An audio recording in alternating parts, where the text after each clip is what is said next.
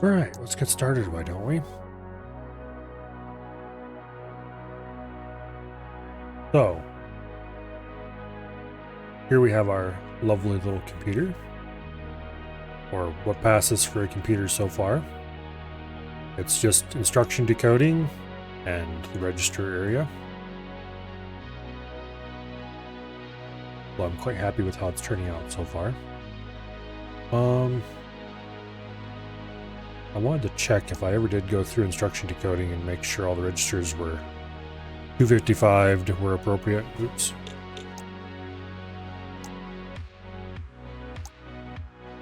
Okay, fine, be that way.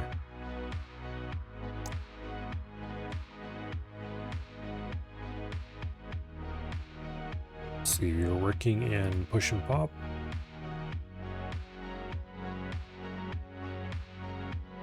Okay, so 0 and 1 were appropriately set up.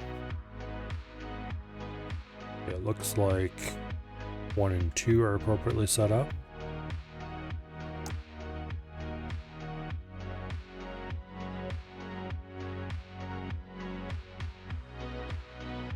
Well, 2 and 3, I mean. 4 and 5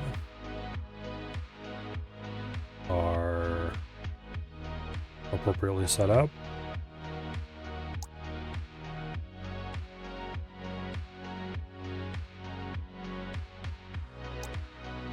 And 6 and 7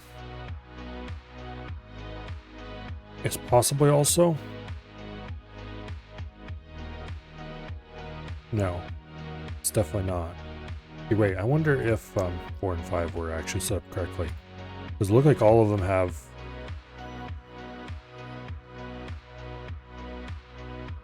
incorrect here.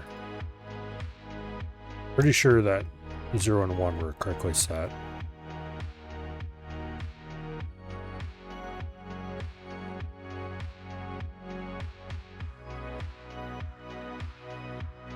Yeah.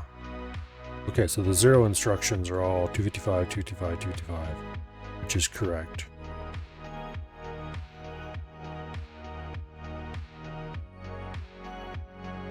Okay.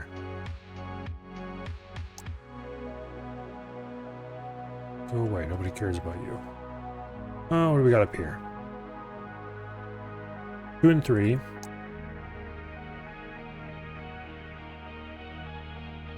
LDD is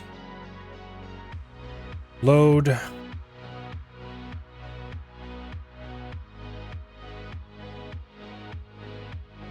Oh, I never did reopen Sublime Text. That's why it's not where it's supposed to be.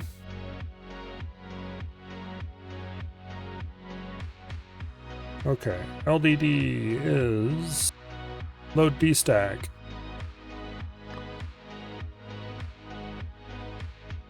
So, parameter is address. We're feeding that argument 1. Oh, okay.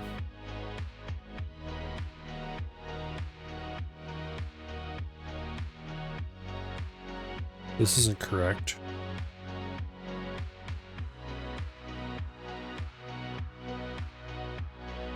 Actually,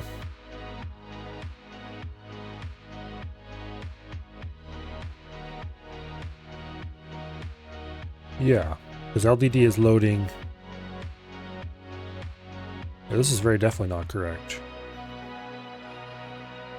Because LDD is loading the accumulator to an address in the D stack. So that means that it is actually, I should probably redefine the stack instructions so that they all refer to an offset in relation to the current stack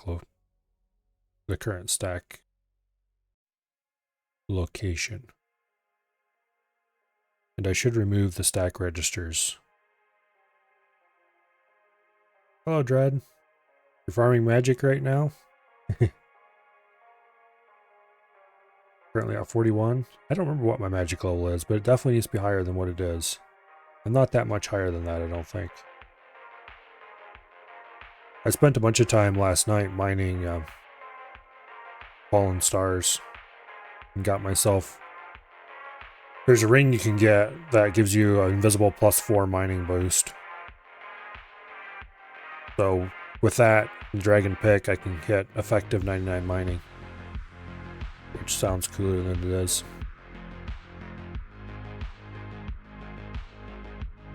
Yeah, I think this is...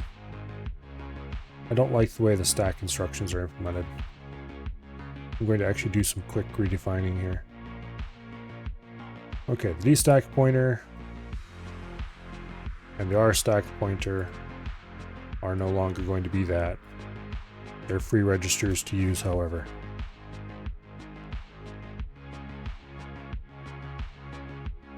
Because I don't want to just move stack stuff around.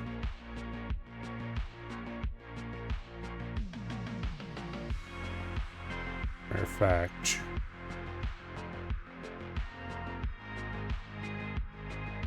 is Register 9 actually level IO? Yeah, anyway.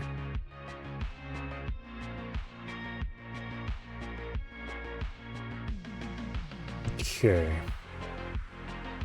LDD is load memory to D stack. And the parameter was an address in memory. Actually, no, it's not load memory to D stack. It's load A register to D stack, where the parameter is a D stack address.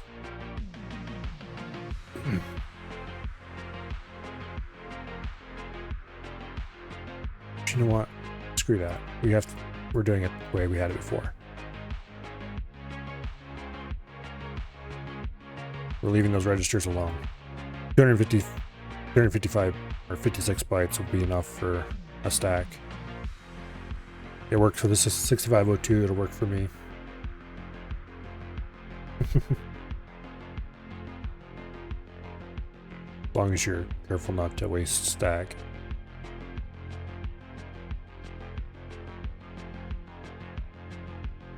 But anyway, that still does not make this instruction definition any more correct.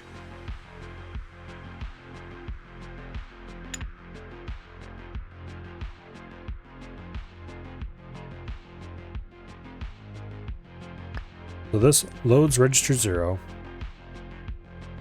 to the D stack at the given address.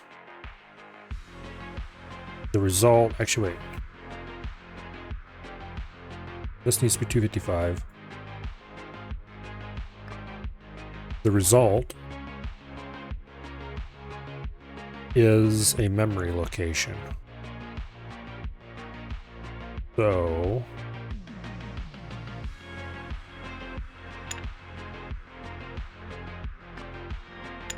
oops. I guess we'll just do this. How did I handle the memory location stuff?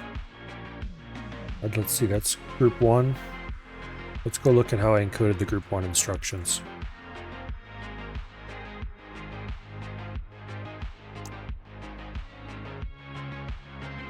Okay.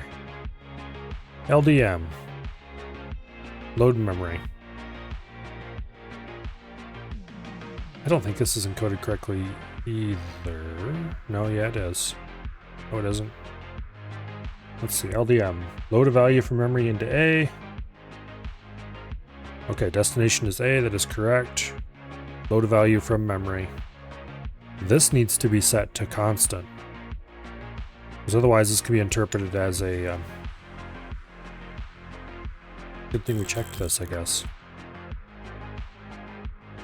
Everything that's getting a memory address in here needs to be set to constant.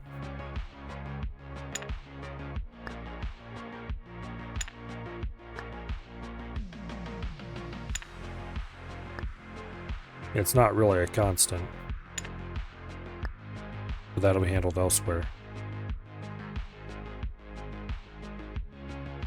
Okay.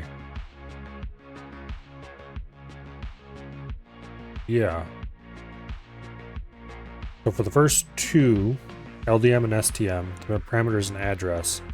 For LDMIK, LDMI, LDMK, STMI, and STMK, the parameter is a constant offset. So that's even more of a, it must be a constant.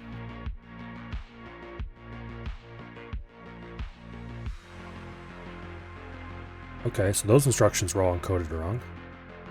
I'm glad I decided to check to make sure my instruction decoding had been fully fixed up before I went onward. Because the answer is apparently no, it very much was not. Okay, so LDD.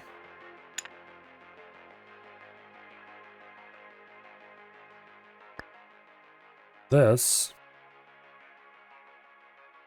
is load memory into 0, aka the A register.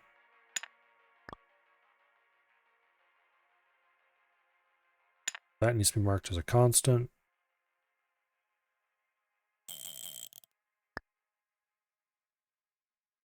That needs to be 255'd.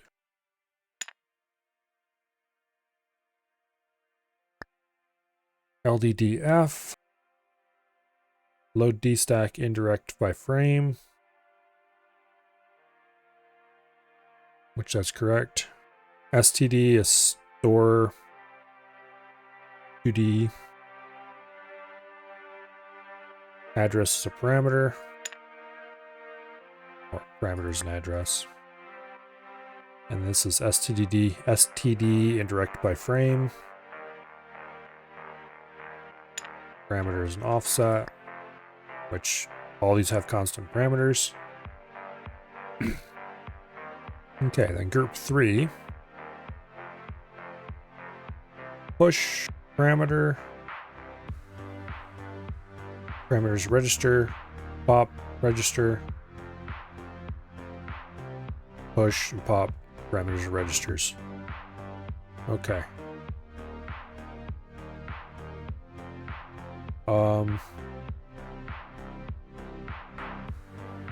However, push and pop are single argument. Also, pop is not receiving an argument here at all. That's an error.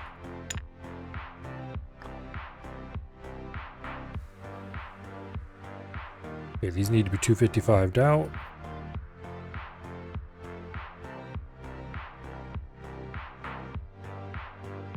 Okay. Yeah, so push takes a parameter, stores it. Pop. Oh wait, no, pop was correct, actually. Well, it wasn't quite correct. Now it is. Push R. Let's be 255'd out. As does this. Yeah, because pop takes from the stack and stores it the register, so we need the destination energized for those. Okay. And for these, the 0 instructions were not properly zeroed.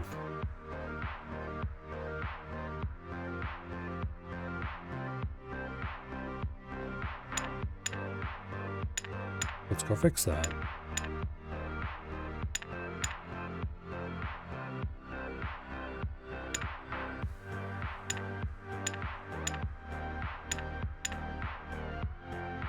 They're not really 0 instructions per se, I guess. Well, they're not. They're encoded as a 0 instruction, mostly. Oops. But they're certainly not decoded as a 0 instruction.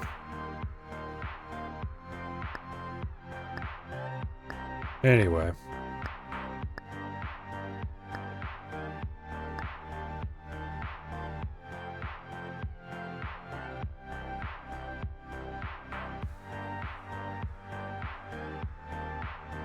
This bank should be corrected.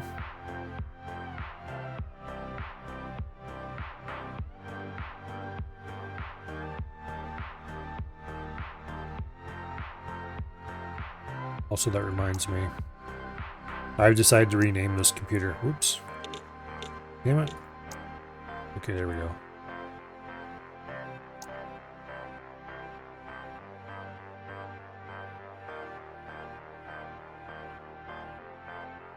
It's Shin. Because instructions are half the size of the normal leg instructions.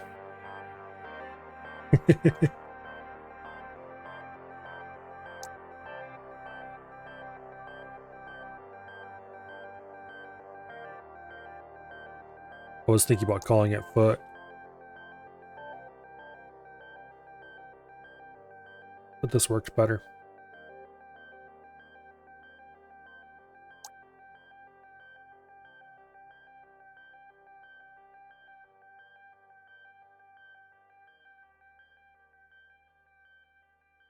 Okay. Now, we have jump. A whole lot of these are very obviously not zeroed out properly. Copies A to PC. Okay, so this part's correct. This needs to be 255'd out. Compare. Compares A to the parameter. Does not store the result. Jump if 0. Takes no parameters. No, it takes a jump destination. Okay, this one is 255'd out. Jump if not 0, same thing. 255 out the second parameter.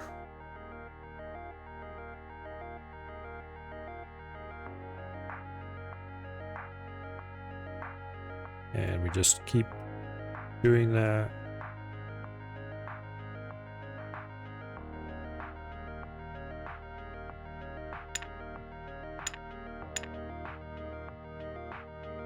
Go ahead and clear those two. Okay, add 0 to parameter, store in 0, 0 to parameter, store in 0. Boom, boom, boom. All the way across. And then we mark these as unused.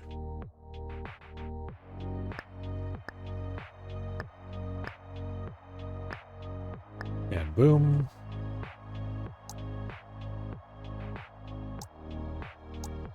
Damn it, I hate when it forgets the path home, so to speak. Okay. Now, for the final.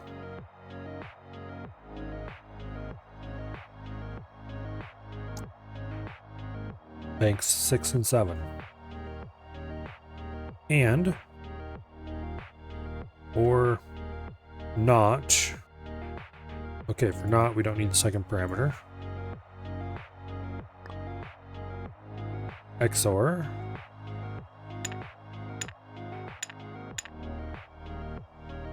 Go ahead and clear all those.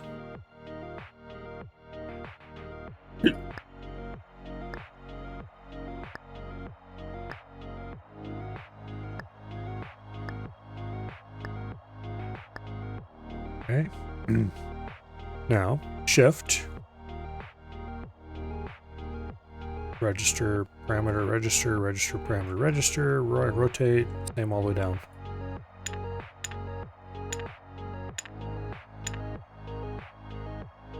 All right.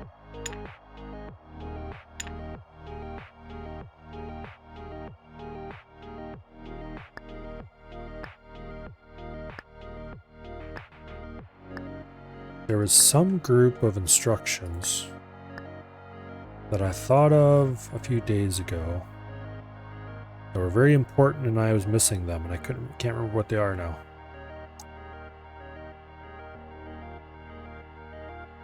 But I guess we'll remember them sooner or later.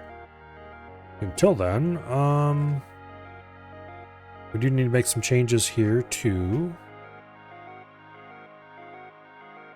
I'm going to remove the underflow flag. It doesn't serve a purpose. Because there's no reason to discriminate between overflow and underflow. If we just did a pop, then we know which it is. If we just did a push, then we know which it is. We don't need to worry about the difference between the two. Okay, so we currently have 4 flags out of the total of 8 we could have. Were there any other changes I wanted to make to anything? I don't think so.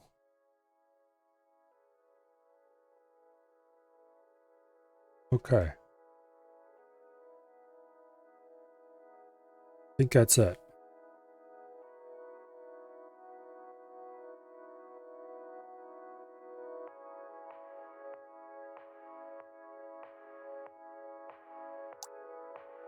Let's go ahead and start marking registers.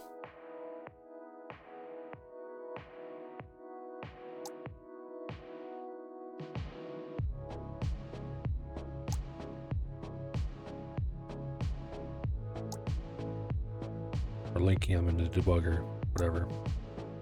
Okay, we're going to leave this one blank because it'll go to the flags someday.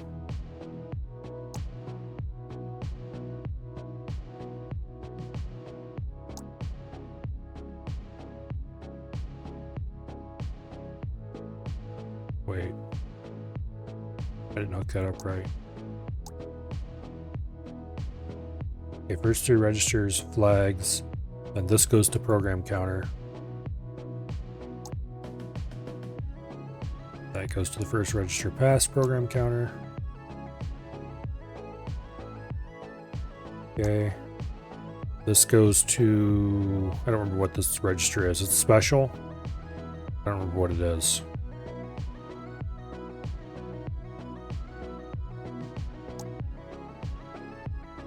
Okay. And this one is input.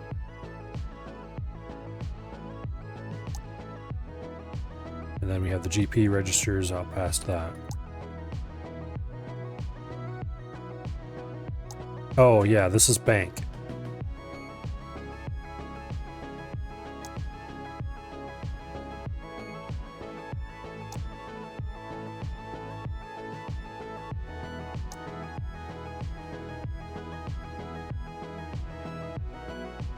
Okay, so those are all hooked up.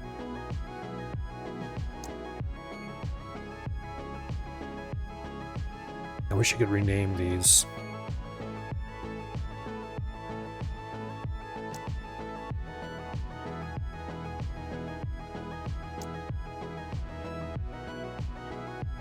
Yeah.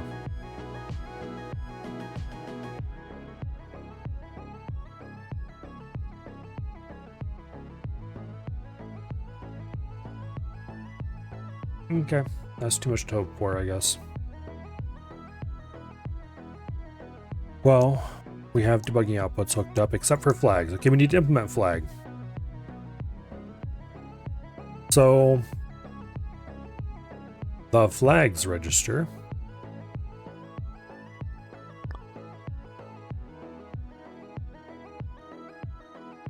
we don't need you active right now. The flags register is an important part of our computer.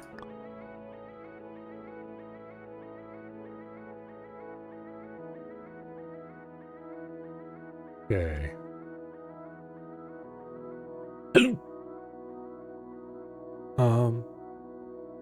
Where's the line for flag? We have 2 lines for flags, of course.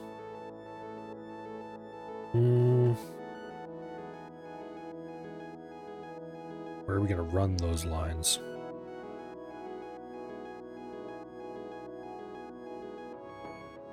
Actually, let me think about this before we start doing anything too fancy. Flags.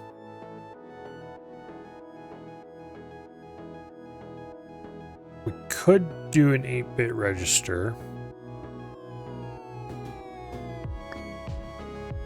kind of want to do 1-bit registers and manage them all individually, but I don't know if that's worth it.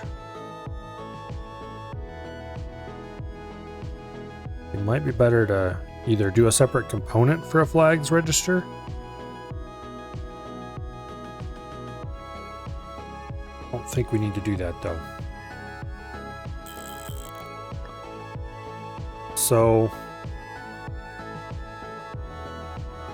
the problem we have here is flags set. What we really need to do is we need to do a bitwise OR between the result of flags and flags set.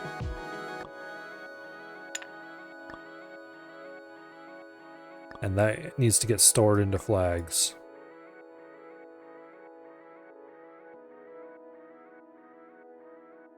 If and only if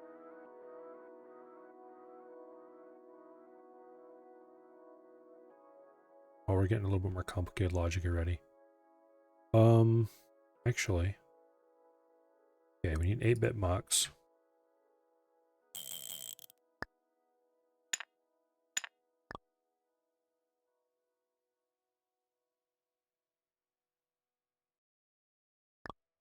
Okay. Now,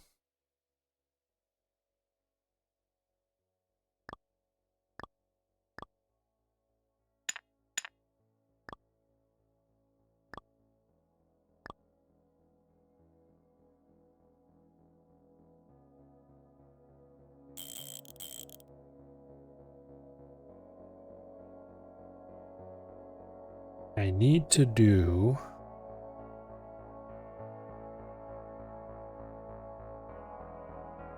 if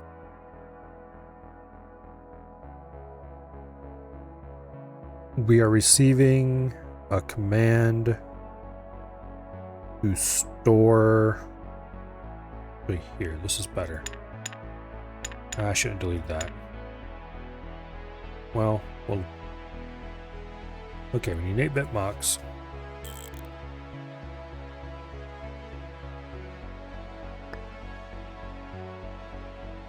We'll put it there for now.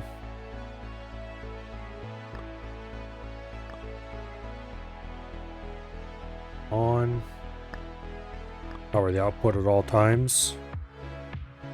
And to power the input at all times. You could probably actually get rid of this. Do we have a delay line?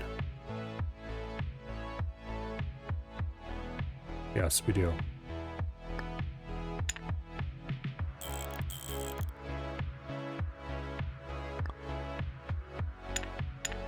Okay.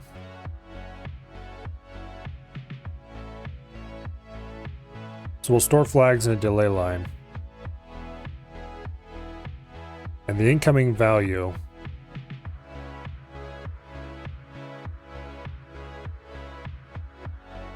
no, this mux needs to be on the other side because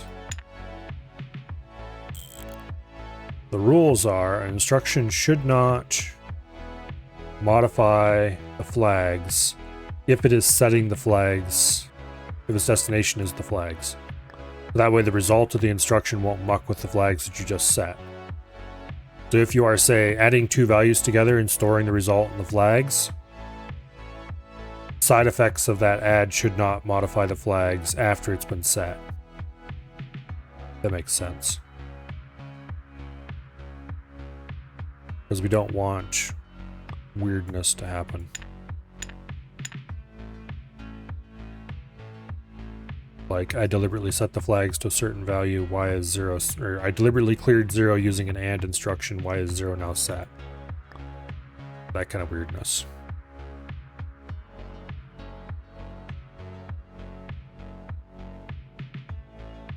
Okay. So then this will come in from result v, and this will be write flags.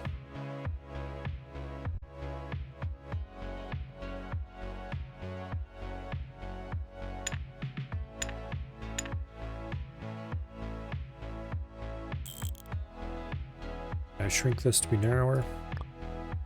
Yes, I can. Beautiful.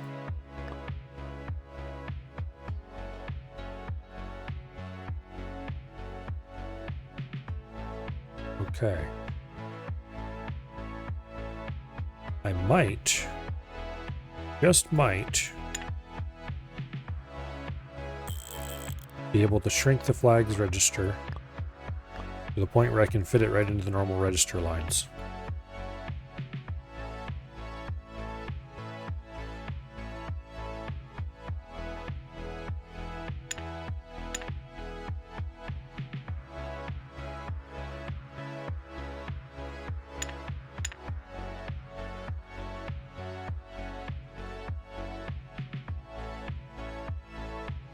Okay.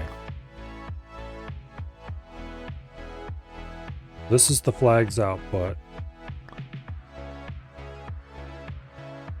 Going into the giant output multiplexer. And that's on at all times, which should be okay. No, wait.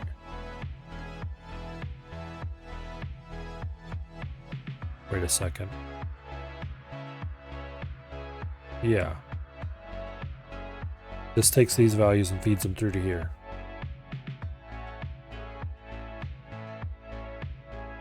Okay.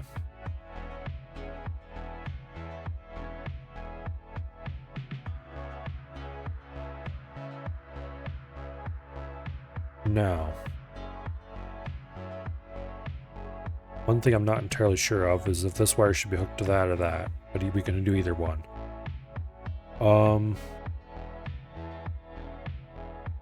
Just realized that this OR is obscured. It can't be. Or that input on the OR is obscured and it can't be. So we have to do a little bit of minor surgery here. Okay, this value coming in is the flag set. And this value going out is flag's output.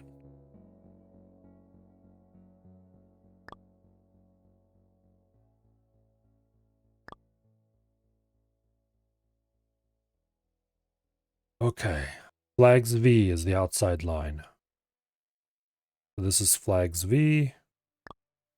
Means boom, you connect straight to flags V and you connect straight to flag set. Okay, flag set comes into the inside line, goes to here, goes to there, goes into the OR gate, and gets fed into the delay line memory.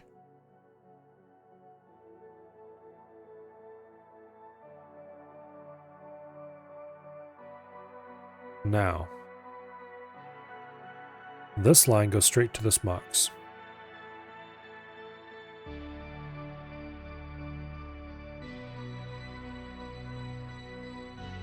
Let's temporarily set that high.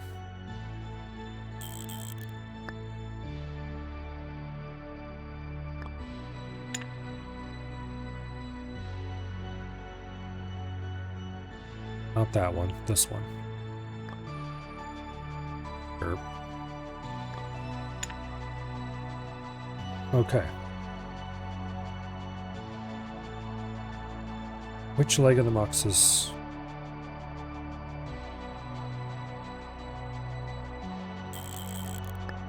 energized? Please tell me.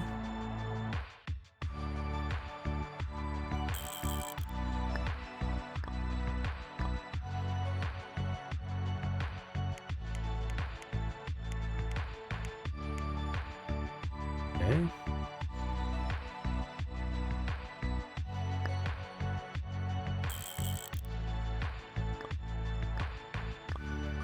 Okay, if it's energized, the far leg is on, which is exactly what will work best for this.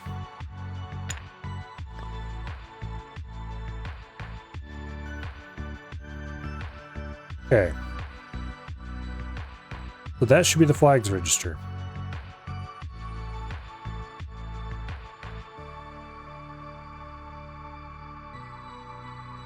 So flags, if it's ever energized to store, it will store the whole, it will replace its current result. Otherwise, it'll keep ORing the incoming set flags with its current value.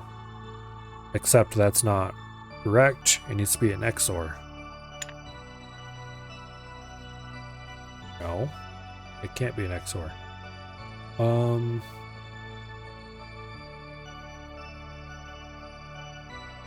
That'll work to set a flag.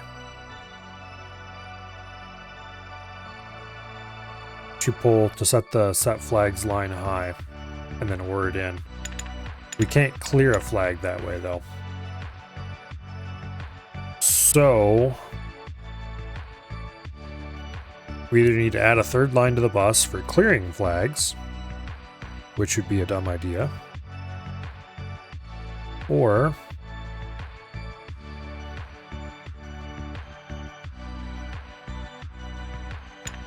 we need to do a bit of extra fancy logic.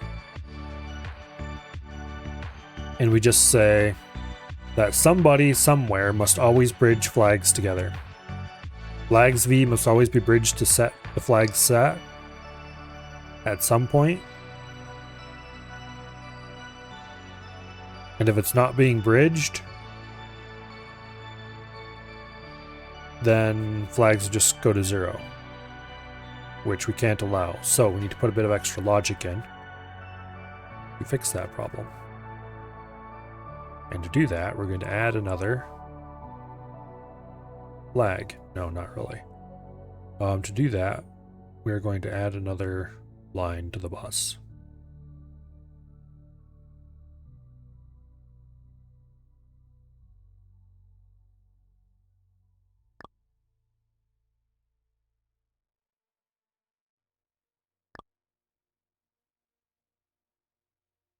We're going to name this line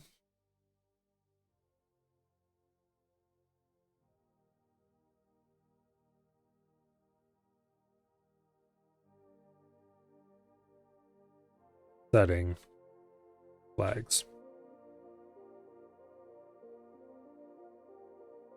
Except that's way too long to fit in there, so we had to shorten it.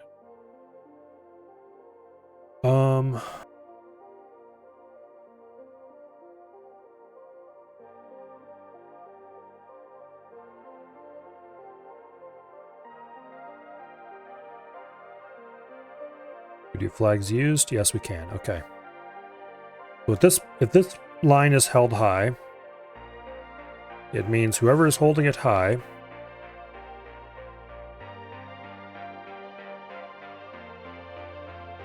is trying to set the flags.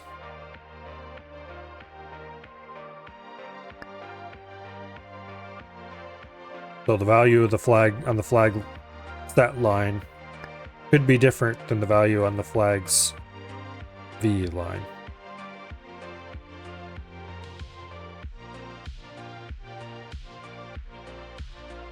The idea being that if you want to set the flags, you have two choices. The instruction can either have flags as a destination,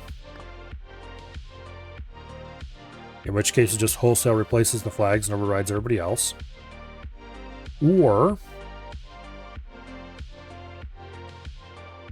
you can take flags V and bridge it onto flags set, modifying whatever bits you want to modify in the process of bridging, and then set flags used high.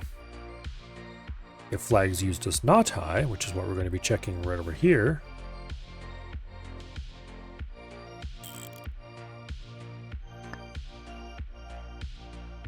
then we'll just bridge the two together. So we do not gate. Also, the direction of the switch can make this slightly annoying, but we can just do this, I think. Actually, wait, we need the 8-bit switch. Oops. Not that it's going to change any of this logic.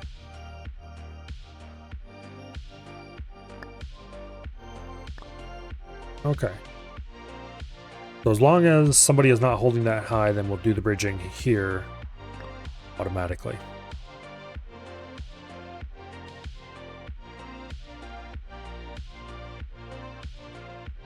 So flags V is the outermost line. Oops. Flags V is the outer. Flags V is this line right here.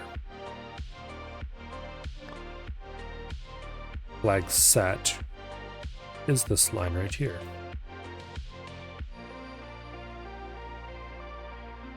Yes, that is correct. Coming from both directions. Okay, so the two are bridged together, which makes this delay line memory cell work.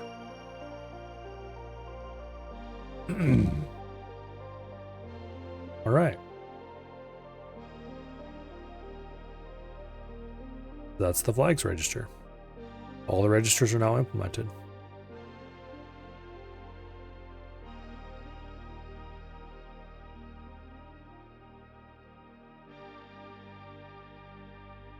Okay. Do I have a line on the bus for bank? No, I do not. Okay. Should I have one on the bus for bank? Yes, I probably should. Depends on where I put the memory, though. I'll think about that when my time for memory comes. Bank is currently being held on so that we can read its value whenever we need it. Yeah, we'll deal with that when we get to dealing with memory. The registers are now actually completed. Instruction decoding has been error checked, and some things have been fixed. It is now actually time to get to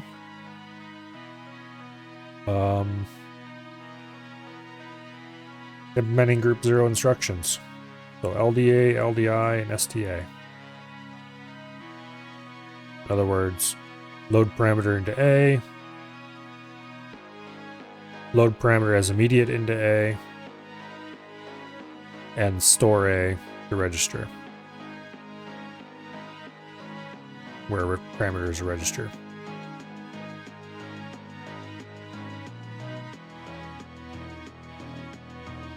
So I need to decide how I want to handle my instructions. Now I'm almost inclined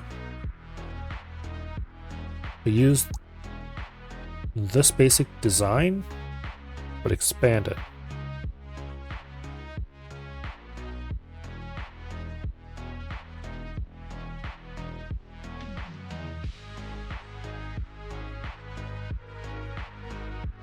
Because there's plenty of width in here to implement instruction, or there should be anyway.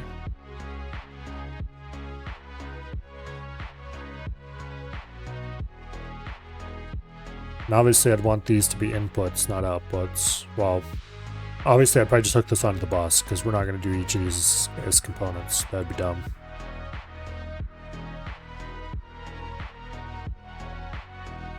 And you wouldn't need op and arg. You would just need op select, arg1, arg2, result. But you wouldn't even need op select. You would need op select here. Let's just go implement it. You need this bus.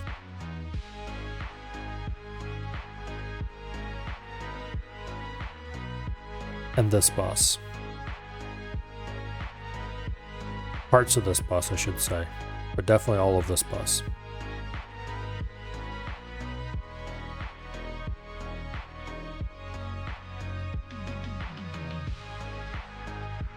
I'm going to remove the register section of this computer.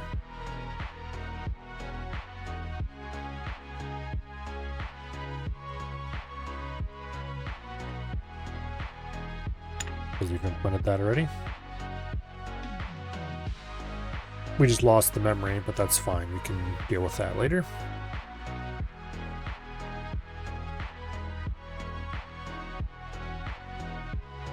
So put the documentation block right down here. Connect the two together.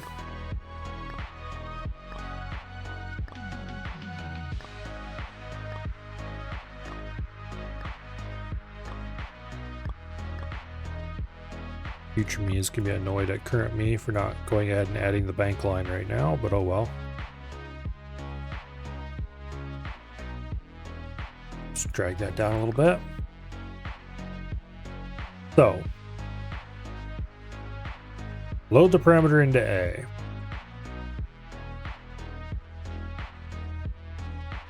Parameter is a register, which means I need to go check the operation order.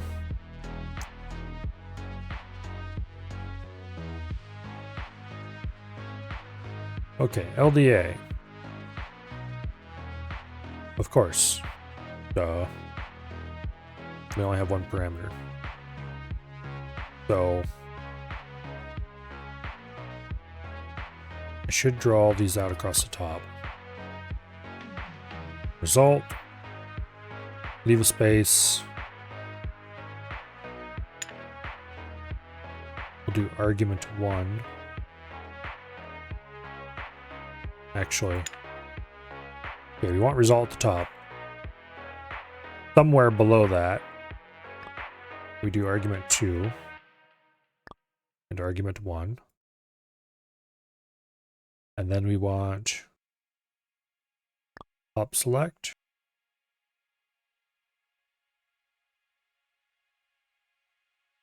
Yeah. And I don't think we care about any of their values right now.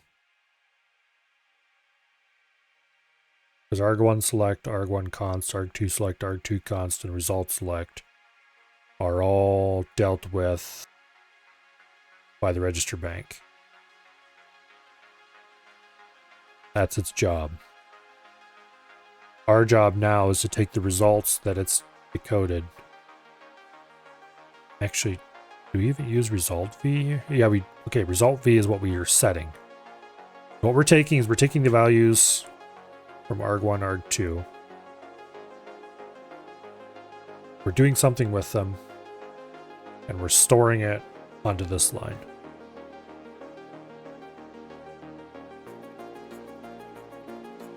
And importantly, we need to have another instruction decode line here. So let's go look at our instruction decoders again.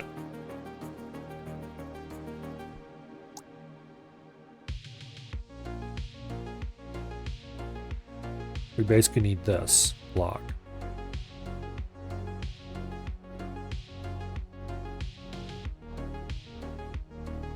Let's just go ahead and copy that whole mess.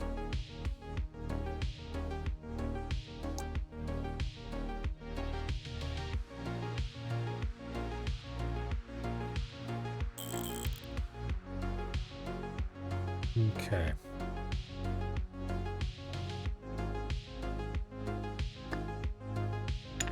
Get rid of extraneous bits and pieces of crap.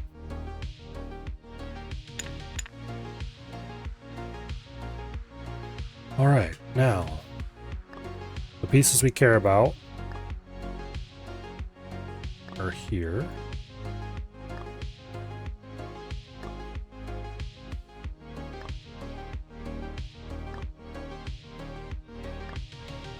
We might actually want to build these as custom components. Pardon further thought.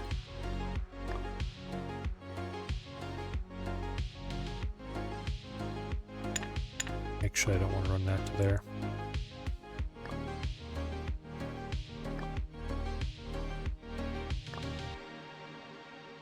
Okay. There's the instruction decode logic.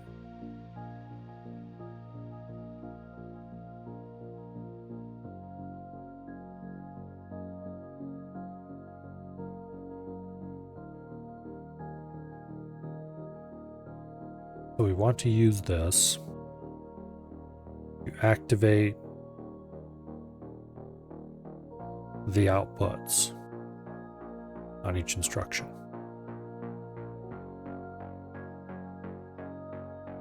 I'm trying to figure out where I want to put this.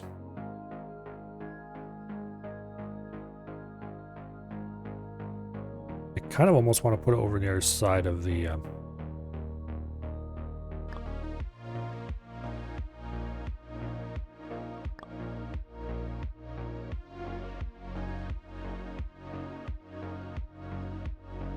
If I stick it over here,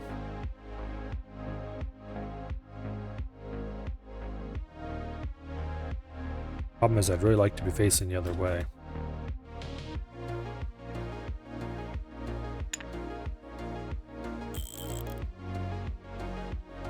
Because that gives a clear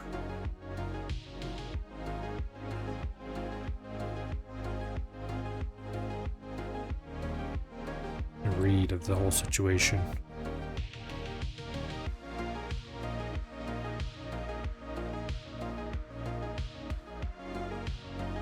If I do put it over here,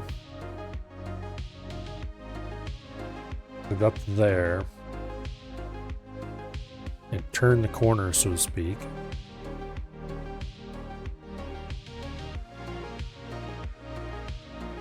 we could run the lines. Actually, let's put it at the end like this. And then we grab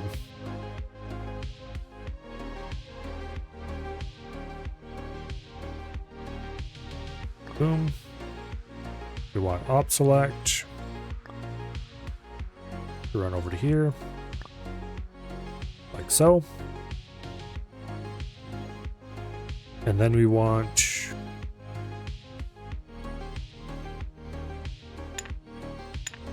one of these lines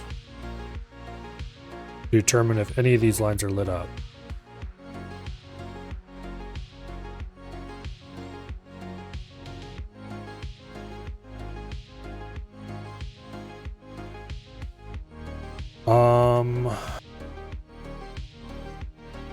Best way to do that would be to do an OR.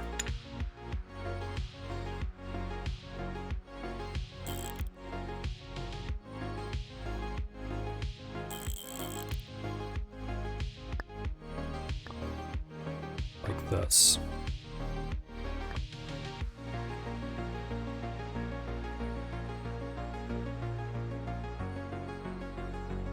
Ouch. Yeah, okay. An OR and a not. And then we pick a line. We run that in like so.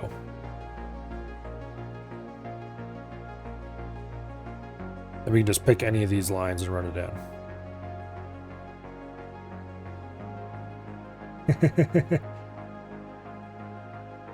There's not actually that much math in here. That's what a lot of people don't really realize when you think computers are all about numbers. It's not actually really about that much math. I mean, you can think about it as math. But what computers are really about is logic.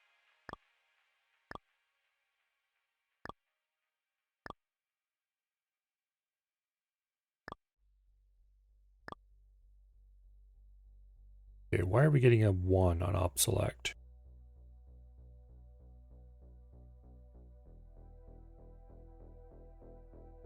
Probably because that's what I have my current program set to. Okay, so let's think about our program for a second. We want group 0, instruction 0. So this is LDA. Load the parameter into A. And then for parameter, we'll choose O. Let's add some assembly codes. We'll choose A. We'll just add all the registers. I, general purpose register 1. Or not general purpose register, but A is register 2. Lag is register 3. PC is register 4. DP is register 5.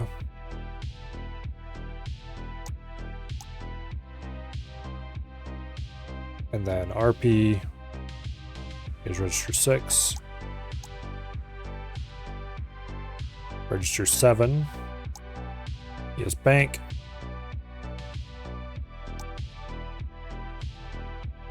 Register 8 is frame.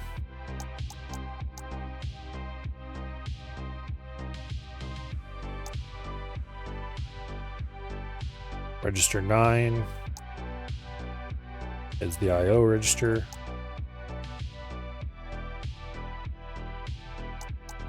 Register 10 is R0.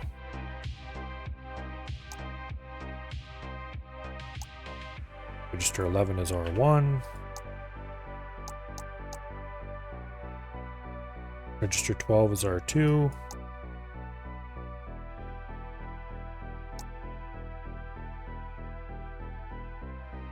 Register 13 is R3.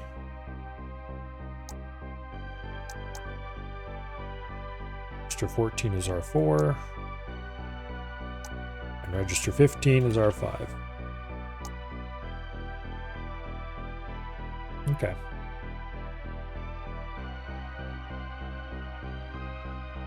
That should be all the register names. Now, as we implement instructions, we will add them. LDA is load parameter into A. And it is instructions 0. So we do LDA with the destination as the I register.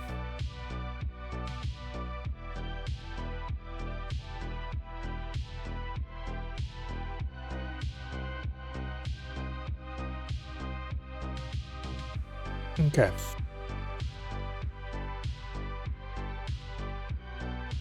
Let's do the rest of the group. LDI is instruction 1.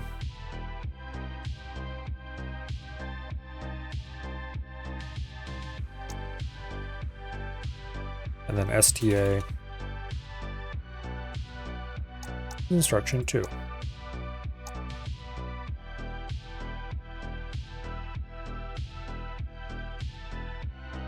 I wish I could have sort these assembly codes a little differently, but oh well, we can. So, our current instruction is LDAI. And this should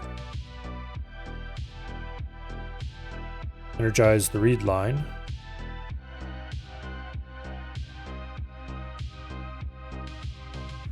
Okay. Single step it.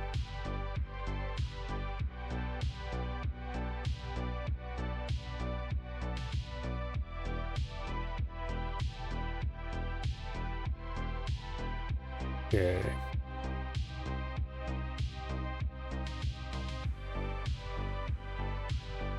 We're getting 1 is the arg. Arg1 select is 1, which is correct. We want register 1.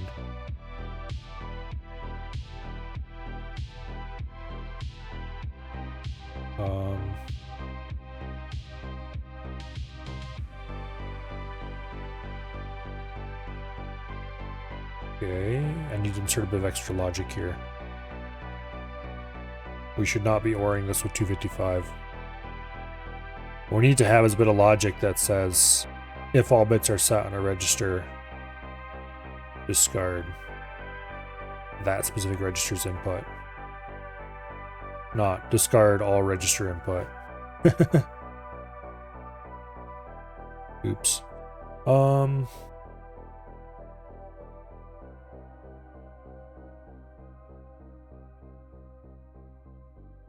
Yeah. It's also not correct to set it to, like an easy path to discard this would be to hold this line high, but we don't want to do that because that's also not correct. So what we actually want to do is we want to do a bit of logic. We want to do EQ.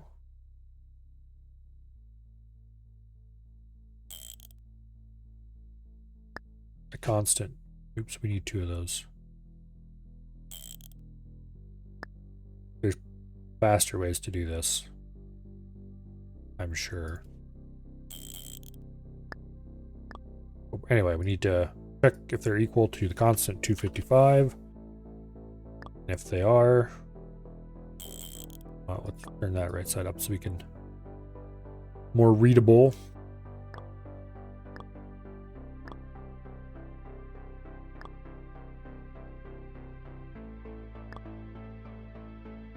But anyway, if they are equal to the constant 255, we want to disable their output.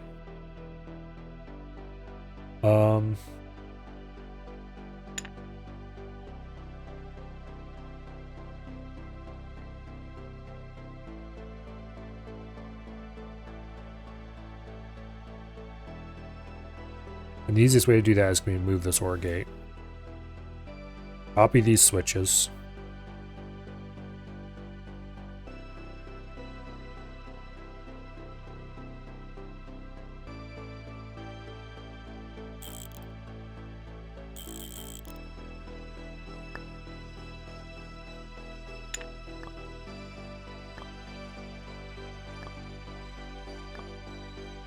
Okay, think about how to hook those up next.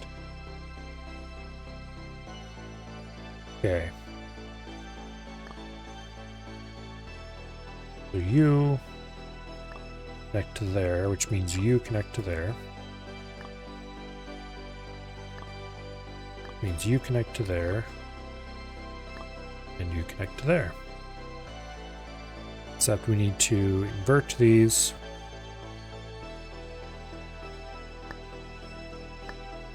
Like that. We put the OR gate there. And boom. And now only the right gate lights up.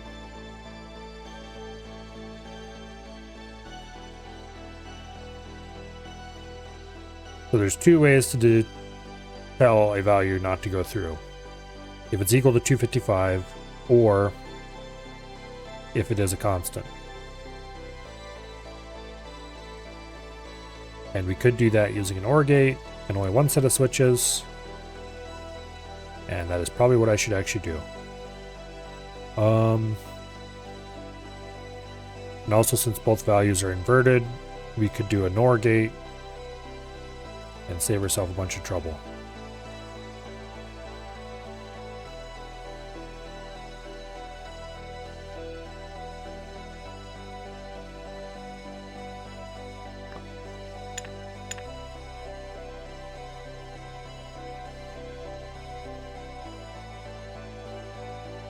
Okay.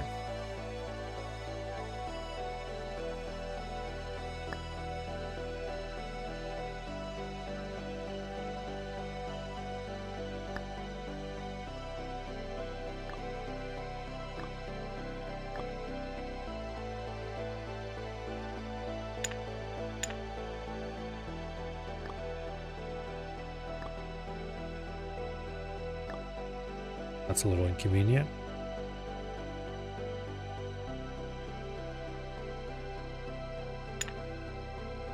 Guess we can move it to there.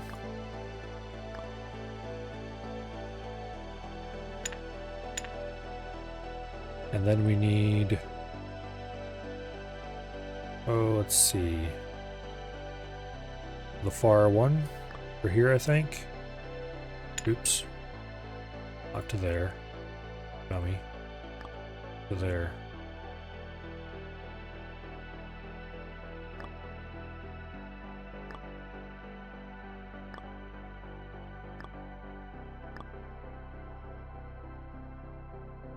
Okay, that is ass backwards. At least partially. Let me think about this. Which one is hooked to the wrong one? Okay. This is arg2 const. It goes into here. Arg2 is also going into the equality check here, so that part is correct. What is incorrect is that this It's feeding. Okay, that should be correct.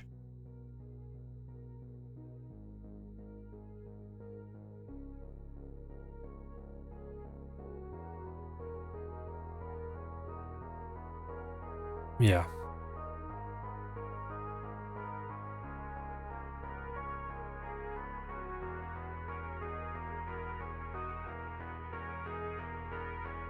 Okay.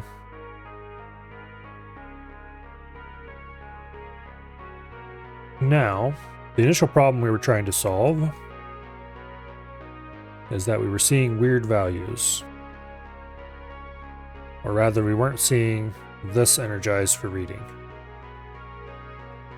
Now, why is arg0 being energized for reading? It isn't. Being energized for writing, which is correct. Okay. So arg1 is being energized for reading. Wait. Yeah, that is correct. We're loading 1 into 0. We just don't have the actual code down here to copy the two across.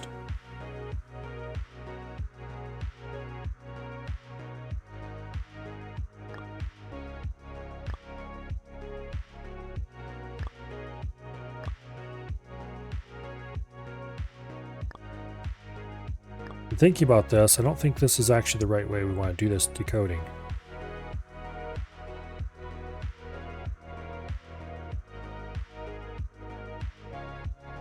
I mean, there's a way we can do the decoding.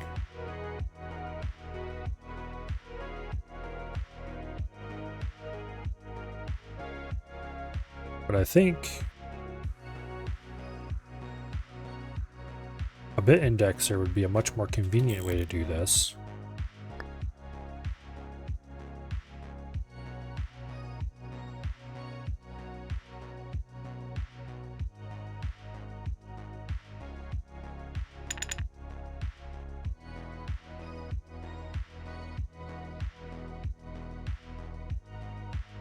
A much more convenient way to do this. Whole mess. For this specific use case.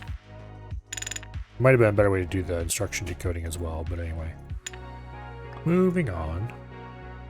We grab a bit indexer. And then we grab a switch. So we don't want this block lighting up at all.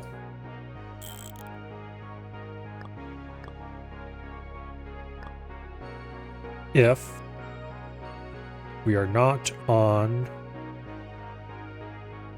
bit well,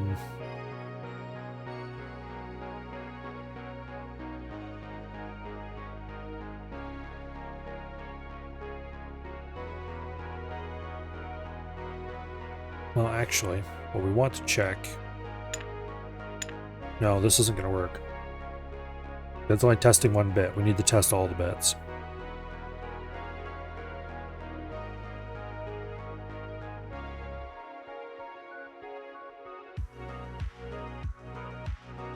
Which is exactly what the encoder is doing.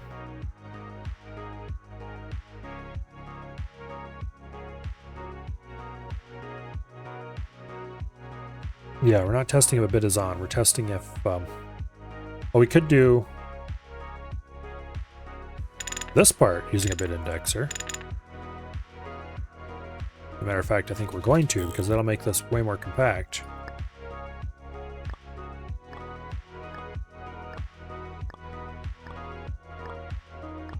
But this logic can't really be done that way. Matter of fact, I think we're going to move this logic to the beginning of the system.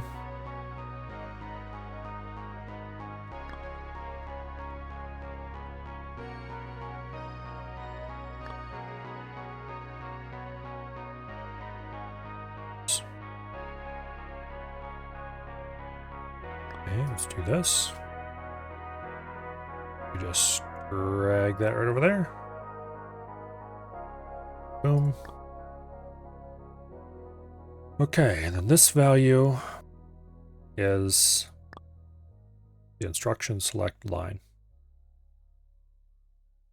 which will actually give one more space here. That's more obviously visually separated. And this can use a bit indexer.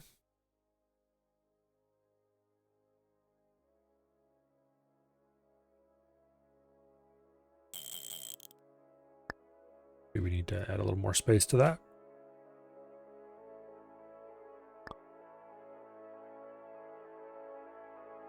Boom. Are we talking about instruction 0?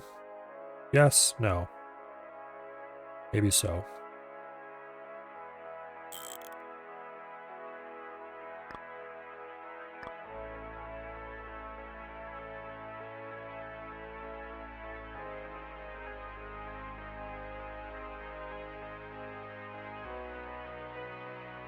No, I don't like that way. And we're not talking about instruction 0. Are we talking to instruction 1? And so on. For the next 8 instructions that make up this single block. In this case, this block only contains 3 instructions. Instructions 0, 1, and 2. So, instruction 0, load parameter into A, which means this instruction is a single switch at this level.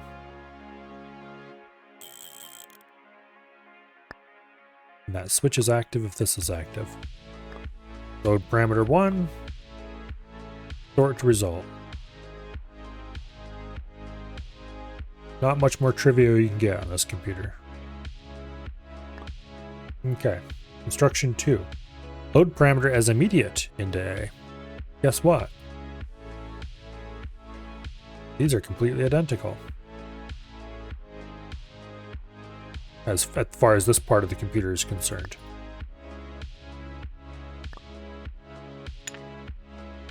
Other parts of the computer, of course, treat these differently. And the next one is store the value of A into the parameter, which, once again, from this part of the computer is, shocking surprise, completely identical.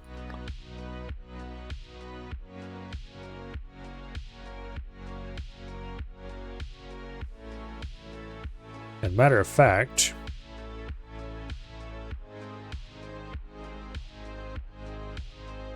why don't we just do this once?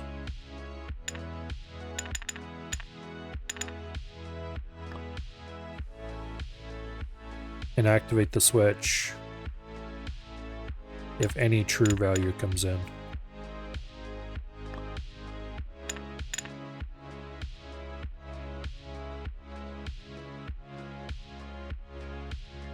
Which I think is something that you can do. Let's try something here. This might be a little too dumb to be allowed, but let's see if it works. If not, we can just stick an EQ in there. Or not EQ. Just do a... Oh, we're gonna call it. Do an OR 250 or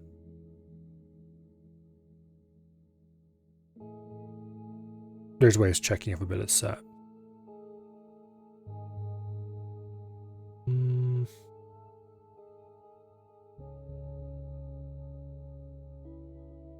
Do all kinds of fun 64-bit things in here. Not sure why we would ever, but what else do we have in here? Being distracted is a bad idea. Okay, what was I checking? Oh, yes. If a switch. That's a 16-bit switch. Oops. If a switch can use the same value as input and output. Yes, it can. Okay. The non-zero values on a switch will turn the switch on. Even if it's a Because this input,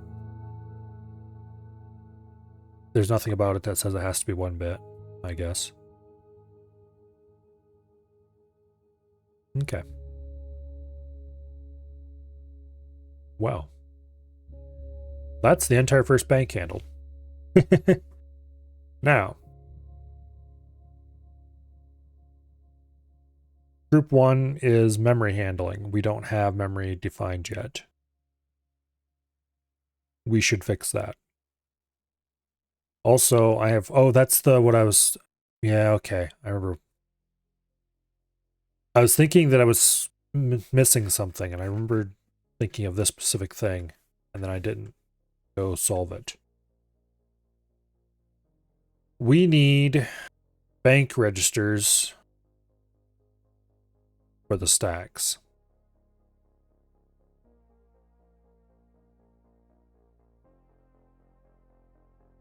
We could hard code the stack banks.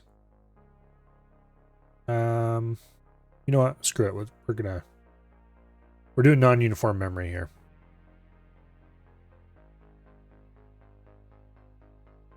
Now we do have a stack component.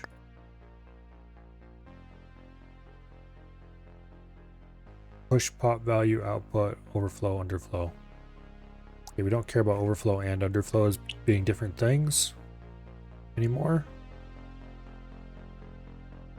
If I ever really did.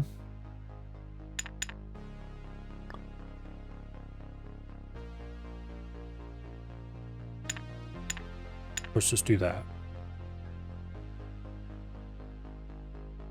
Push pop value output and overflow. Now, this isn't quite good enough either, because we also need to handle setting an address.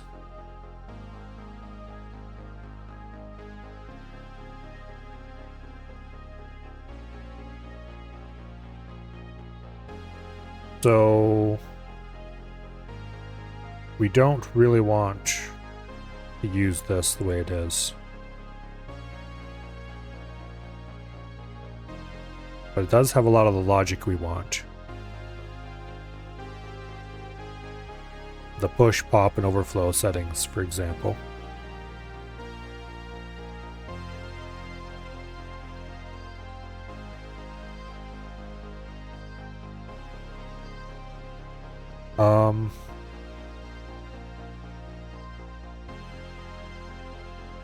Yeah. What we don't need is this register. Here. Let's copy this whole thing. We don't actually want to use that stack component right now.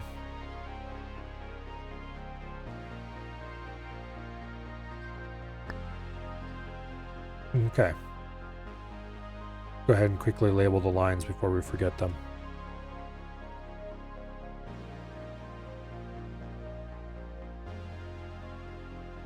Overflow. One of these is push, one's pop. This one's obviously pop. Damn it. Here we go. Because it goes to the output, where the output used to be. Out. In. Push.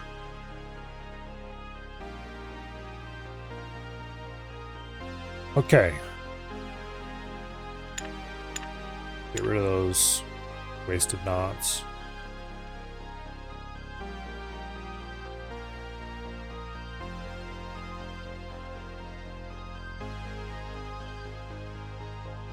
Alright, now. This is the address out. Go to the register that deals with this one. There's the set signal for that address,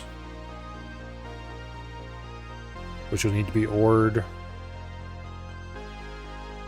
with whatever. Wait, I think these are the set signals. No. These are the load signals. These are the set signals. Yeah. Okay. Our registers 5 and 6 right after the program counter. So these two registers.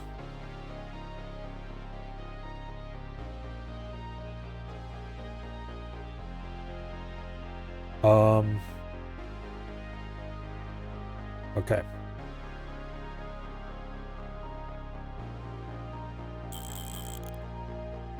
We need to do a little bit of ORing here.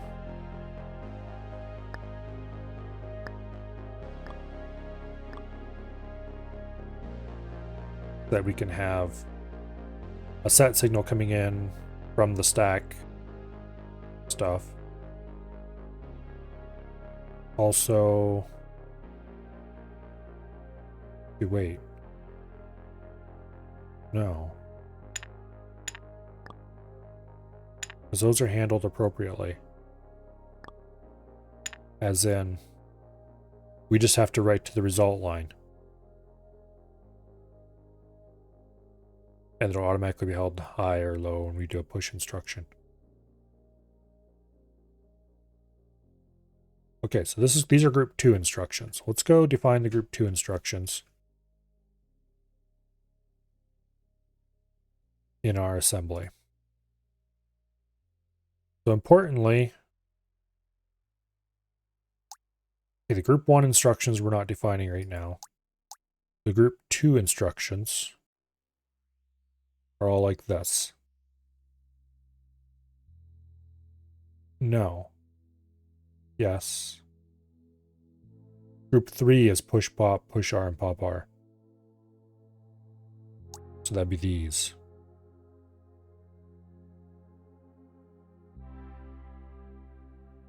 The group 1 are the memory instructions.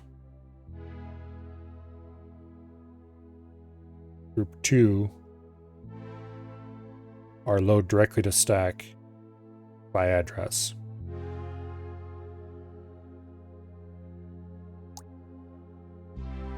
Okay. This is LDD. Load directly to dstack.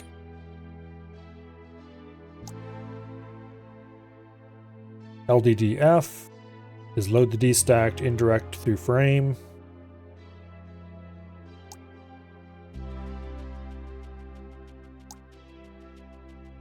STD is store value from dstack.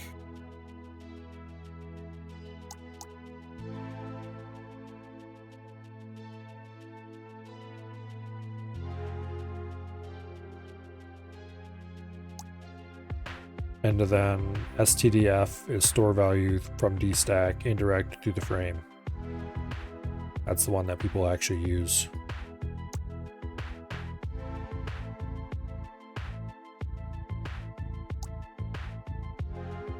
STD is mostly just there to make it orthogonal. Orthogonal, whatever, I'm not sure how it's pronounced. Anyway, it doesn't matter. So, that should be the group 2 instructions. Let's go ahead and change this to LDD. Getting the address from... let's do it from K, just because why not? Okay. So this is... load A to the dstack at the location specified in K.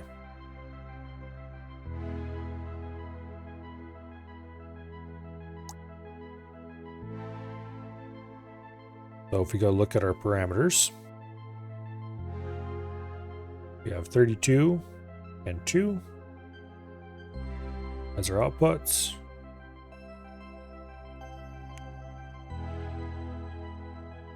Which we had to do some little shenaniganry here to get that actually to read.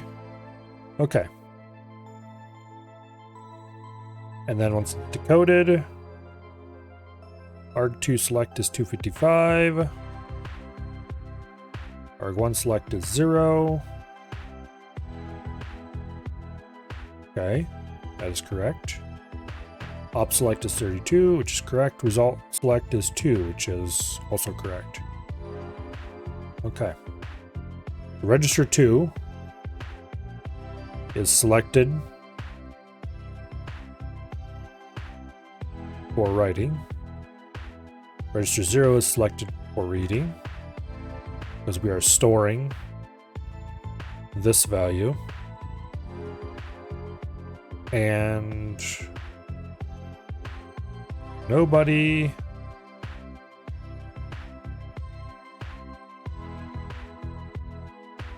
okay. Now what we need to do is we really need to put the stacks somewhere else.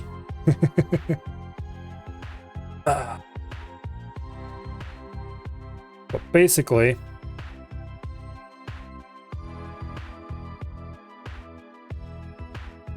this register needs to go.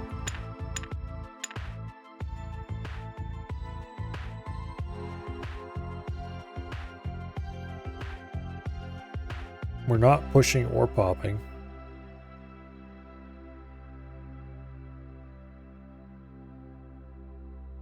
But we need to bring in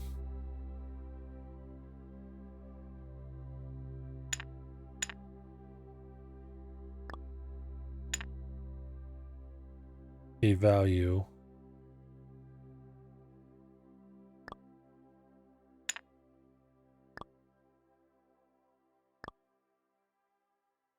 go ahead and label this line. This is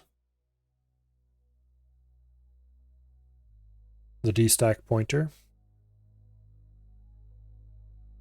Straight from the register. Actually, for this command, we don't need to do anything to the register at all, because we're simply copying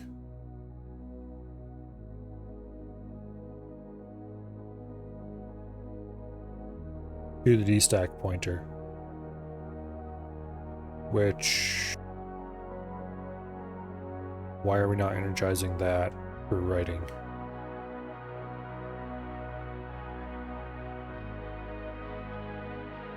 Wait.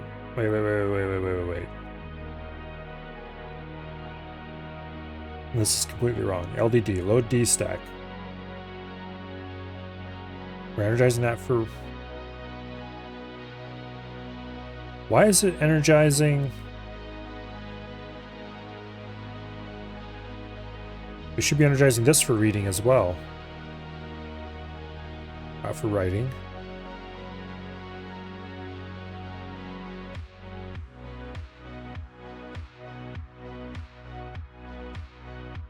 Okay, something's seriously wrong with group 2 here.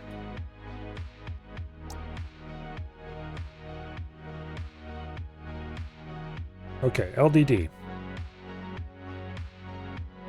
The destination of LDD is the dstack. Maybe it is actually right.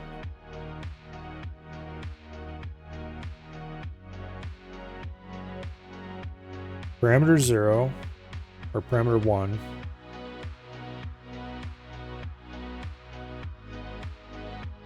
is the address we're passing in, which is 0. Okay, wait a second.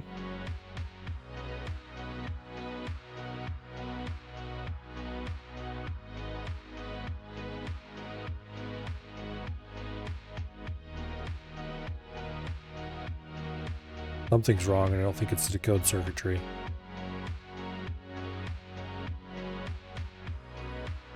This needs to be 255. Because we're outputting to the dstack. Oh wait. This is load D. Derp, it's not store to Z, it's load D. We're storing to the 0 register, or A. We are loading from the dstack.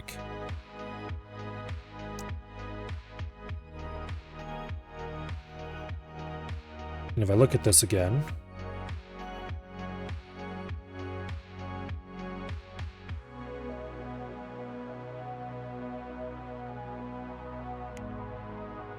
zero this back out. Okay. We are indeed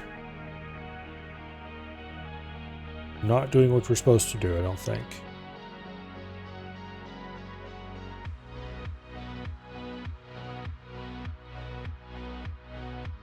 We are loading from the D stack and storing to A. This is the A register. We're energizing its load line right now. That is incorrect.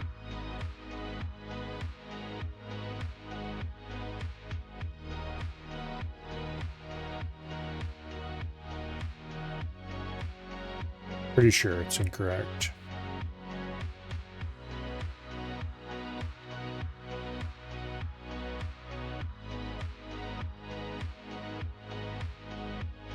Because we want A energized for storing,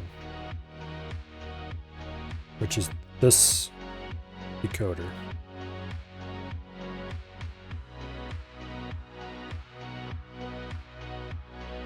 The Y is result select set to 2.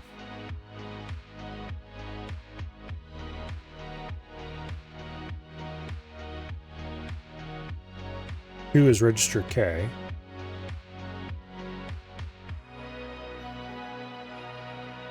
Which is absolutely not correct.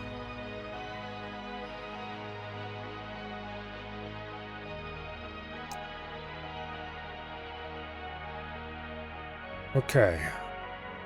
Opcode. We're talking to bank 2. So there we go. Bank 2 instruction 0. The argument is 2. This is what we're feeding in.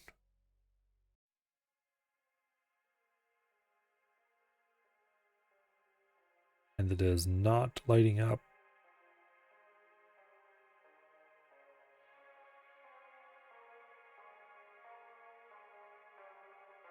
I'm looking at the right section, right?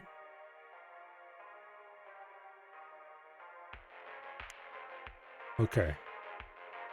0. Group 0. Group 1. Group 2. This should be LDD. Did I wire this wrong somehow?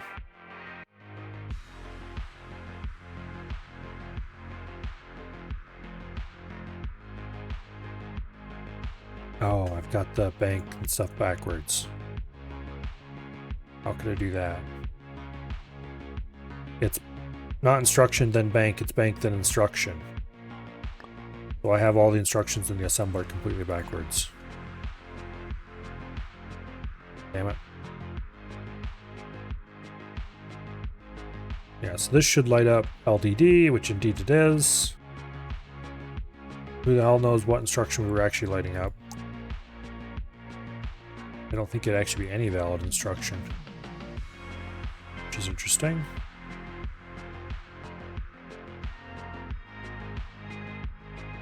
Okay.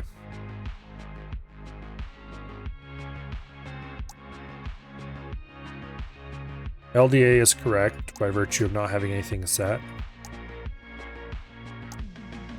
LDD is instruction 1. No.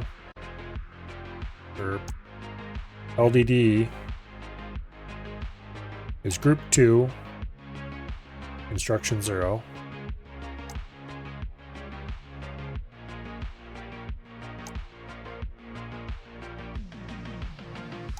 LDDF is group 2, instruction 1.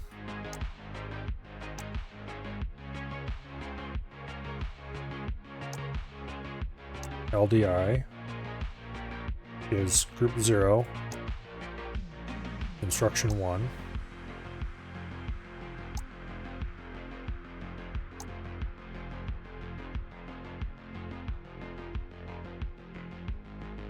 STA is group 0.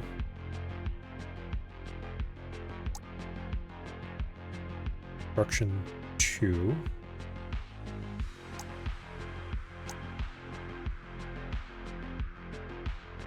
And then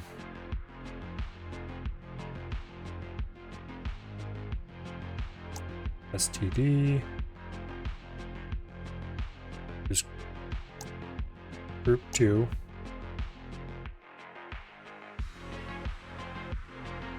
Instruction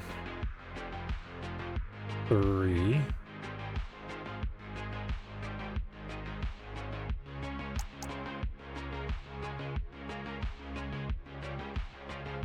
I think.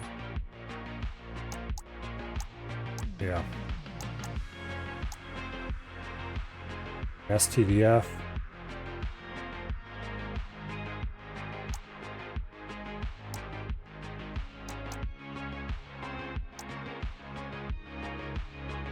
Oh wait, that was instruction 2. Oops, I need to go fix that. This is group 2, instruction 3. STD is group 2, instruction 2. Alright. Hopefully I didn't miss any of those.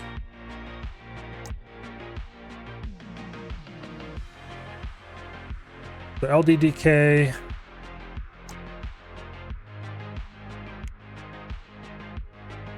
is outputting O2O2. Group 2.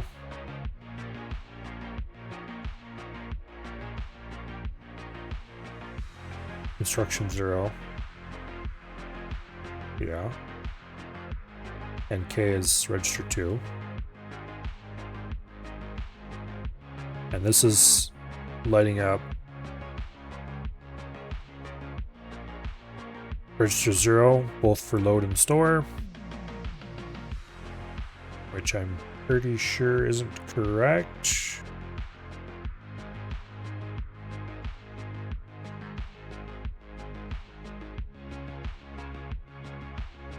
Okay. Why is this not lit?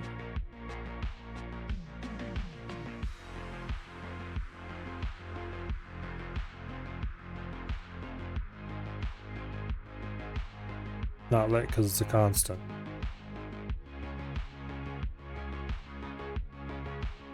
Yeah, parameter is a constant address. Apparently. I don't think that is correct.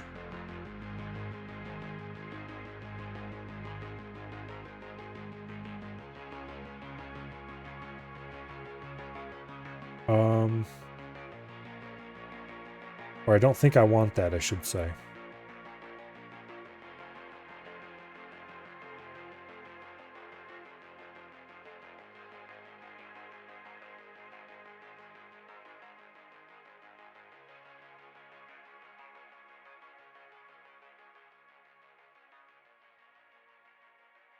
I think I actually want those addresses in a register.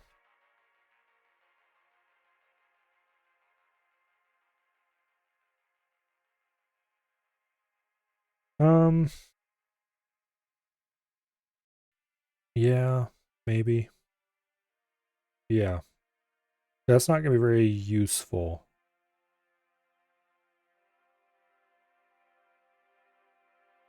Then again, LDD and STD are probably not going to be that useful anyway. On second thought, because I should move them. I should collapse group 3 and group 2 together.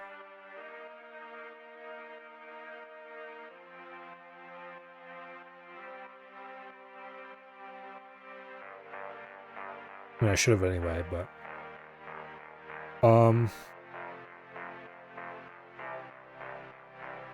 because I don't think I ever want to write directly to the stack without going, or writing directly to the stack without going indirect through the frame.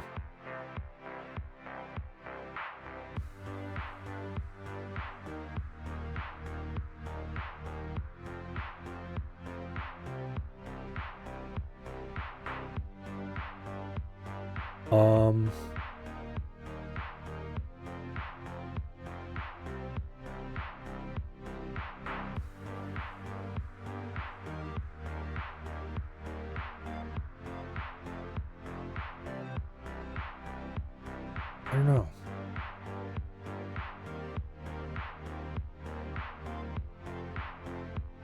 Yeah, push pop, push R, pop R. And then we could do LDF and STF. Or SDF, I would actually call it. Or destack through frame. Yeah, you know what? Let's actually do that. This is going to require redoing some instruction decoding. But groups 2 and 3 are in the same decoder segment anyway. That's not a problem. It will leave us with a free decoder segment, which I don't think anyone will complain about. I know I certainly won't. Okay. Let's go ahead and rearrange these instructions completely while we're at it. First, let's do it.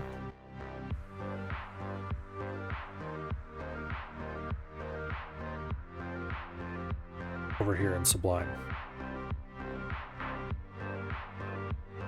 So,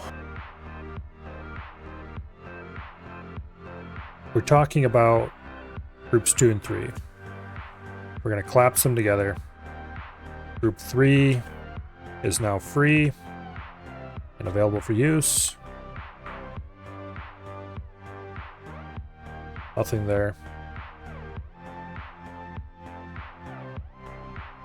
Getting rid of those two.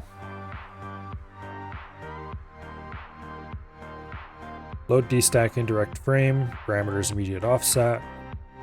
And store destack indirect through frame, parameters immediate offset.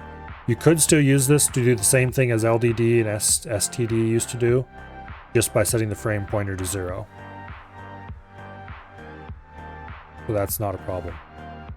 And then we just, boom. Then we now have 6 instructions in group 2. Notably, we are missing instructions to do anything directly to the R register. That's because the R register has a different purpose. And I may regret that decision later. If I do, we can add instructions for it. For now, we don't need to do that. Yeah. I might also regret having frame, but not an R frame, but I think we'll be okay.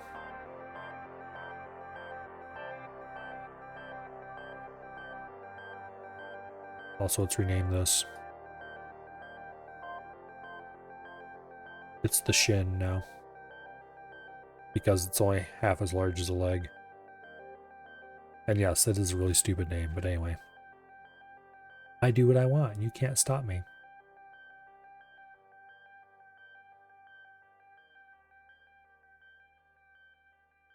Okay.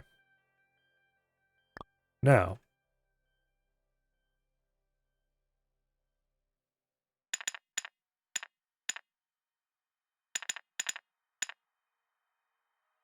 let's go ahead and clear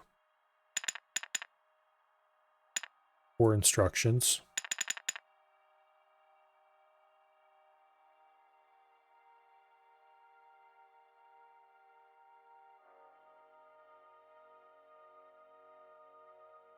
And then let's make LDF and SDF.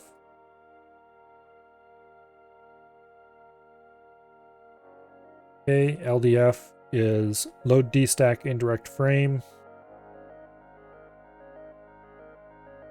So this loads a value from the dstack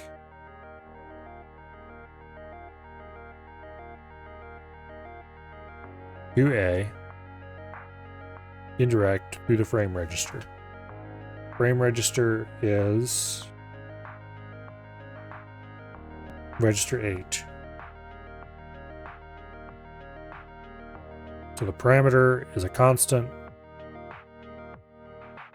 and this we want register 8. So we basically do constant parameter plus 8, or plus the value in 8, use that as an address, and store the result in 0.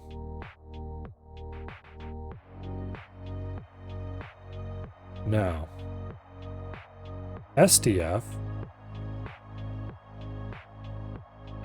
is not that. Store D indirect through frame. Here, let's provide a little more text here. Load A to D stack indirect. Store A to D stack indirect. There we go. Okay. So for this one, our destination is the frame register. Not the frame register, the stack. Our parameter is an offset once again.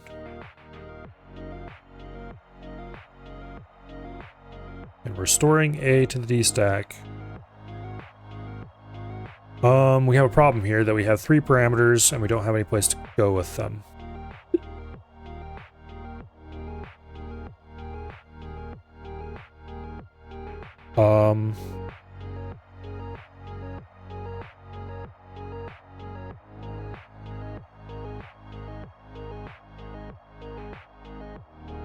Yeah.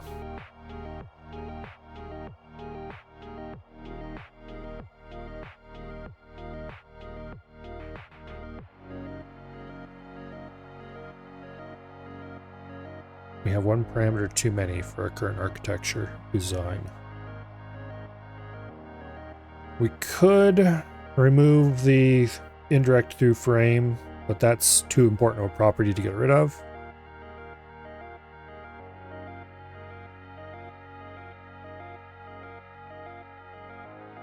I don't want to expand the computer to have a third parameter. Well, that might actually make sense because I have a feeling we're probably going to run into this problem again. Well, I don't know. Let's look at this. I don't think anything else needs anything even remotely approaching. Well, memory maybe. Yeah, memory might. Anything that does indirect through I or K.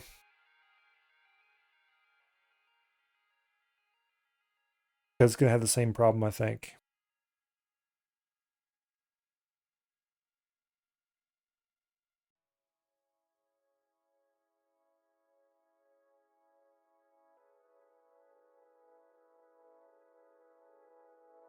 Because, well, here. Boom. Load memory indirect I parameter is an offset. We have a constant parameter that has to be passed in.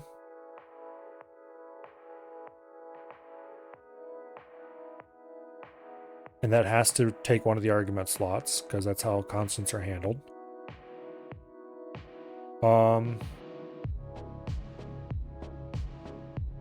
We need to grab I. We need to grab A. Oh, wait.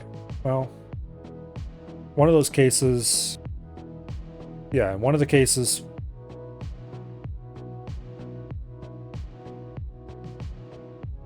when we are going from memory to A, we can put A in the result.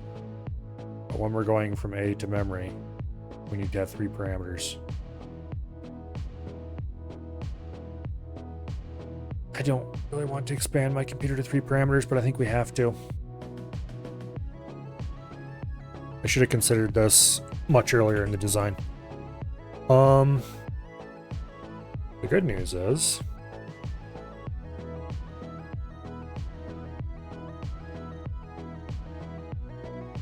that while this is going to be a pain in the ass,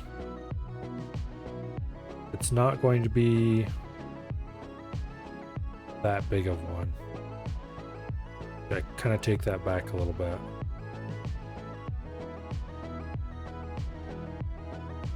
It's going to be a big pain in the butt. We need to add an extra line to each and every single one of these. We need to add an extra output.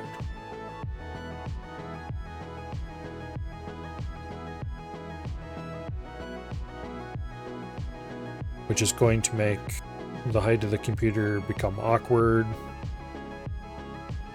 due to the weird restrictions on how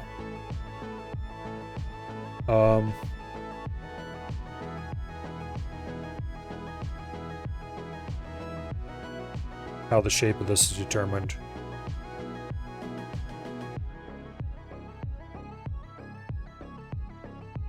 Okay.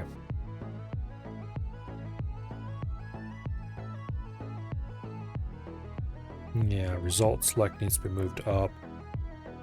Need to add another pair. We just get to redesign the instruction decoder. Like, not a complete redesign or anything, but a lot of things need to be shuffled around. I'd really rather not have to do that if I didn't have to. Fortunately, I'm pretty sure I do have to. Okay, what's our option if we don't add a third argument?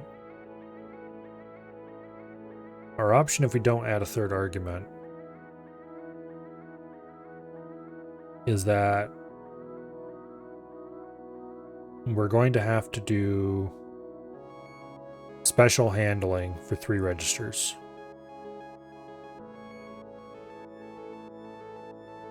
I, K, and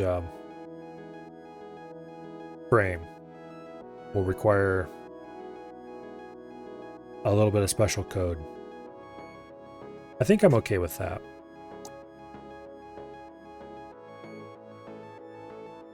Wait, why'd I come back here? I need to fix this up first.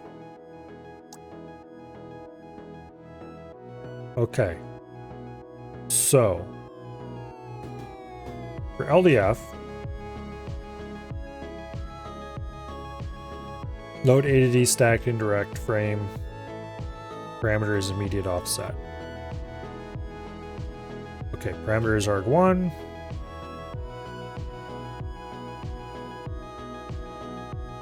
Frame is an implicit argument.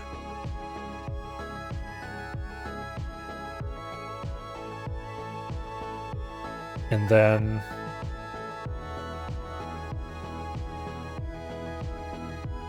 this will be the A register. Yeah. Store A to D stack indirect through frame.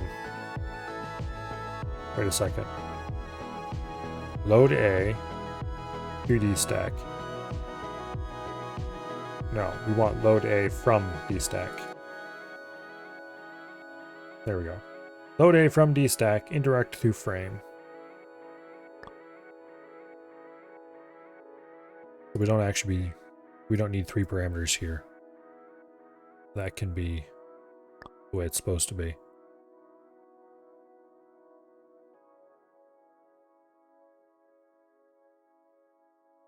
And for this, for SDF, we're storing a... Here, let's do the same thing here. We'll just have implicit handling of A. No, that doesn't make sense. Actually, it makes much more sense to have this set to be the A register and have this actually to be 255. And then handle the frame register completely implicitly for both of those instructions. Special case at all. Okay. That means we're going to have to go redo the encoding for... here, I'll call it as well, though.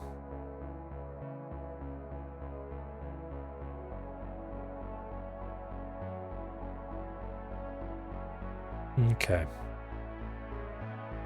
The push and pop are pretty easy.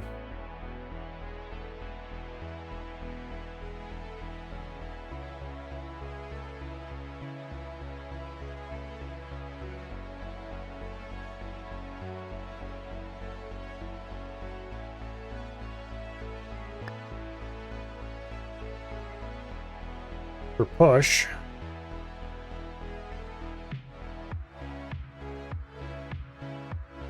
not sure why that didn't get copied.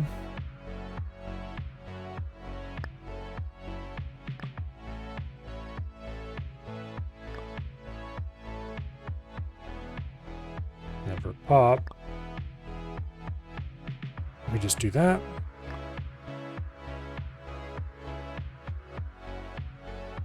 Then we need to zero these out.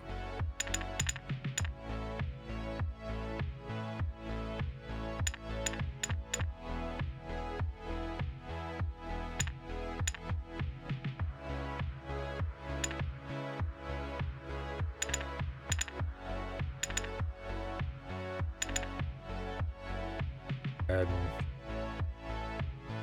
wipe that text.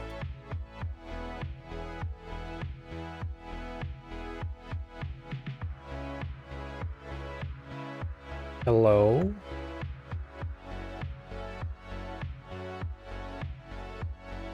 Being weirdly uncooperative.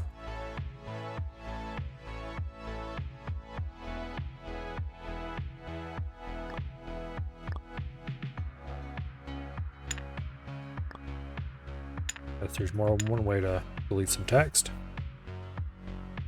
Okay. We have a whole bank of stuff completely empty to actually go back in and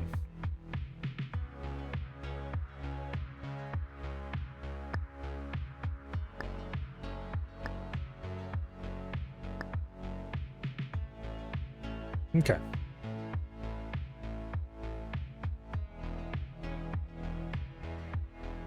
So this should now work.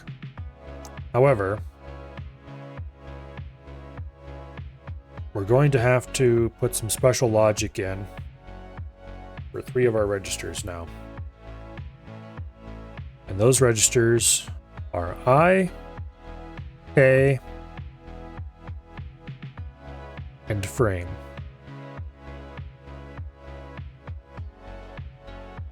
So I and K need to be activatable when we're dealing with memory, which we will deal with later. Frame, whenever we have an LDF or an SDF instruction, we need to activate the frame register. For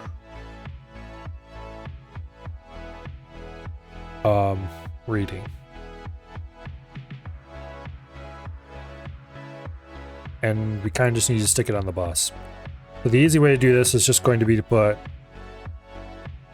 I, K, and frame on the bus as always on registers. Like bank is already going to be. So we put IK, frame, and bank on the bus. That'll solve all of our problems neatly. Well, messily, but same thing.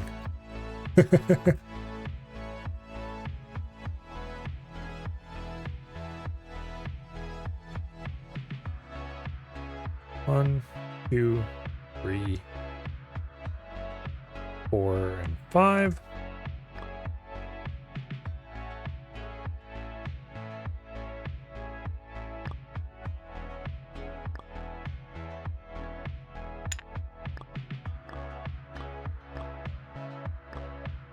Okay. IK, frame, bank.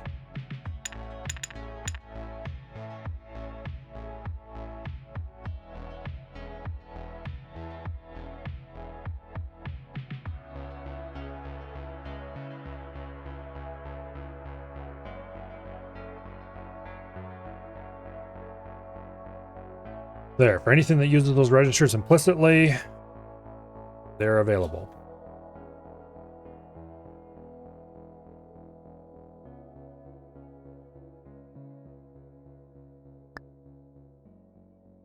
All of this could have been avoided if we had just went and added a third parameter from the beginning.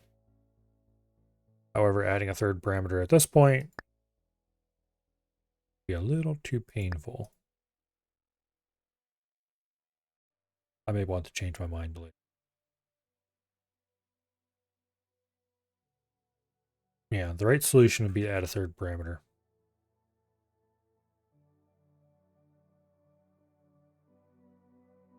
Just the define. Okay. Either add 4 lines to the bus, or I rewrite everything I've done already.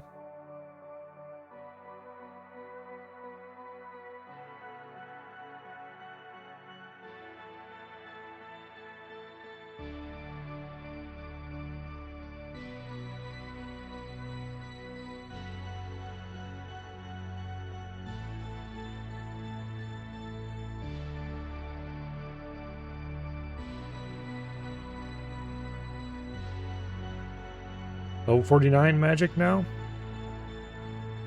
How far are you going to go to? Do you get bored? Or do you have a specific level that you need to get to in mind?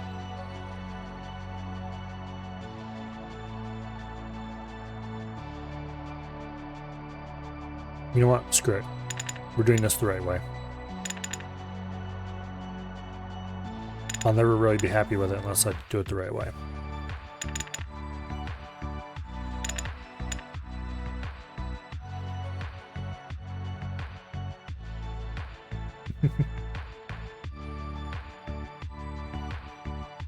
I have an auto clicker going, so it won't log you out.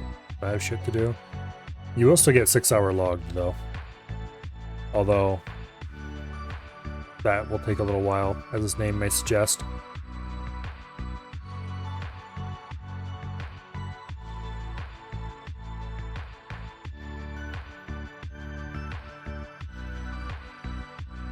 Also, I think you can set the logout timer to be longer using RuneLite, but I think it only goes up to like 30 minutes or something. If you do it that way. Oops. Damn it. Missed my spot.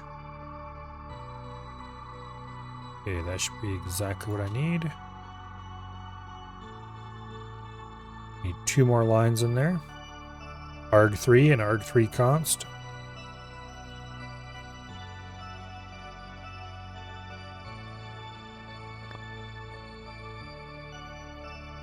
Okay.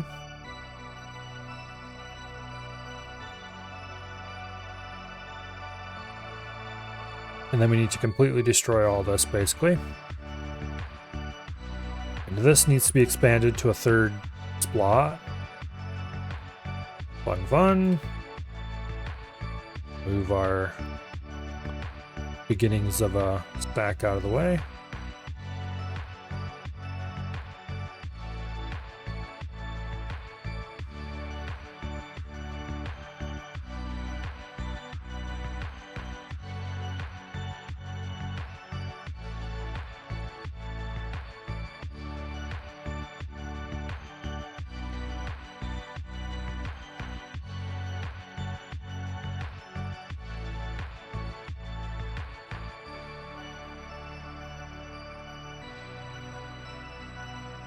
That.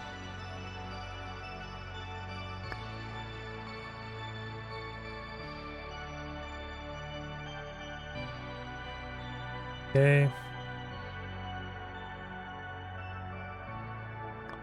This needs to go up a wire, at least. Let me think about this for a second. 1 wire? Probably more.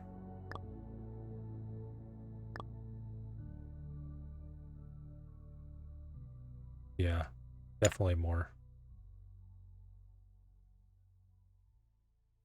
We'll just move the whole mess up a little bit. Because... oh, here. Let's draw the argument wires first.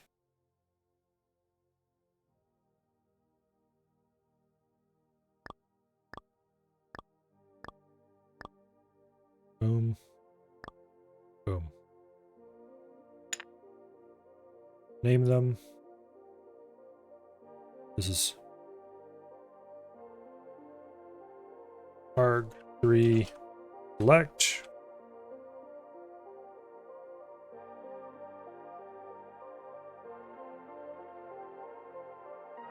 ARG3 const. Reminds me to move another wire on the bus. this one, go over one little tiny bit. And that will become ARG3V.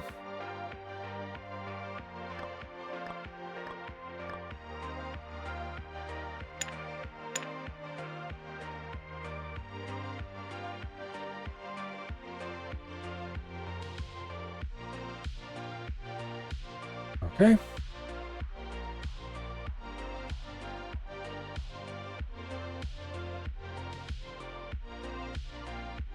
Now, for these bastards.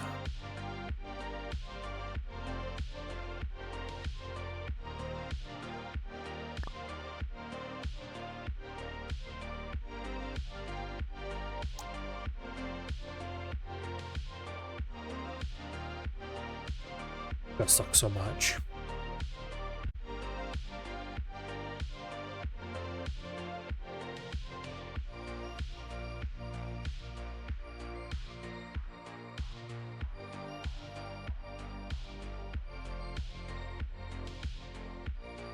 These have to go up 2.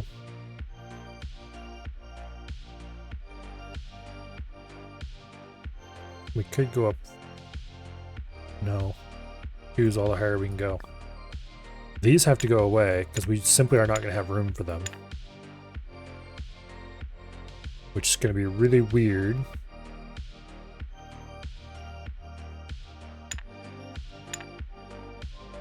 Now we're going to have pins just floating in the ether, basically. Okay. We need a 1-bit switched output.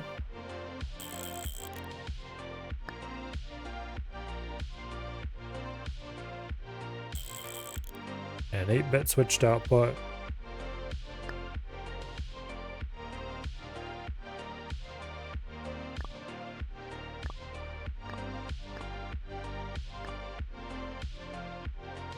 And then we need to run. The result select needs to be moved up.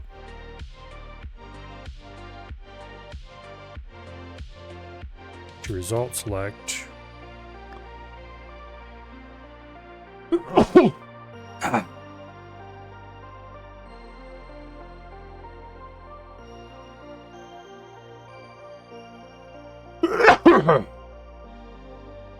Okay.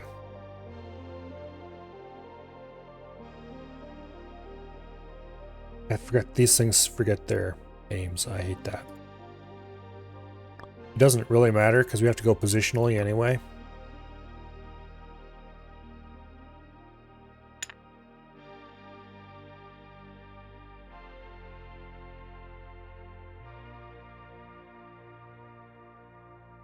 So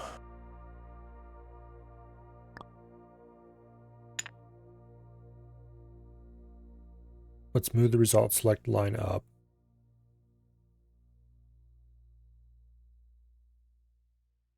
Yes.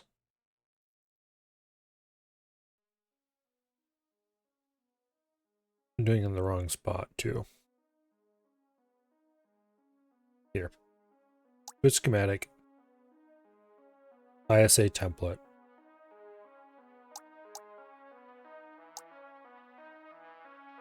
Okay. This is the proper place for this mess.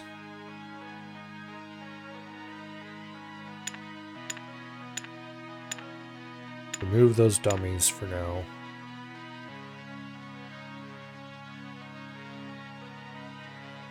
Move those up 2 spots.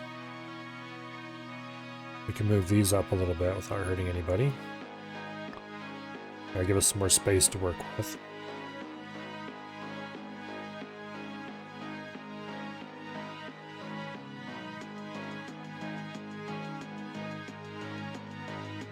We can't move that without making problems. Not without moving some other things. Let me think. Okay. So result select, this top line right here, needs to go up 2 spaces for starters.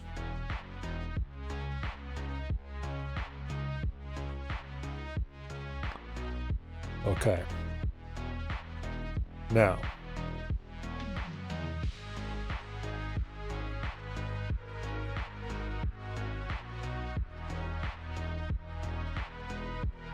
We have a new line through there.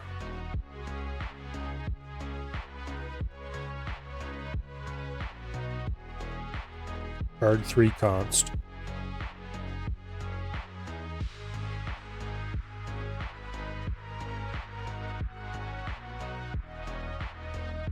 Result select needs to go there.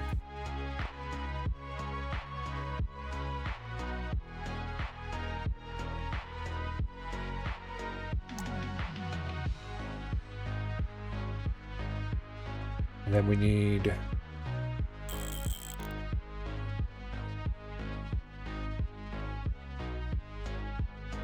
this is no longer named result select, it's now our new friend here. Then we do a 1-bit. There. We do a new 8-bit to be result select.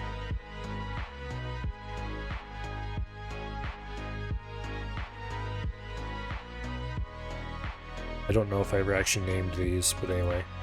They're in the right order now is the important part.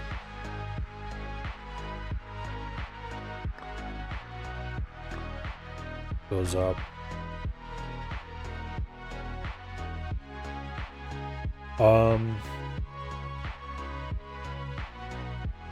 Everything, I do mean everything, needs to be moved.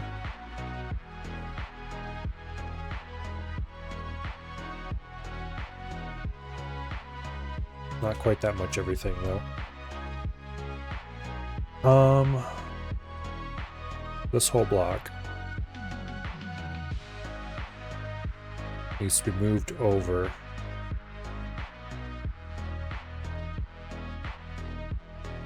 Wait, not that part of it. There we go. This whole block needs to be moved over.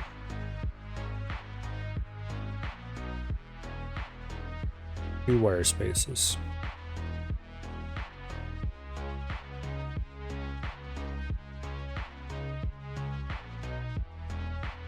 Two exactly.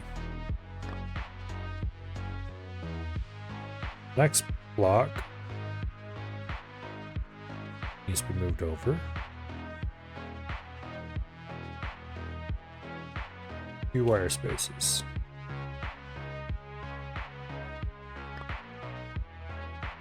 And so on for every single one of these blocks.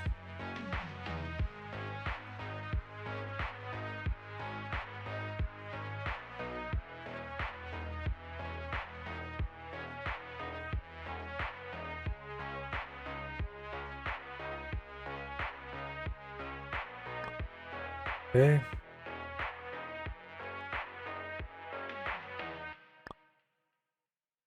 In this section,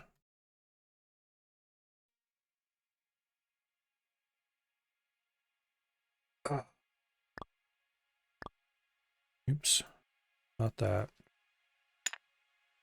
Really hard to work at this tiny size. I can barely see what I'm doing. All of these need to be moved over.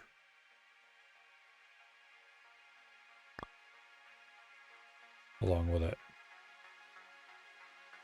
Basically, this should allow another switch pair to go in.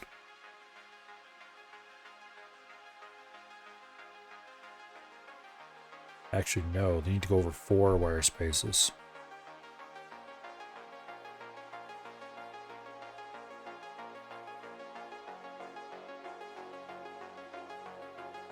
Okay.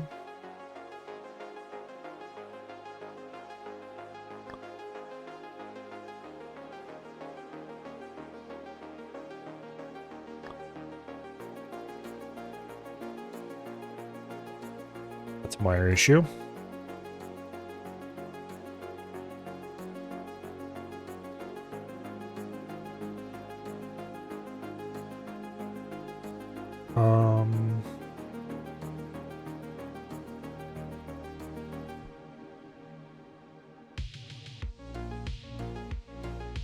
Let's see.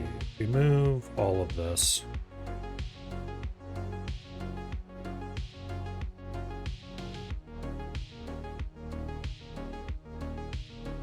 Over.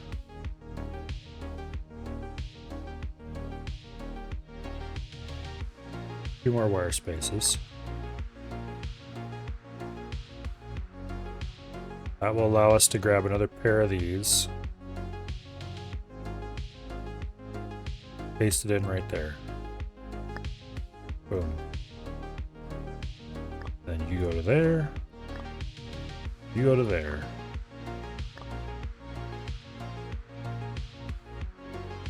And this gives us ARG3 cell.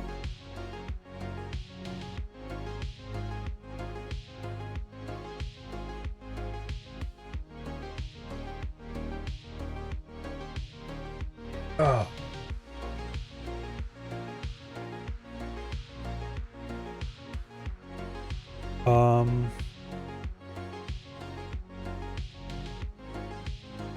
Same has to be done here and there and so on all the way down the line. Don't think we're gonna have enough space for this, but I guess we'll find out.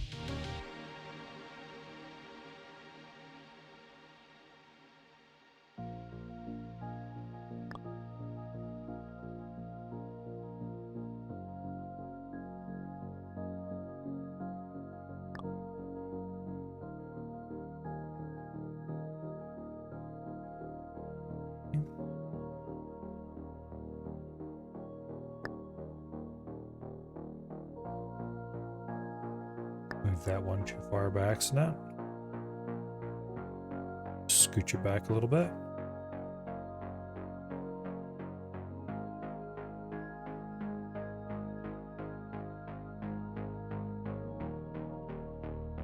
Yeah, there's no way we're gonna have enough space on this. Not unless we move some things around. Which is entirely possible. Even then, I don't know if it's gonna be enough.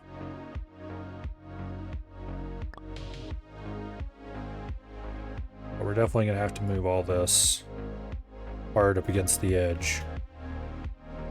Just as a start.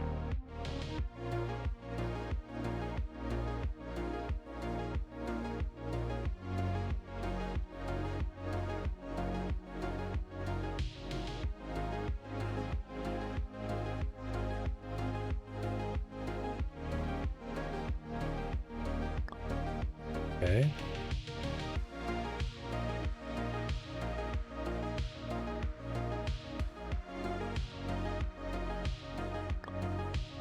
Try to get all of these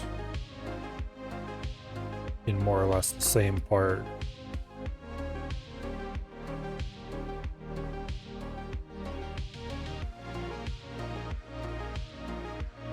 That'll work, I guess.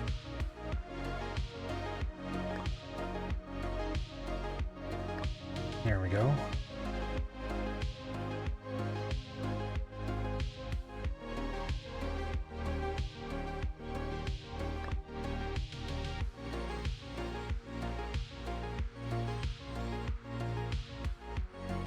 Like move those down a little so they're more defined where they are. Delete those temporaries. We can put them back later should we be able to and need to. More like gonna be able to is the problem. Now.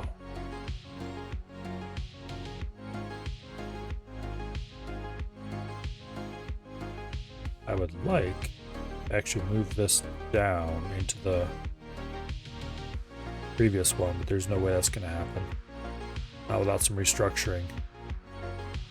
However, I think it's restructuring that would be possible. So let's try this.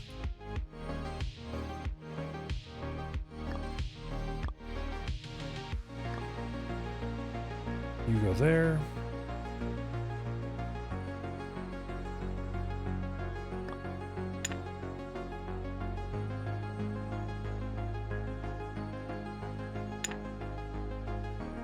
Go there.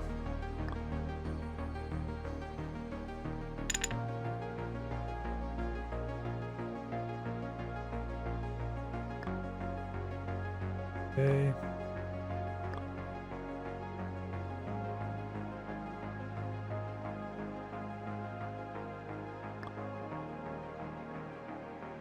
You read from this line.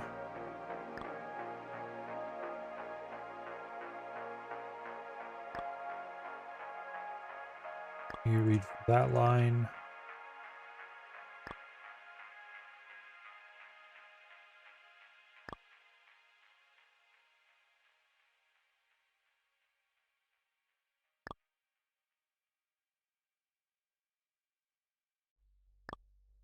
You get that line.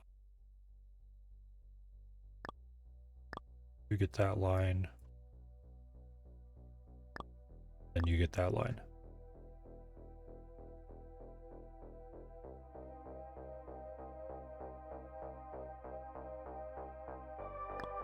Oh, nope. A little too far down. Copy that down to there. Shift some of this around a little bit to line things up again.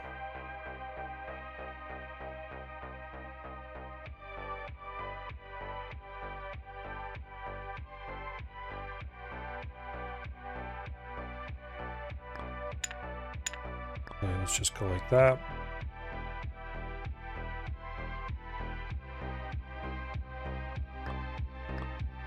Okay. Good enough, I suppose. Okay. Now,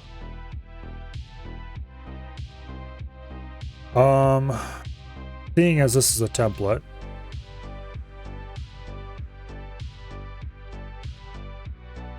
we can just tie it off.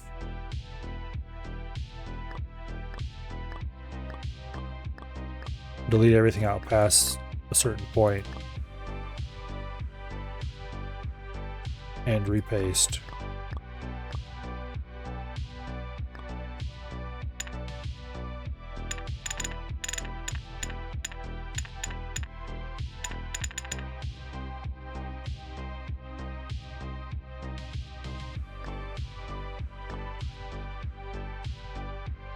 Clean up all this mess.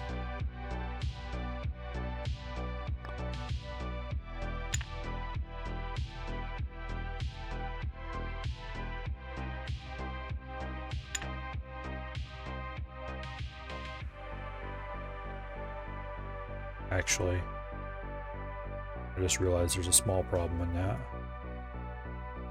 We don't want to delete everything.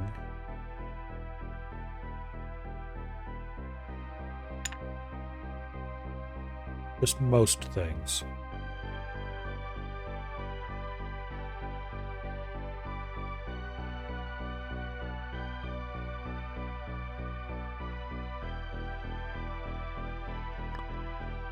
Okay.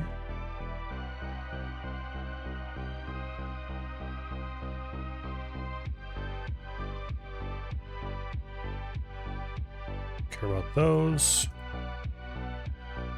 Because the first bunch we paste go to the first line here, and the second bunch go to the second line.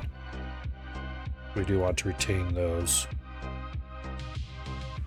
We do need to delete these pins so they don't interfere with anything.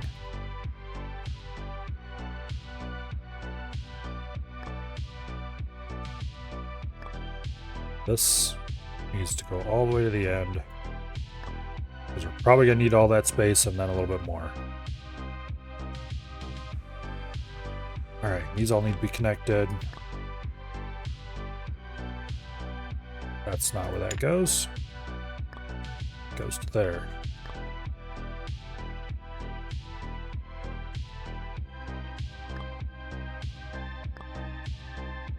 Alright.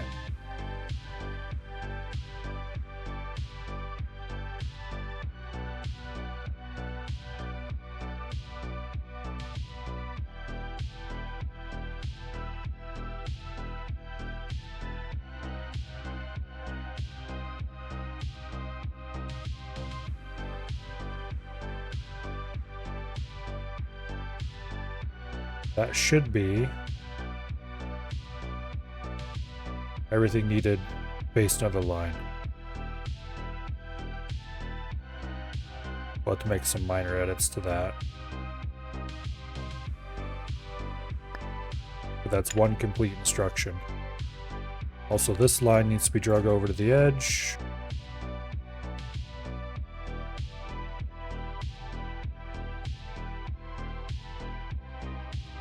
Like so.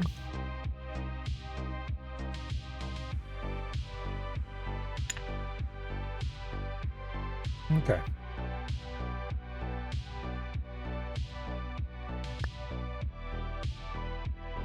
That's 1, 2, 3, 4.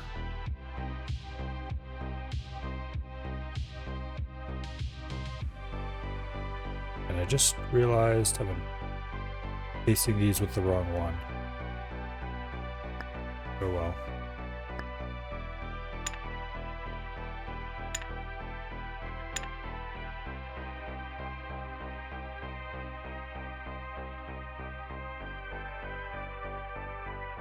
Okay.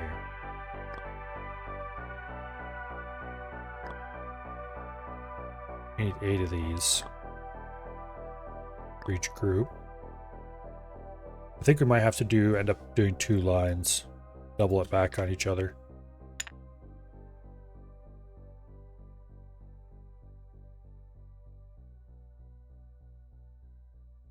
Two, 3, 4, 5, 6, 7, 8. 1, 2, 3, 4, 5, 6, 7, 8. Okay.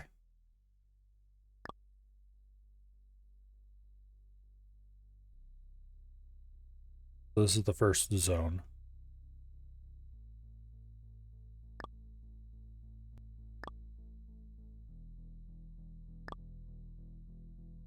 Then all of these go down to the bottom line.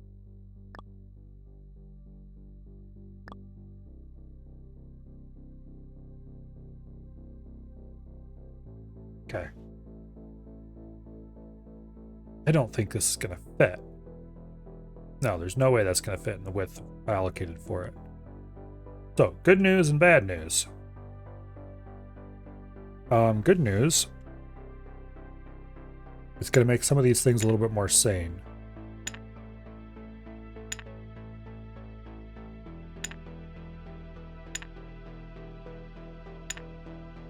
The bad news is that it means we're going to have to move a bunch of shit around.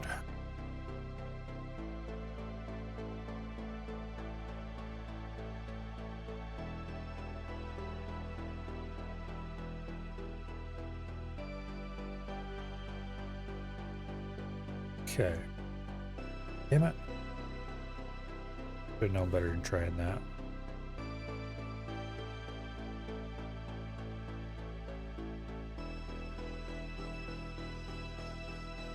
Okay. Ready? First things first. Collapse this line. We're probably going to want to trim that later, but for now we'll just collapse it.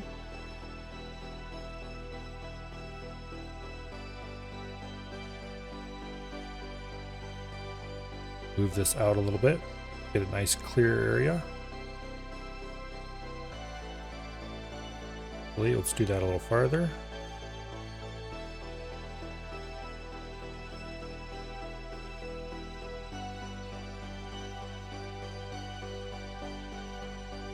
Don't know where a good spot is.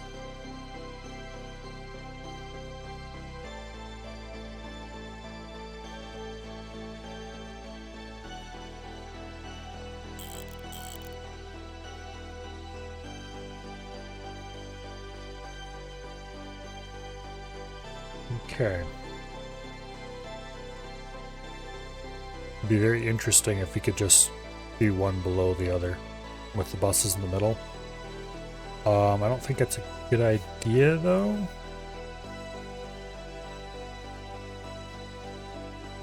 Think about this a little bit.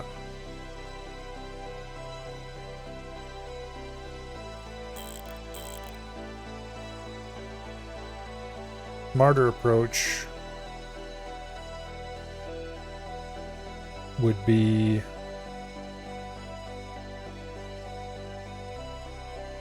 to do something like this and then connect the buses end to end.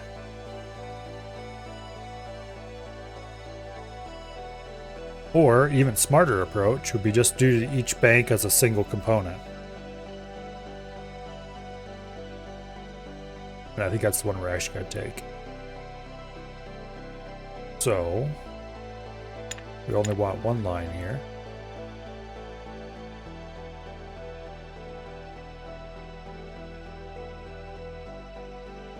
Move that up a little bit.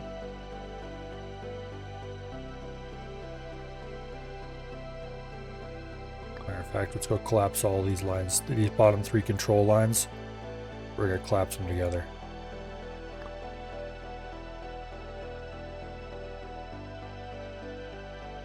Like that.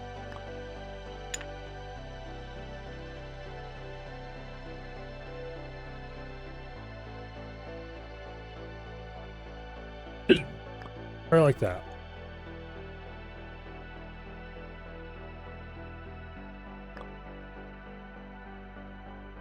Okay. And also, we don't need to run this control line at all. We don't need these AND gates.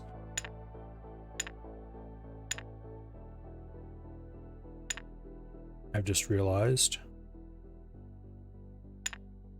we can use the simpler decoding we used elsewhere.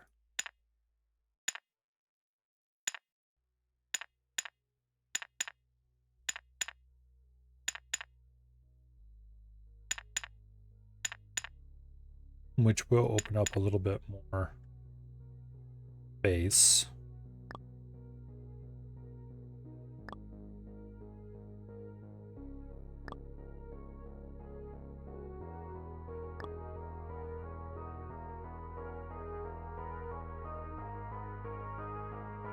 These still need to be connected as well. This will make it much more sane if we want to do instruction aliases, which actually make a good deal of sense for certain things.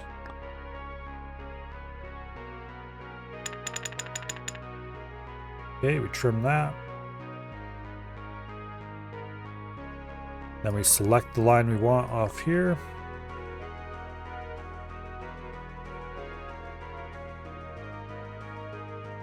And then,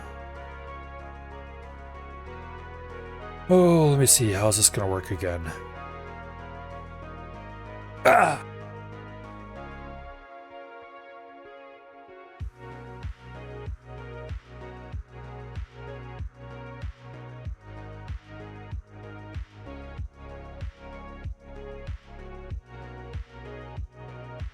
Okay.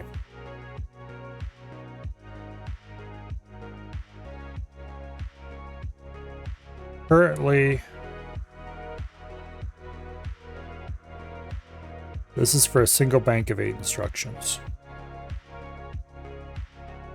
I should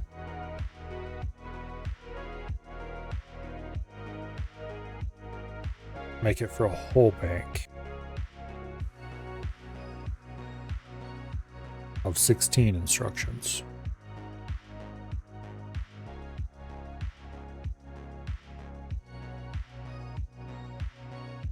Wow, we were doing double banks.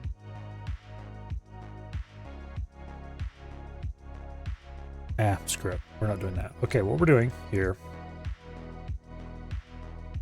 if this is lit, then we want to move on to a different bank.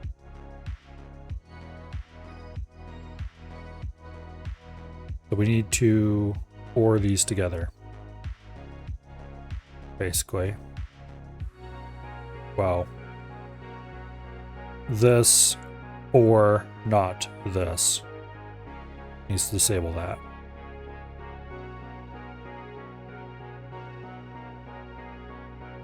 Alternatively, we could do something even simpler.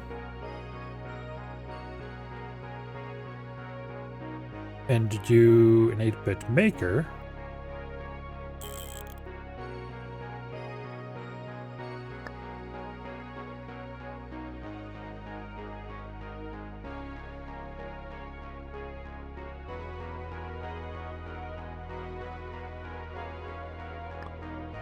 I don't like where that's running right now.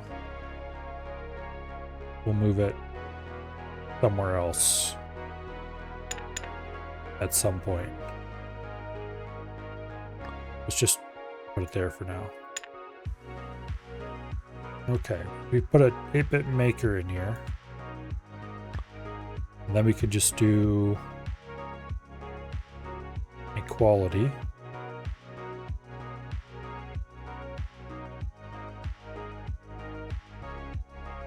Why not stop it with that? There we go. We're still gonna have to put the OR gate in.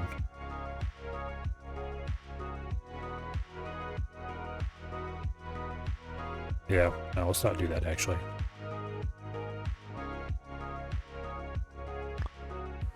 This will work well enough, and it'll not actually take much less space.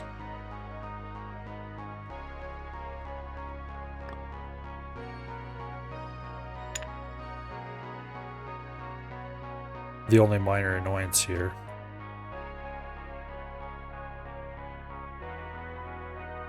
could be solved by just shifting that a little bit.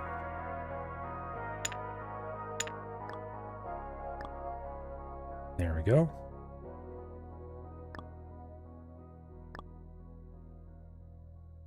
Then we want, we don't need that anymore. An OR gate. Yeah, not gate. We need to hook bit 128 up like that.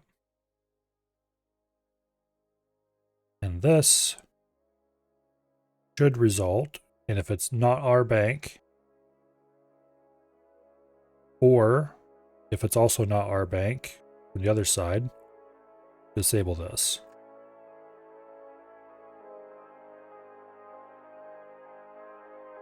Let's collapse this in a little closer. Now that we know about how much space it's going to take.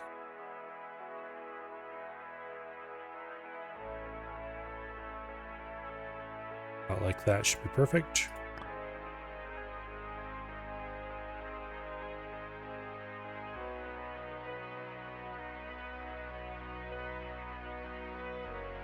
Yeah.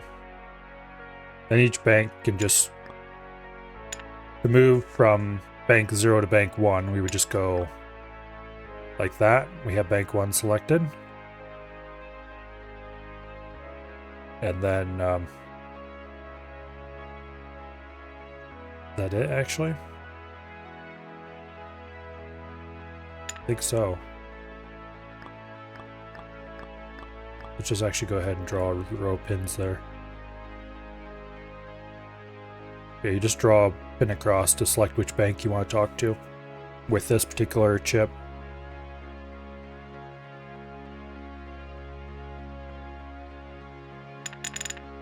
Trim that end.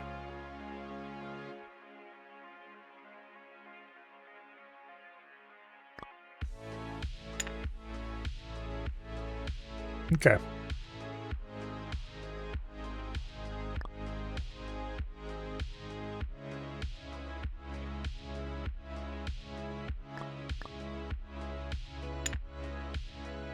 Because this might have to run up to like there like that.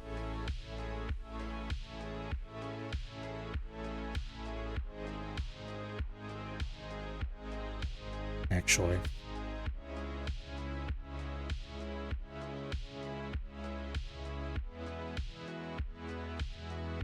There. That looks nicer. Okay.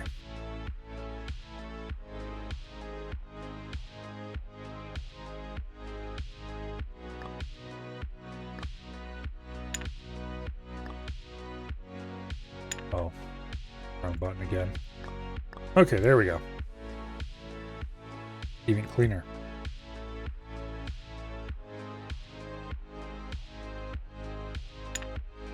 I don't want to run this like that, so we have room to put a NOT gate in. We don't really have room to put a NOT gate in anyway.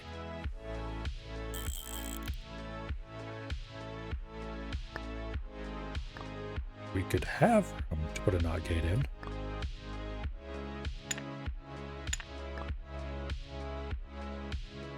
Because this way, by just putting a NOT gate in where that piece of wire is, we can access the next 8 banks. Similarly to how putting a NOT gate in there would allow us to access the next 8 instructions on this bank. Not necessarily the most efficient possible way to do that, I don't think. Maybe it would. Anyway. But it is easy, and we don't need that many instructions anyway.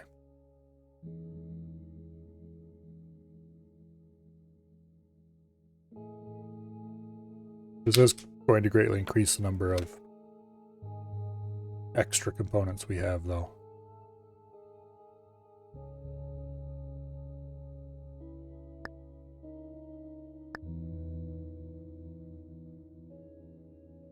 Okay, I'm not bothering to label most of these pins because nobody can read them anyway at the size that they're going to be.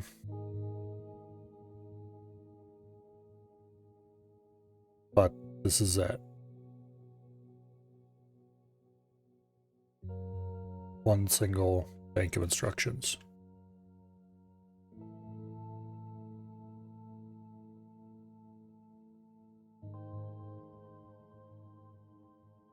This makes me extremely tempted to double up on. Problem is, it's going to look ugly as hell if I do that, because there'll be a big empty space and then 2 lines basically on this shape.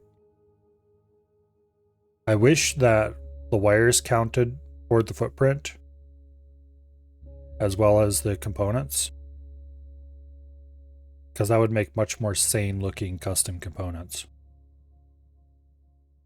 Oh, I need to hook these up as well. Okay. I don't want to draw this into the... This is opcell, opcell, arg1 cell, arg1 const, arg2 cell, arg2 const, arg3 cell, arg3 const, and then result select.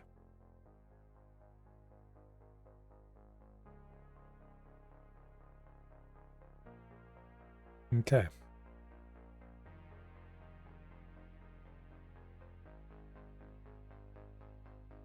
Now I just have to redo all of the instruction decoding using this system.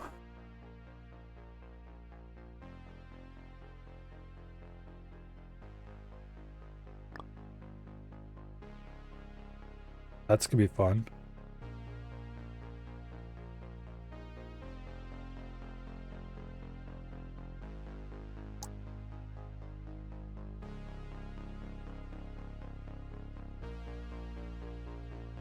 Rename these.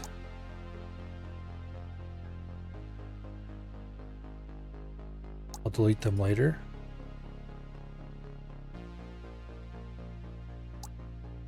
After I don't need them for reference material anymore. We'll copy this. We'll rename it. This is bank 0. Bank 00 for now. We could add a 01 later, which would be the upper half of bank 0. No, you know what? We'll call it 0A. And we can have 0B for the upper half of 0B. Represent upper half of bank 0. There we go.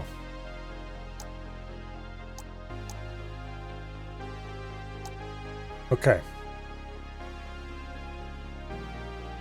Currently, bank 0 has 3 instructions: LDA, LDI, and STA.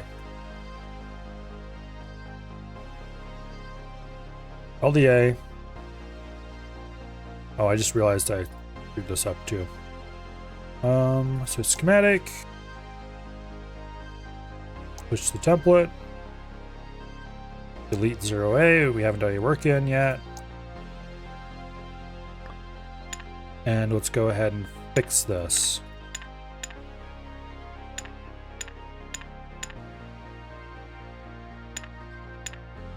Actually, did I change multiple at once this way? No, I can't. Okay. Because all of these zeros need to be 255. Because 0 is a valid register. 255 is an invalid register, specifically reserved to be the no register signal to the register unit.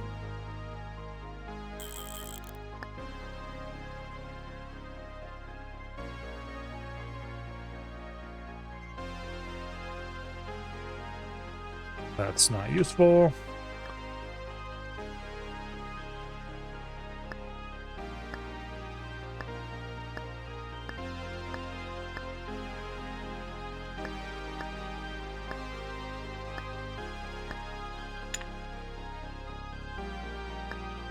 Okay.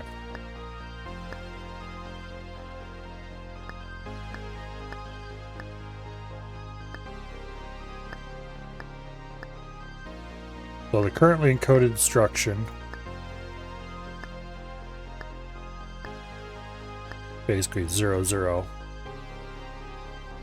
is basically saying do nothing to anything. Load no registers into the arguments.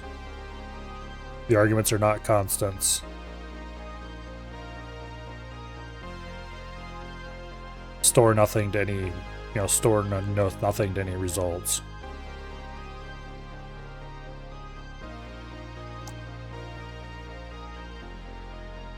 Oops. I should rename this while I'm at it.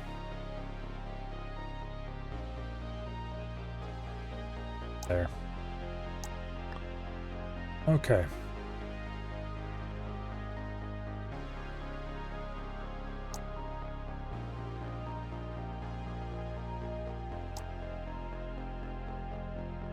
Now we duplicate this, we rename it.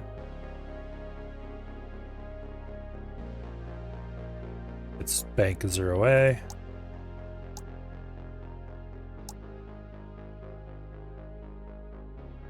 Okay, now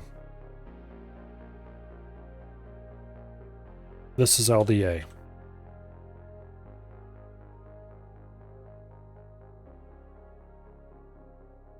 This is LDI.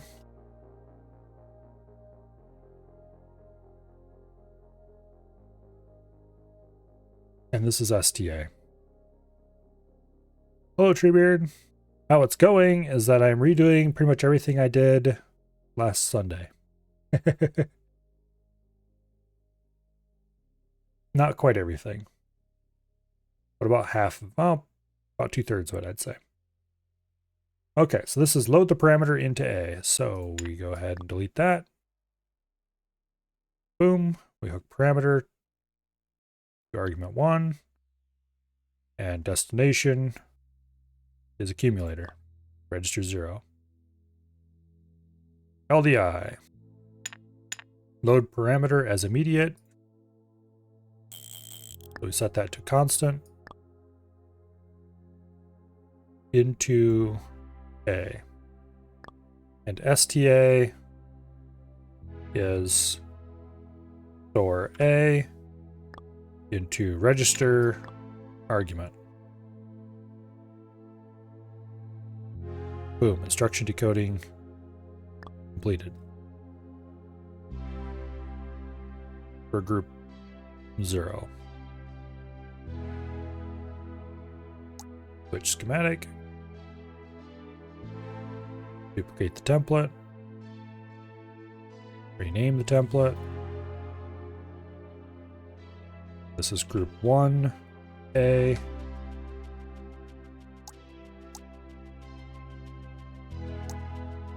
Okay. Group 1 has LDM, STM, LDMI, LDMK, STMI, STMK.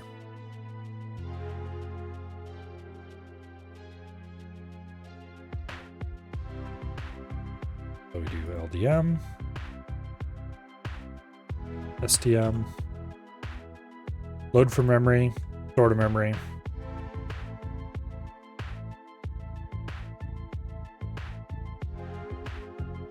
Load to memory indirect via the I register.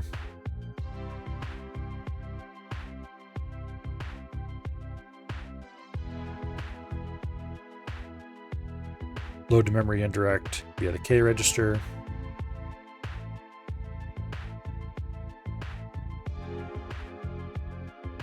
Store to memory indirect via the I register.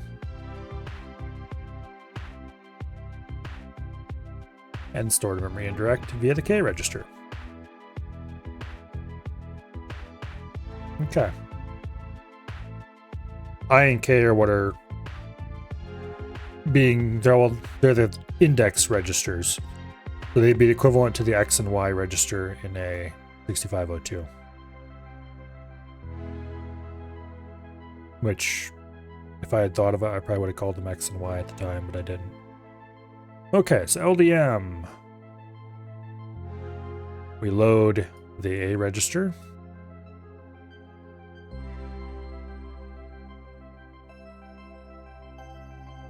Now we load a value from memory into A with the parameter as an address. So our result is A, register 0. Parameter is an address.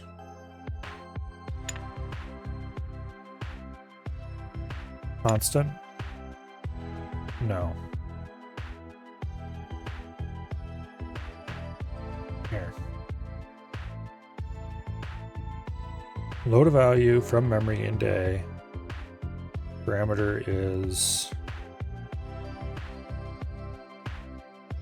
address. Yeah. I'm just going to add from register. Remove ambiguity where possible.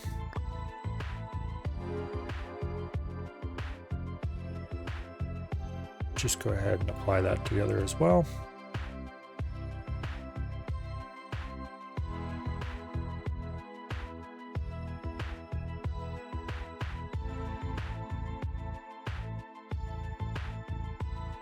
Okay, let's add some int A's here.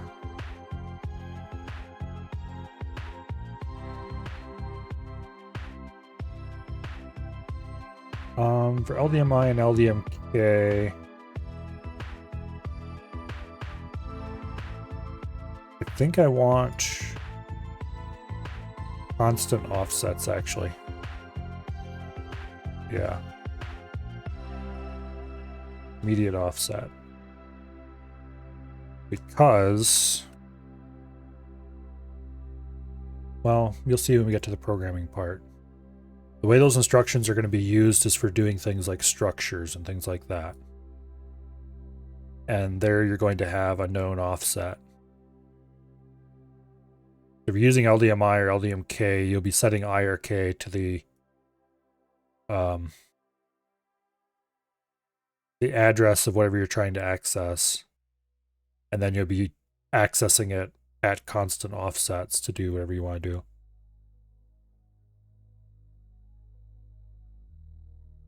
So for those, it makes sense to use an immediate.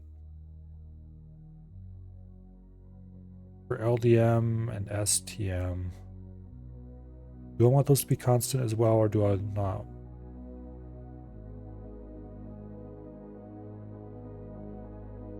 I think I want those to be registers.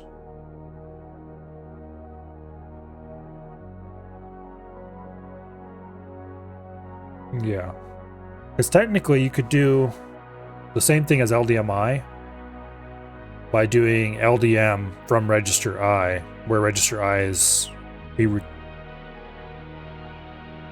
assuming like if you're doing LDMI 0, that'd be exactly the same as doing LDM I, using I as the register, you know.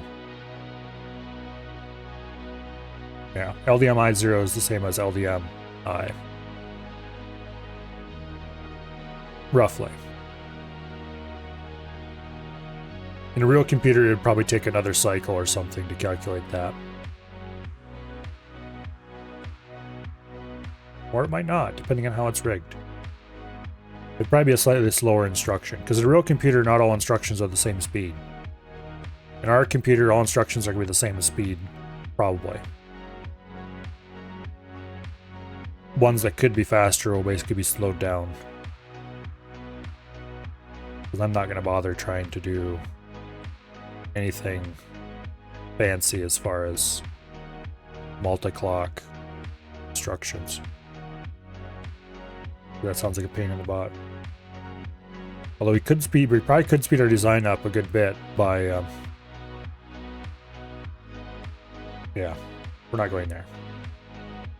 Not yet. Maybe not ever. Okay. Store A to memory indirect I. Store A to memory indirect K. Load memory indirect I into A. Load memory indirect K into I. Okay, I mean, parameters are immediate offsets. Okay, I think we got this figured out. STM. Store A to memory. Parameters address. Boom. Store A into memory. Parameters and offset, or an address from a register, so we don't have to change anything here. Why are you offset by 1? Okay, LDMI. Load memory indirect I into K, I into A. Parameters and immediate offset. The I register is register 1, I believe. Yes, it does. Okay. Nope, wait, no. Yeah, this is right. Why did I grab an off? I need an on. Okay. That marks this as being a constant. Or immediate. Another way to put it. Technically, immediate is distinct from constant. Because when you're saying an immediate, what you mean is a number that is encoded into the instruction.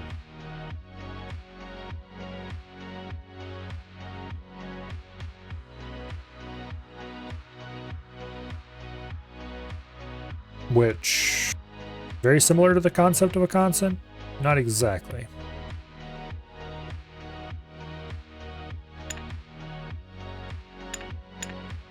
I don't know if the store instructions are going to use that. I know the loads are. These are basically the same instruction, just that instead of using register 1, this can use register 2 for the K register. And they'll store their result. Load memory indirect I into A, which means we need to make this the A register on both of them. Okay.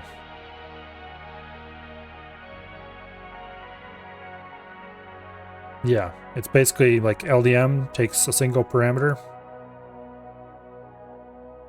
That is a register. LDMI takes 2 of them, one of which is a register and one of which is a constant offset that gets added to it. Technically, I should encode LDM similarly by setting this to 0 and marking as a constant. That way I can use the same circuitry for LDM, LDMI, and LDMK. It's just that LDM is hard-coded to have the offset 0. And instead of having hard-coded register, I or K, it's any register.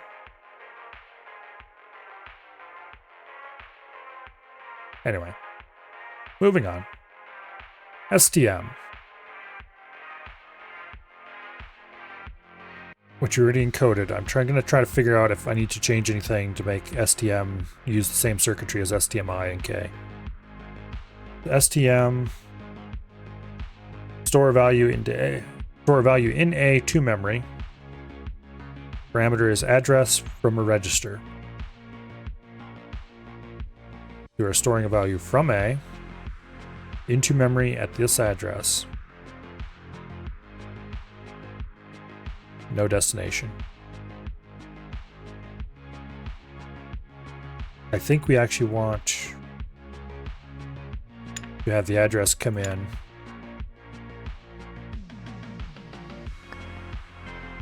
on parameter 3.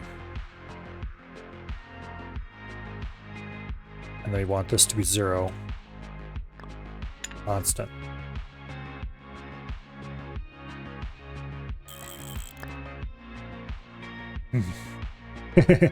Learning Greek sounds fun.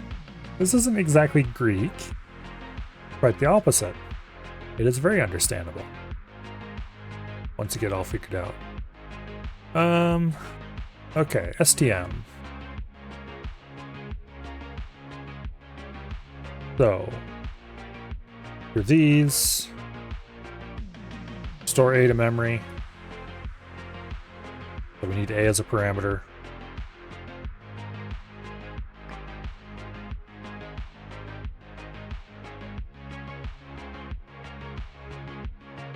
Register 1, register 2, and then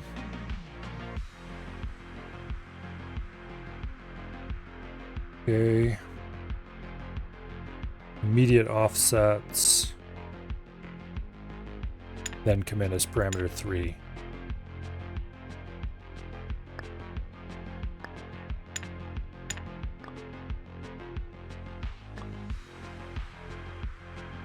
And we don't store it anywhere.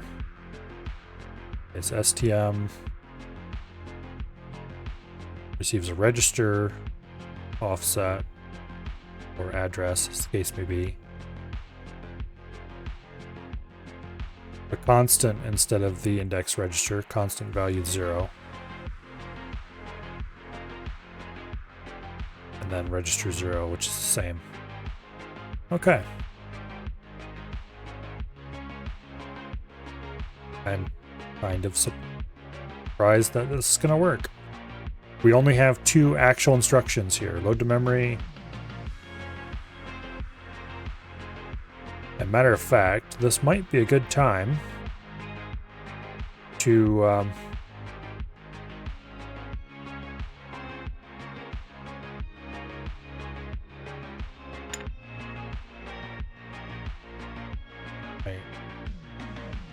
LDM and STM are the only actual instructions that are being encoded here.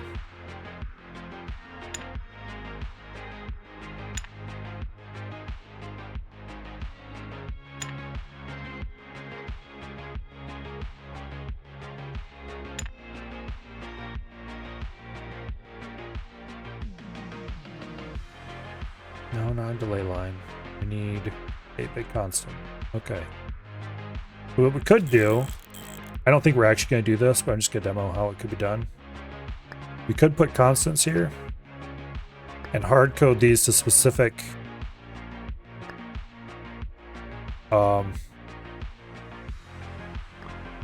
instructions.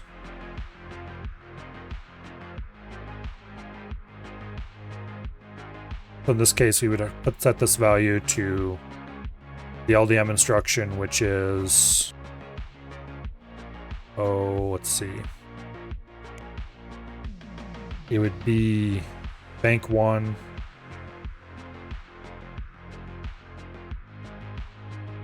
Well, group 1.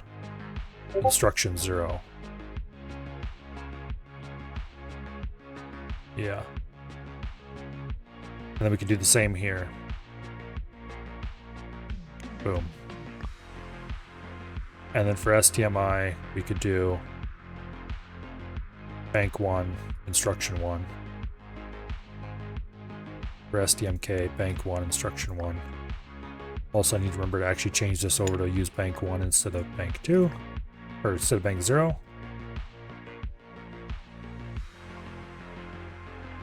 And if I just connect these up.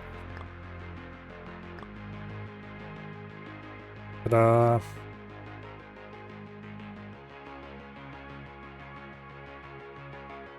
You know, we might actually do that.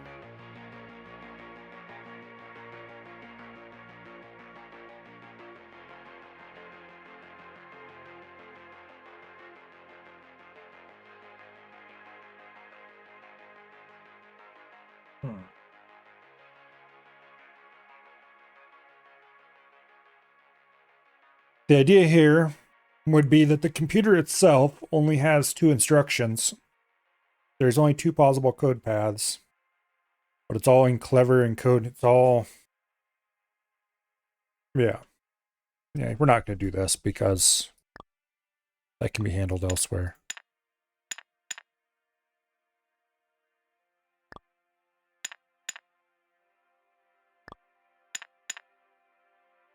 But there might be a reason to do that somewhere down the road.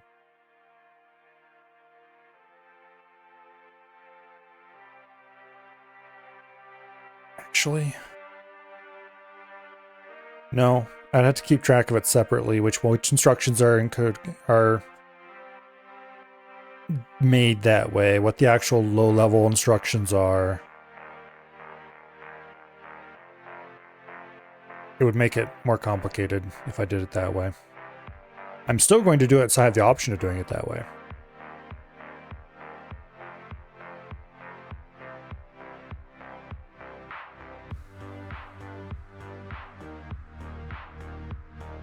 Actually, I think here.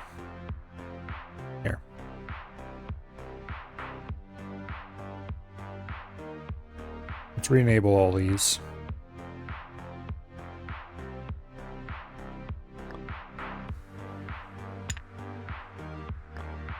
I'm going to leave these here as...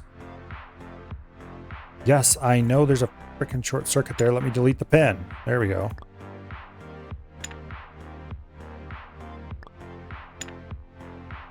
I'll leave those there as documentation for now. To note, the LDMI and LDMK are basic instruction 1, and then STMI and STMK are basic instruction 17. Or at least that's how they encode. And that is the reason why we have op select as separate from op. In case I ever do want to come back and turn this behavior on, we'll get a different documentation. Who does documentation? I will have you know, Sealith, that documentation is my favorite way to procrastinate. Anyway.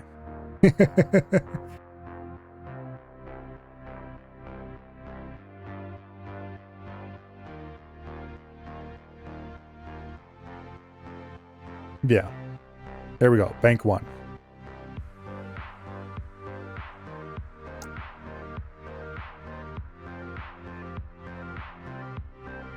Now, that's quite possibly the best use of documentation you ever heard. Now we're on to Bank 2A.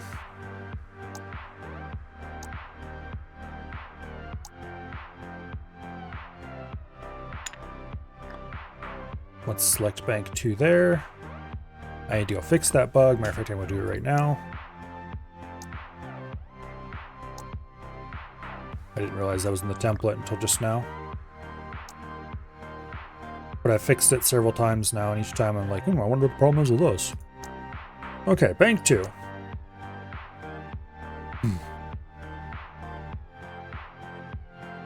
Now.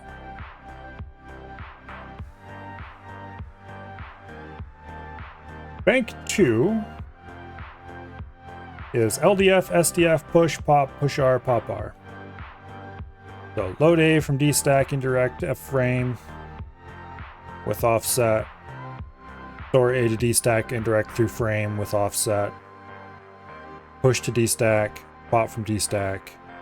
Or push A to D stack, or push register to D stack, any register. Pop any register from D stack.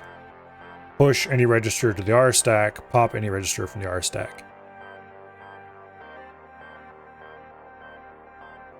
I'm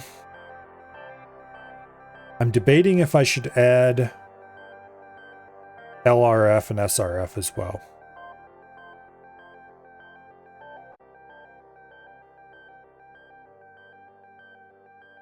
I don't think so, because frame has no meaning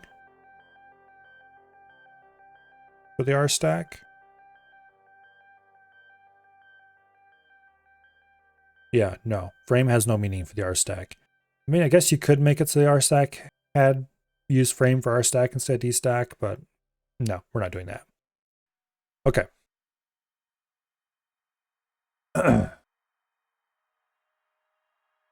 Once again, QStacks are a surprise tool that will help us later. Okay, LDF.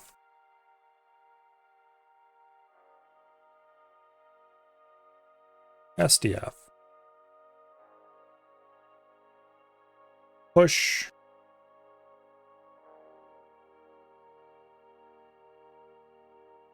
Pop.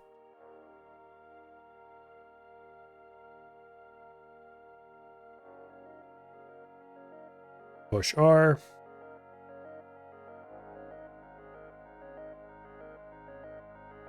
Pop R.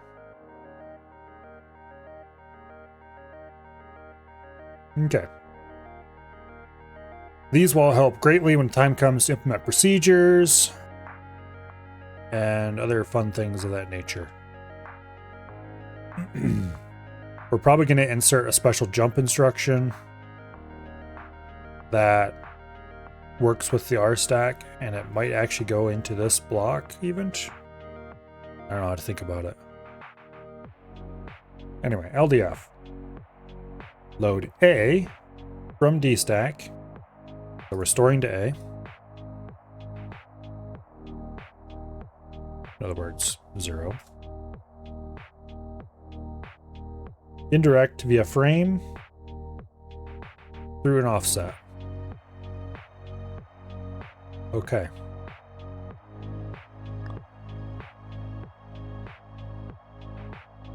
Offset is a constant. I think frame is register 8. Let's check real quick. Yep. Register 8 is frame. Okay. So this will basically take register 8 plus a constant, use it as an address to grab a value from the stack, and then store that. LDF is a lot like, matter of fact, it is pretty much exactly like LDMI or LDMK, except it's reading from the stack instead of from the main memory. Because once again, we're doing a non-uniform architecture, so the stacks are not in main memory. They're in their own memory banks. We don't need to deal with bank registers or any of that stuff when we're dealing with stacks. Because we only have one bank register, that's for the main memory. We could add extra bank register. We could add 2 more bank registers for D and R stacks. But I'm not going to. We're just going to have non-uniform memory.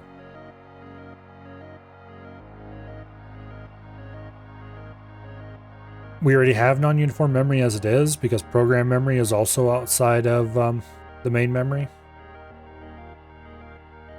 But anyway. Okay. LDF. Load to A from the D stack.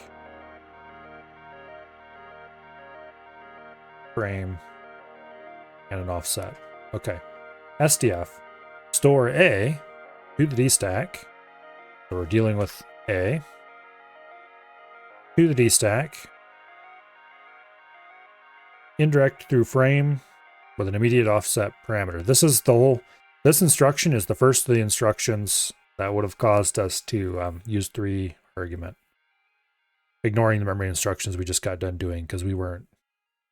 This is the instruction we were trying to implement when I discovered the problem, basically.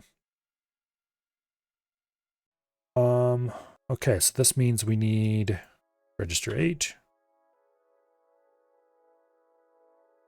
And then we also need a parameter that is a constant.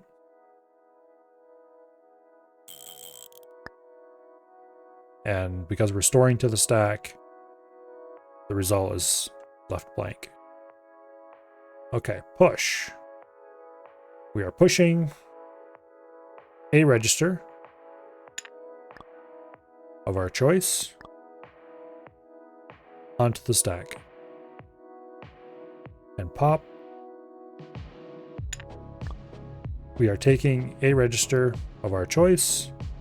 We're taking a value off the stack and storing it into a register of our choice. Oops. Push R is exactly the same, but for the R stack. And pop R is exactly the same except for the R stack. So they don't need any parameters. Or, any more parameters beyond. And then we have 2 empty opcodes off the end yet. Okay, that is group 2. Group 3 is currently empty. Group 3 used to have some of the stack stuff, but I consolidated and reduced, and we have what we have now. Okay. So the next one is not 3A. It is rather 4A.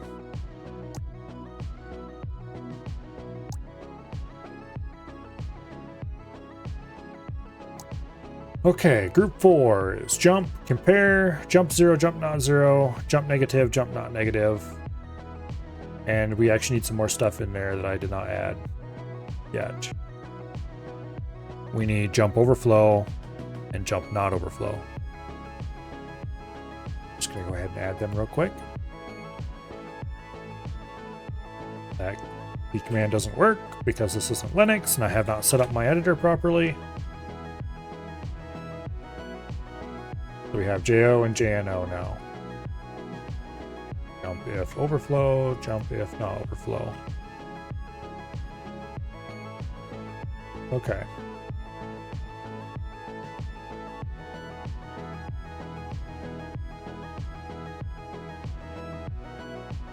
That gives us a full 8. This is group 4. So 0, 1, 2, 3, and group 4. Okay. Now, copies the value in A to the program counter. So A, and PC is register 4. Boom, just that easy. Technically, unconditional jump could probably be in group 0 with some of the other just move from thing to other thing instructions. However, oh, I know what group 3 is going to be. I just remembered what I needed extra instruction space for now.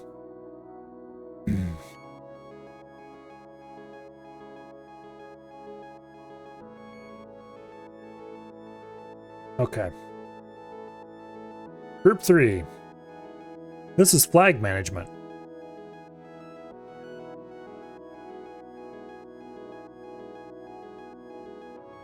So we need set carry.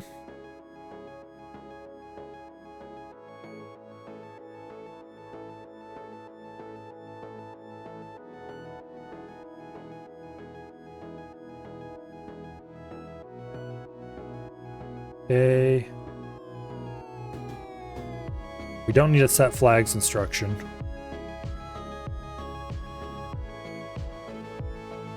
Actually, wait, no. Do we need this at all?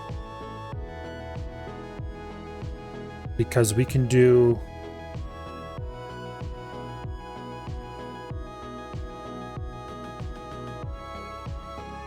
Well, yeah.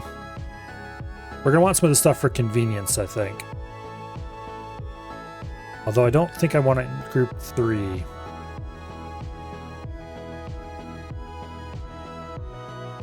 I think I might just have a set flags and set flags immediate in group 0.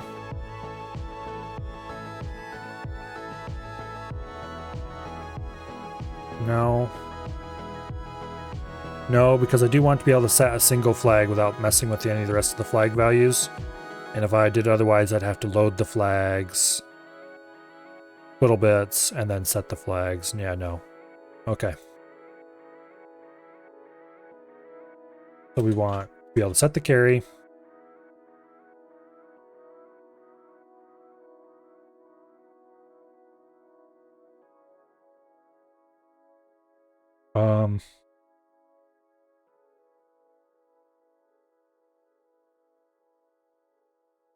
Let's see. I need to be able to set and clear the carry. So I could do SC and CC. However, I'd like something a little bit more.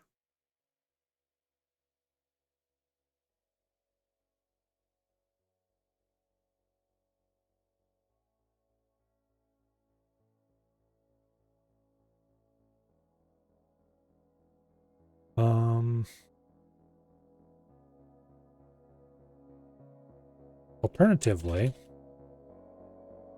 I could have set carry with an immediate mode operand that is interpreted as 0 or 1.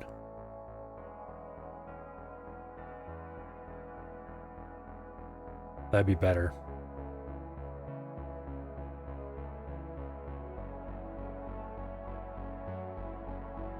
Set carry flag.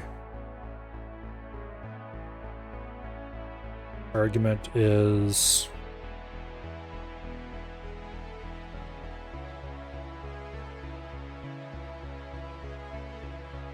okay.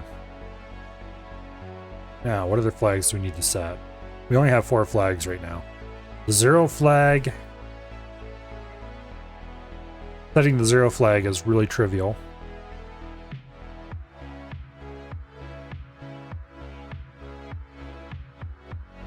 I don't think I want something to set the 0 flag. Or the negative flag.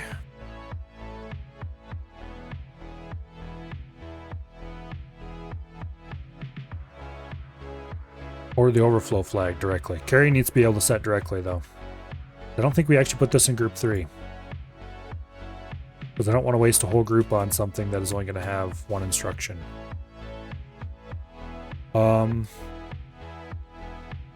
Right now it's a pretty good candidate for group 0. Or group 5. Because it does fit in very well with group 5 thematically. Because that's mostly, when you're working with group 5 instructions, is most of the time when you're actually going to need to be dealing with carry.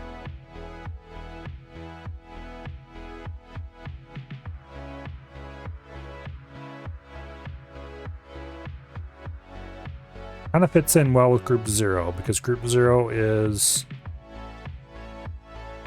moving things around.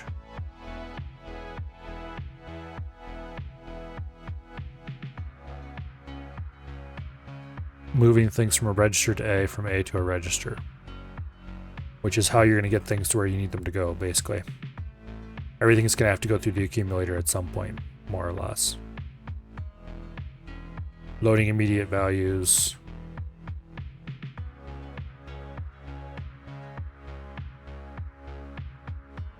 And things like that.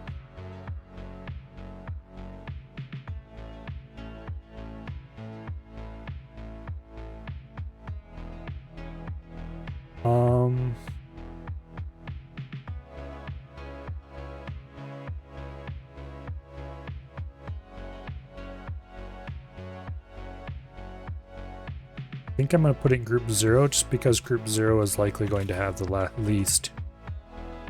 Oops.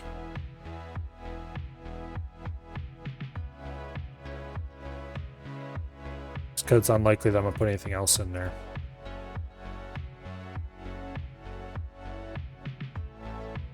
Okay. We're going to want to go back into our group 0 stuff.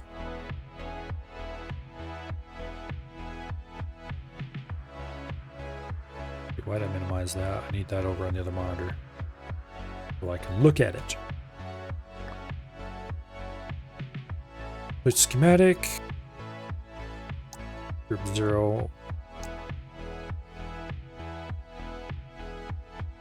Need SC right after STA. I think I'm gonna do SCF, set carry flag. Just go ahead and amend this. Okay. Now.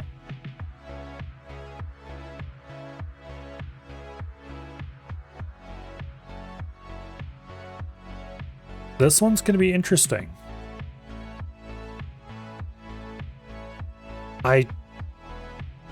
We're setting a flag. We're not setting the flags register overall. So we do not set the destination to flags. We already have a mechanism in place to handle partial flag setting. So we'll use that.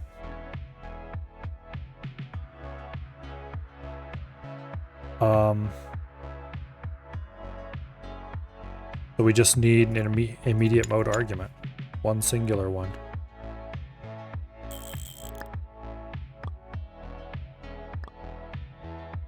Yeah. All right. Oh. Go back over to group 4. Now, group 4. Jump. Jump is about the simplest possible instruction you could ever get. Well, wait, I never did set the names here, did I? AMP. 4 is the program counter. Okay. CMP. CMP does not actually belong in group 4. I'm going to move it. And it is going to go in group 5.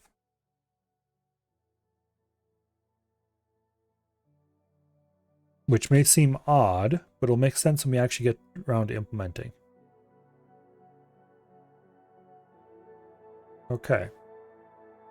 We're not going to have compare in group 4. Thematically, it goes in group 4 perfectly. Implementation-wise, not so much.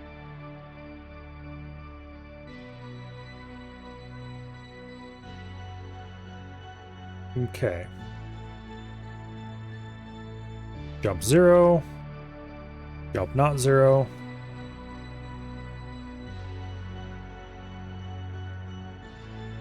Jump negative. We're probably going to change the names of some of these later.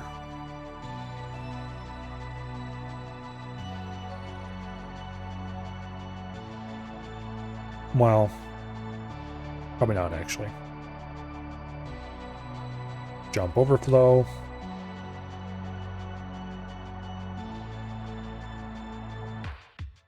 Jump not overflow. That leaves us one last instruction we could use for something else.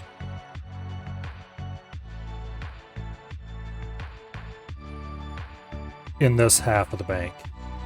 We could, of course, switch to the other half of the bank and keep going. But, yeah, it's not going to happen. Okay. Copies the value in A to the program counter. Jump if 0. I think I decided previously that what I was going to do is always have them write the program counter. It's just they either write their argument or they write the current program counter value plus 1. What I actually want for these jump instructions is I want one of their arguments to be the program counter. So, 4.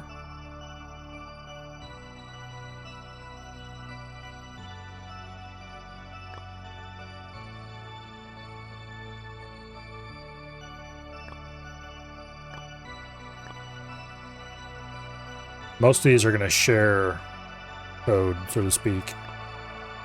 Because a lot of the basic mechanics of the jump are going to be the same across all of them.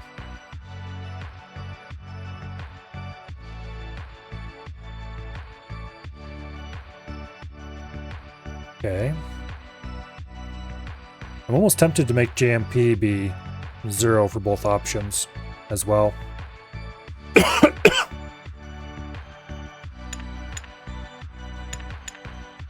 And the next ones are going to be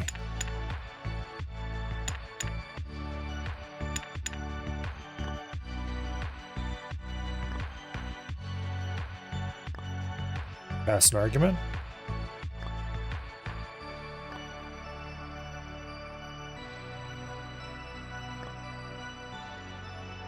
We could do jump with offset, but I don't think that's going to be useful.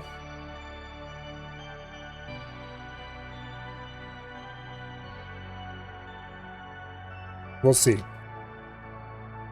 might be something I might do later. Unconditional jump to a value in a register plus an offset or something.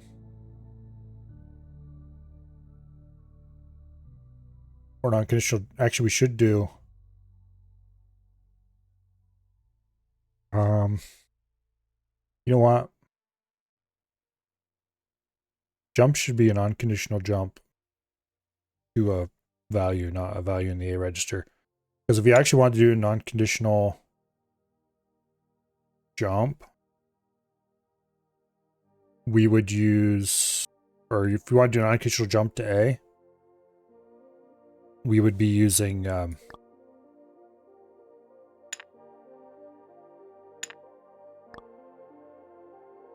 do you call it?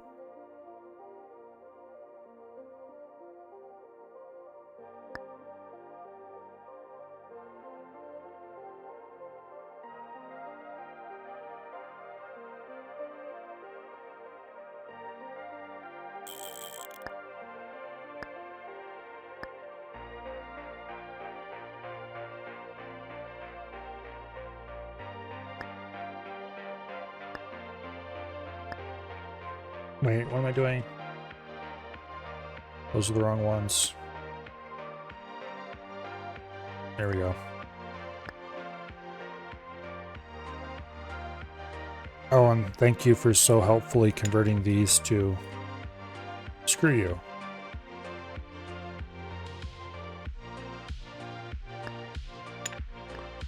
It helpfully converted some of these things to blue wires for me.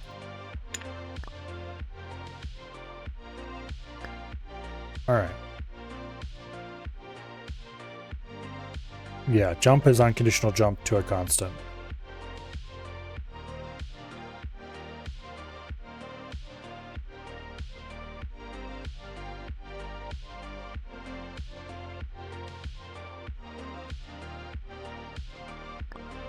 We'll do that.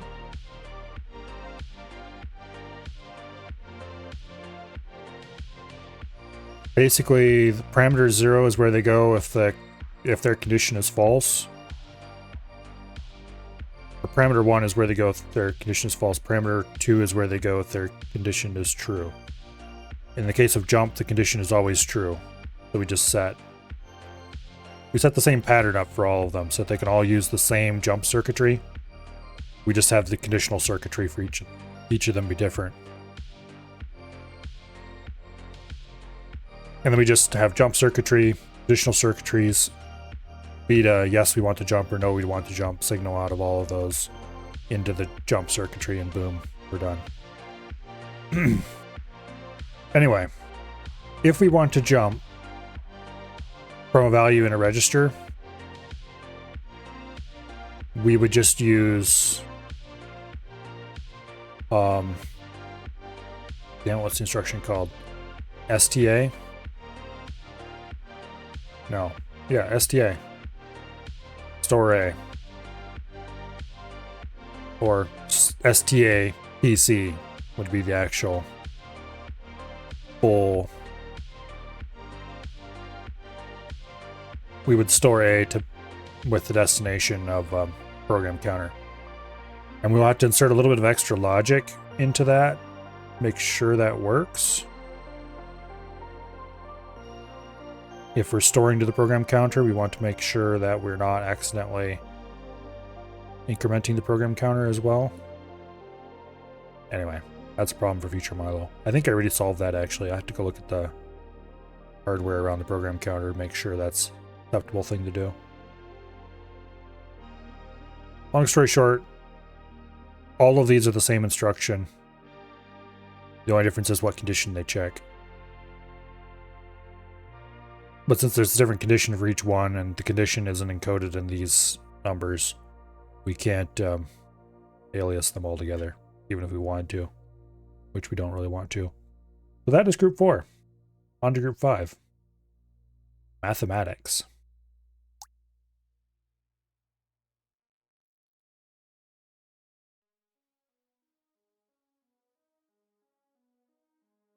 We've got ISA 5A.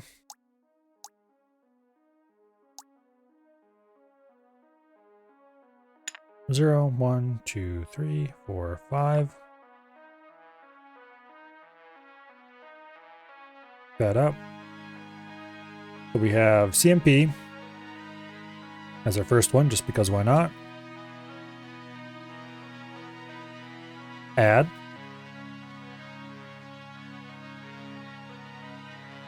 And subtract are the first 3. And then after that, we have mul, div, and mod.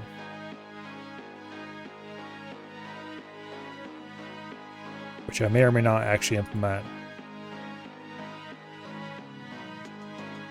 anytime soon. Well, we probably will. And that gives us 2 free instructions. Okay. TMP, add, sub, mul, div, mod. Boom, boom. Okay.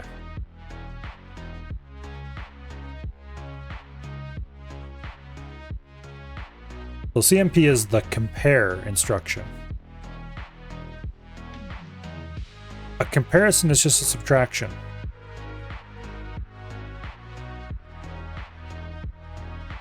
If you want to compare 2 numbers, you subtract them. If the result is 0, well, yeah. If the result is 0,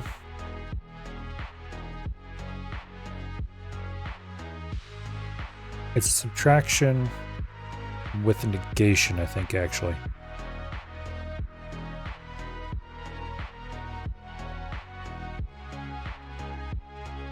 No, it's no, subtraction. I'm thinking addition. Addition with a negation, yes, because that's what subtraction is. Like if you're comparing 255 to 255, subtract them, boom. You can't do that because, well, I mean you can, but you're doing unsigned comparison, which internally is still treated the same way as signed comparison.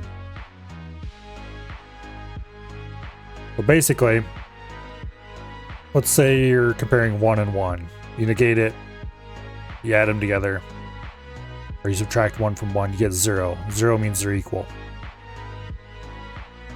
If the result is negative, it's greater than...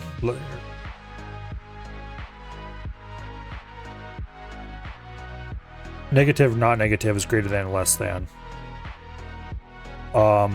Overflow and underflow will determine if it's signed greater than or less than, if I remember correctly. And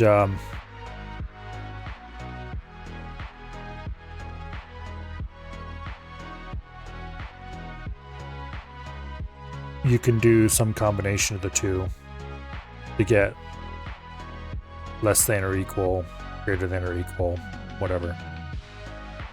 Basically, you just do one comparison and then multiple jumps after it, depending on what exact results you want to pull out of it. But anyway, it's basically just a subtraction. The only difference between subtract and compare, they're the same exact circuitry. The only difference is compare is going to send its result into the ether. It just cares about setting the flags. So compare A to parameter and set flags. That wants to be 0. And this wants to be parameter. Boom. Very simple. For add, same deal. Add A, the parameter, store result to A. Subtract, store result to A, parameter. Multiply is A, parameter, A. Multiply and divide are going to be a little weird because it's 8-bit. And I'm not sure how well that's going to work out. You really want a 16-bit result for multiply and divide. I might have to have another result register hard-coded for them.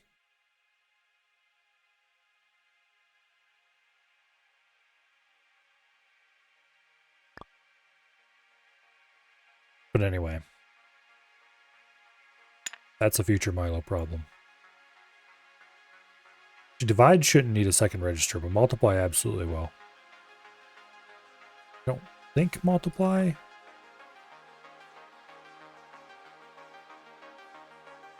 Yeah, it shouldn't. I mean, divide. Whatever. Also, multiplication and division are slow.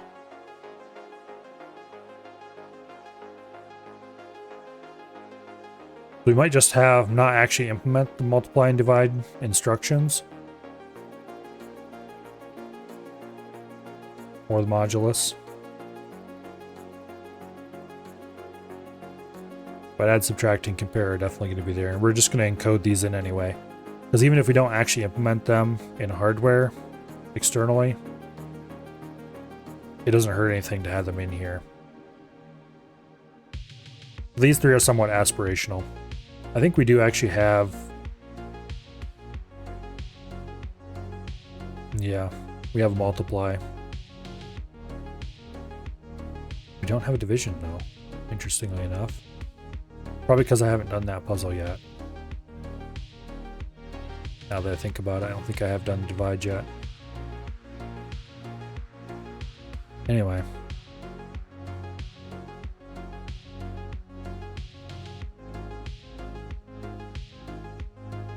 That should be that.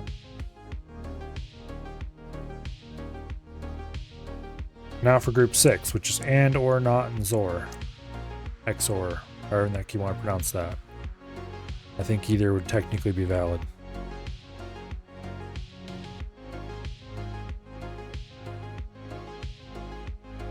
So this is group 6A.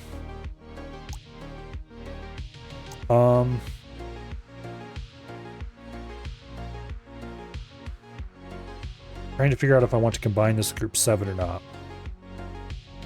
Because group 7 is shift left, shift right, rotate left, rotate right.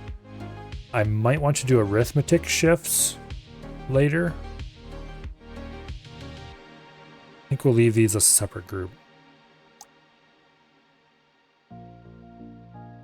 Yeah, it won't hurt anybody to do it this way.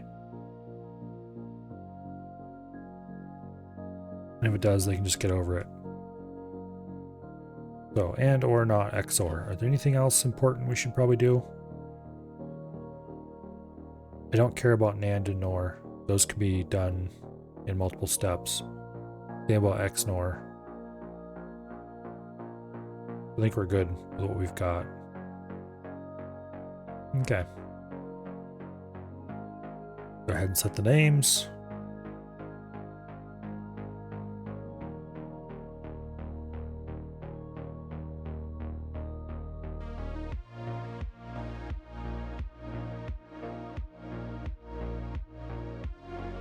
These are all very simple instructions, just like the addition and such like.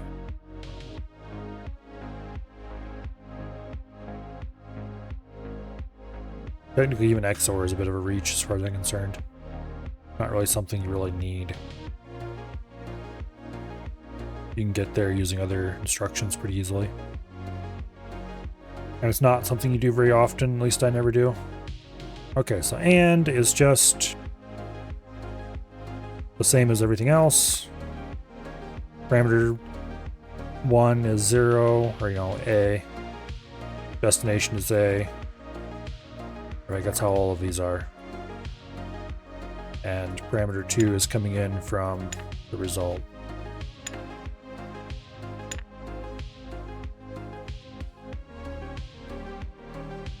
Or not result, but the argument.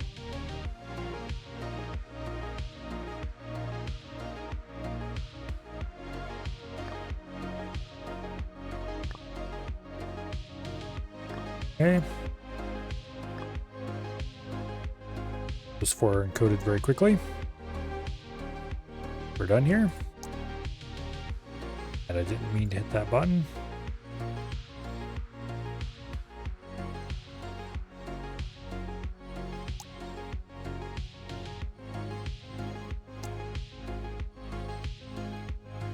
Okay. And now we do group 7A.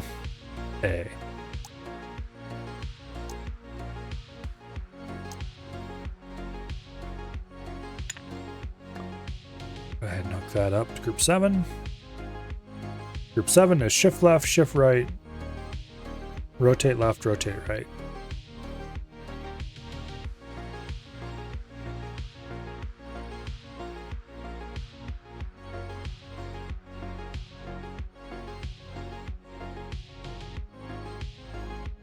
And then roll and roar.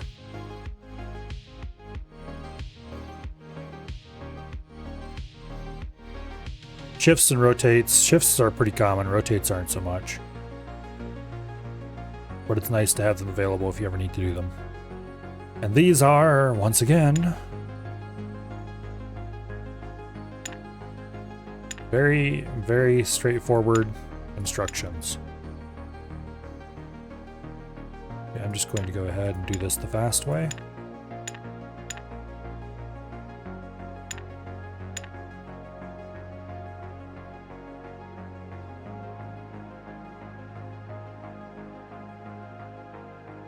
You're not very helpful.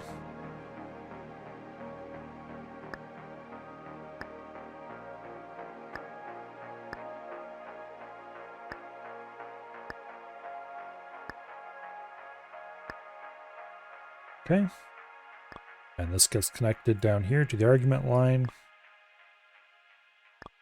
They just take the result in A, shift or rotate it by the amount specified in the argument.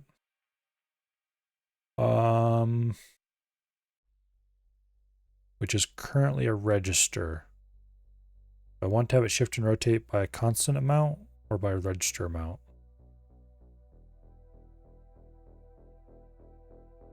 I think we're going to do by the amount in the register. And then store the result in A, of course. Okay, so that's all the instructions currently defined.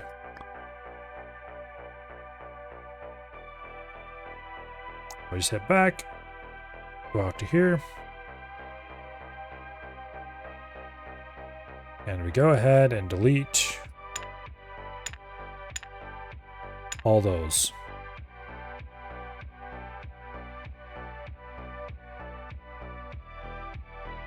We're looking for Jin ISA 0A.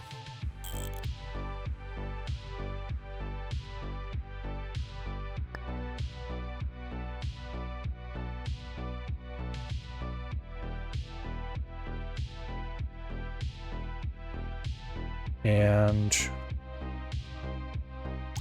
we just look at this real quick. Arg is on the bottom, farthest from the other bits. Is that how it is defined in here? Yes.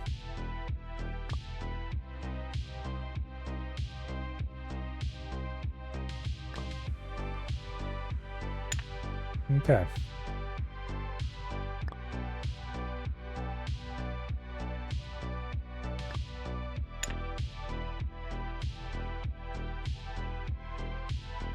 Now.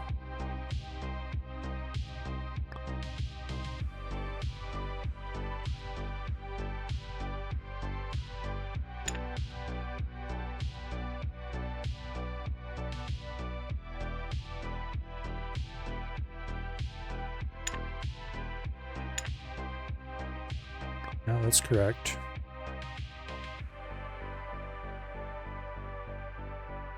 Oh, I see what the problem here is. Yeah, okay. Derp.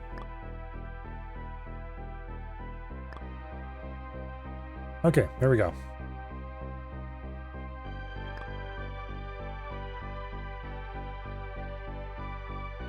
No, that's not right.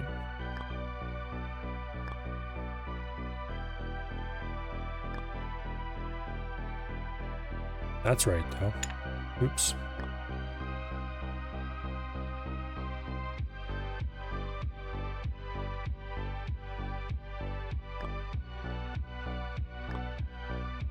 I think we'll be able to fit these right in the same space that we had allocated.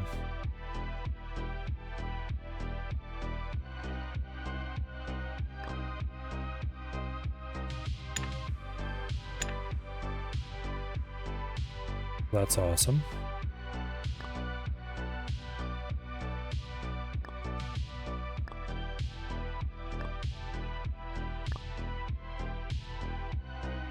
Except we have way more of them.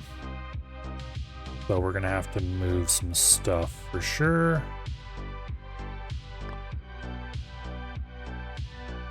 Oh well. That's a problem for future Milo.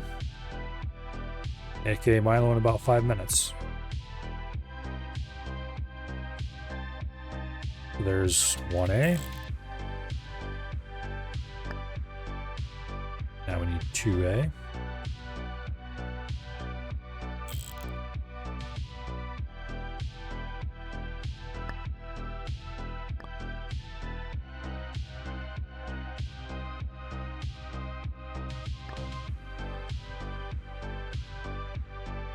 Okay.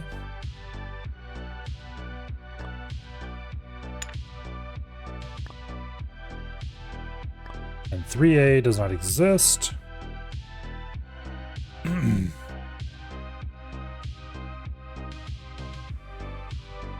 So we'll just do up the wiring for it.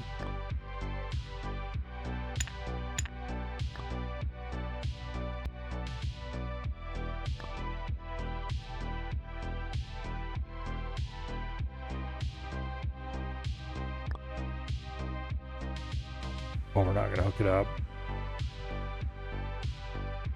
We'll just leave a blank socket.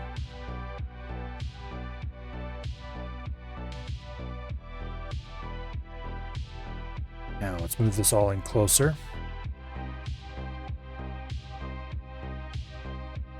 Like that.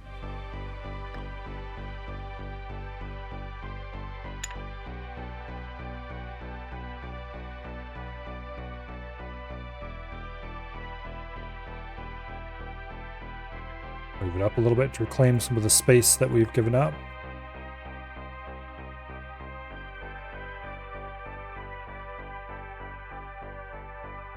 Okay. This could all be moved in a little bit. So.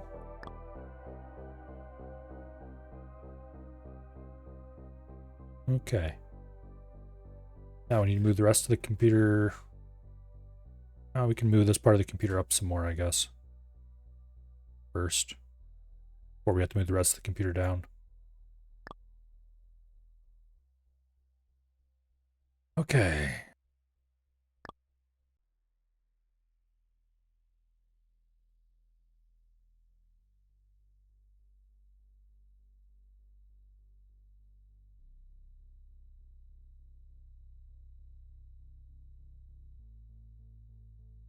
We could compact this a little tighter.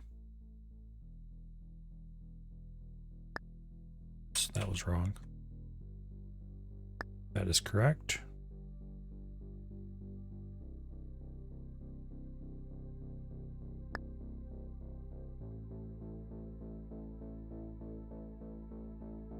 looking at these.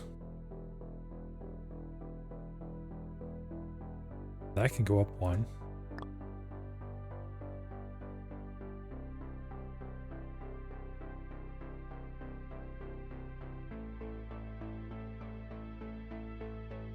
That can go up 1. Also, I just realized we goofed this up a little bit. This line should be... We don't need to duplicate that for every row. Of course.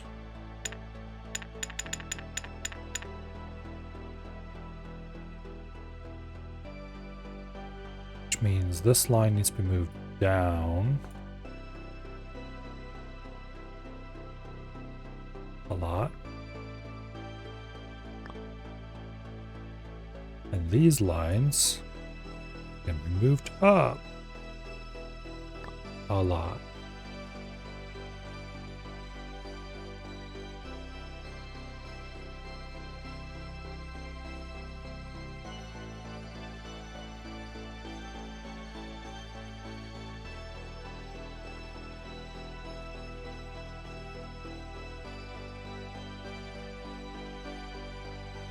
Come on, deselect it.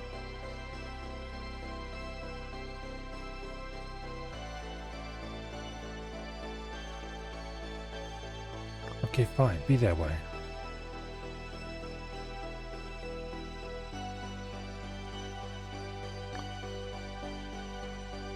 You go to there.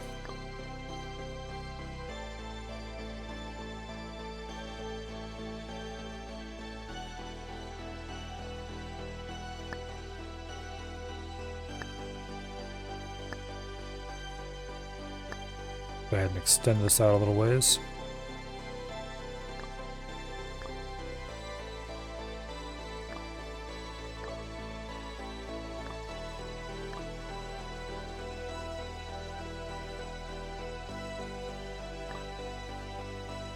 Okay, this pair goes to there.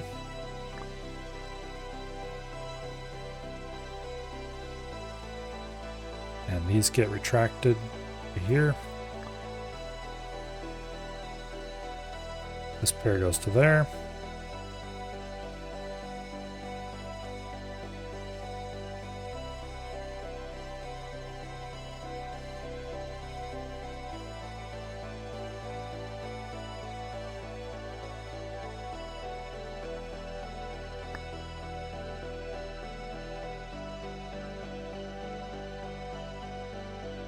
Boom.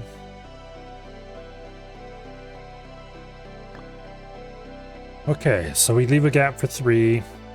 We next want 4.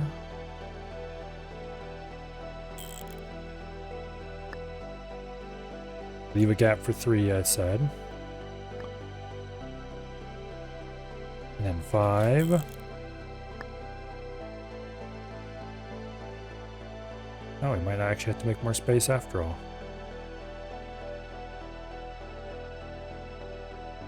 6. Beautiful. We won't actually have to make room.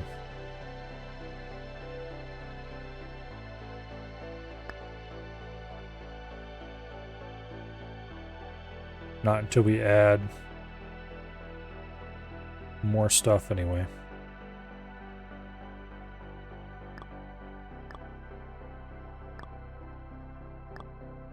Okay. Then we need 7. Boom. All right. That is a very dense construct.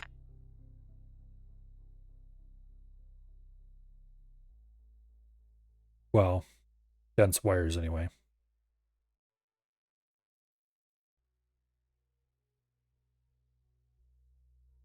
Zero, 1, 2, no 3, 4, 5, 6, and 7. Instruction decoding recompleted. Okay. Now, however, we do have 3 arguments that must be propagated throughout the whole system instead of 2. So let's just go ahead and grab these two documentation lines.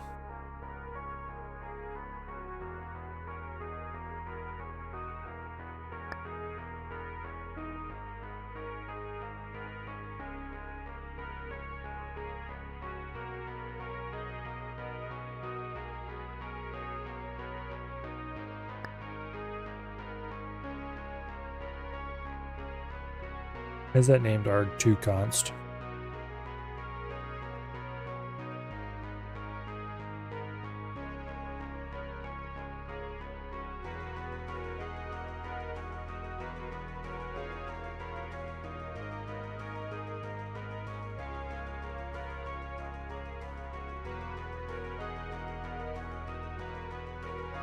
Okay. After we fix a typo that crept in somewhere.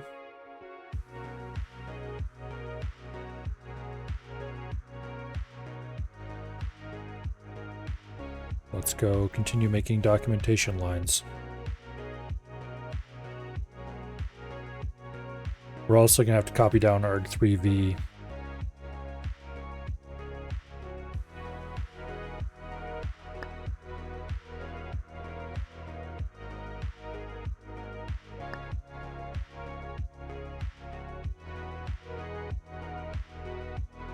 Okay. I don't think the game handles wire rendering particularly well. I don't know if it's overlapping or what the problem is exactly, but it's not running as good as it used to.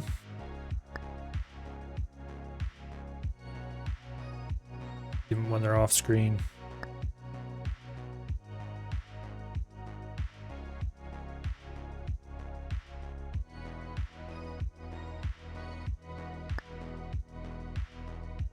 And that's a bit of a problem.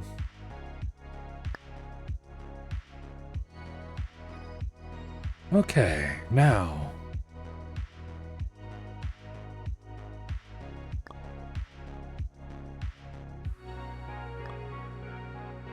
Need to connect the lines up.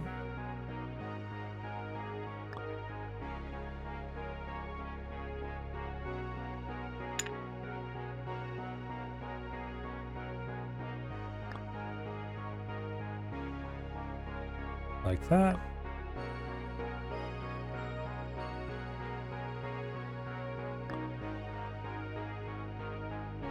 Anything below this? Yes, there is.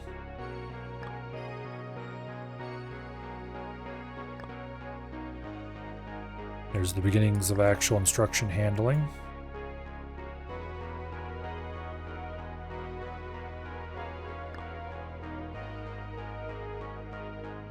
Go ahead and add arg3 to the mix.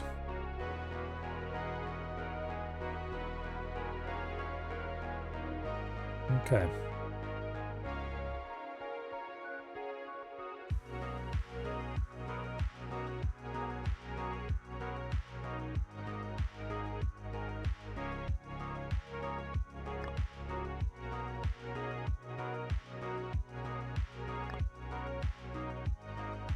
Okay, main bus is redrawn.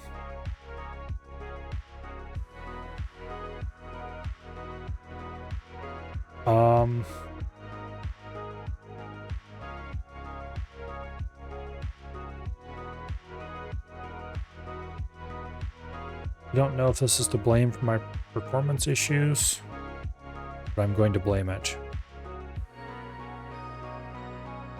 Let's actually just go right ahead and copy this whole segment right here.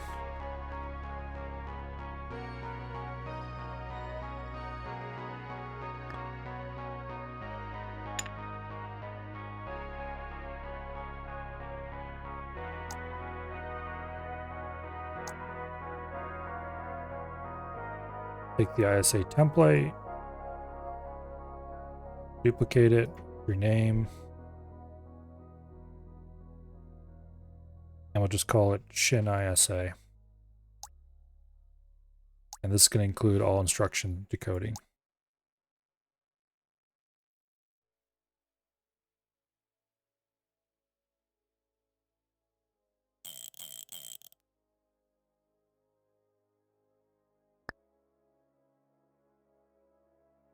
Okay. We don't care about the PC line. We don't care about these lines. We don't care about the flag lines.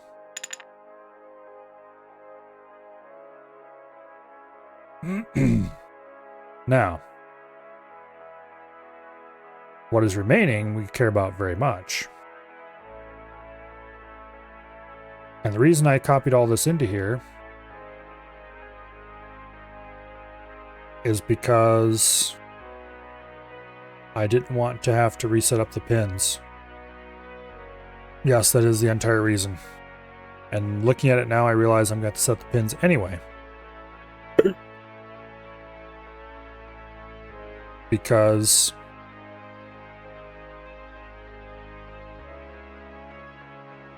screw me, that's why.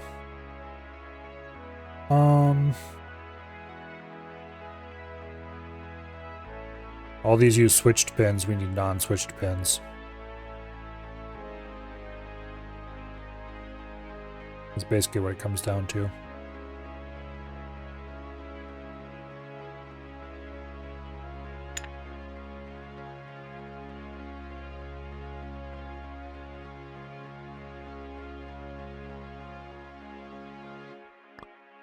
Okay, I/O output.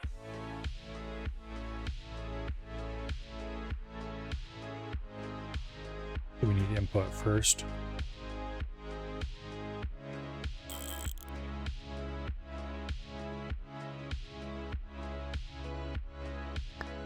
We need up.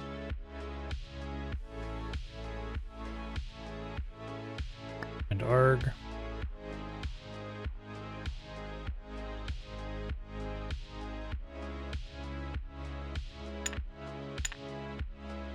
Input. Up. Arg. Output. Up select. Arg1 select. Arg1 const. Arg2 select. Arg2 const. Arg3 select. Arg3 const.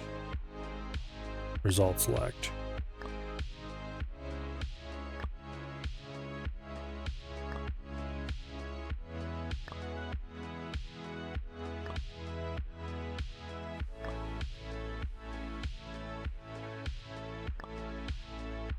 Okay.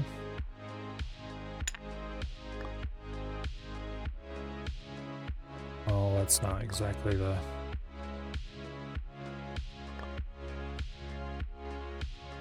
amazing example of readability I could have would have liked that to be, but anyway. All right, we've got a gap in here that we can fill with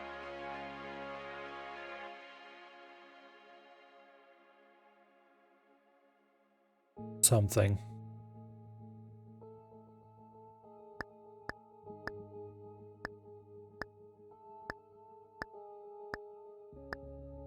Give this a bit of a backbone.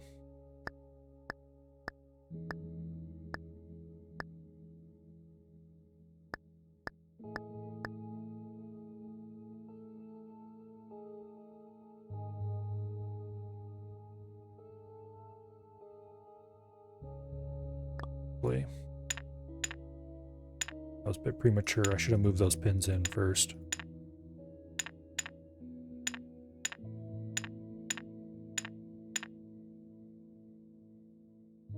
Level 30 magic to 54 today alone. I think I'll stop at 60 because I spent like 3 million on runes and need to farm cash to go past 60.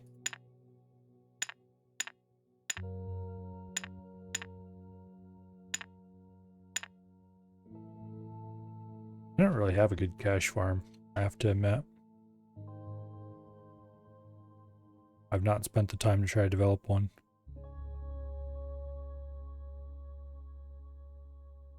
I am going to go ahead and delete this documentation line. We have one at the other end we can use. And we'll just do this. And there is no hope of ever doing anything that will make this look consistent.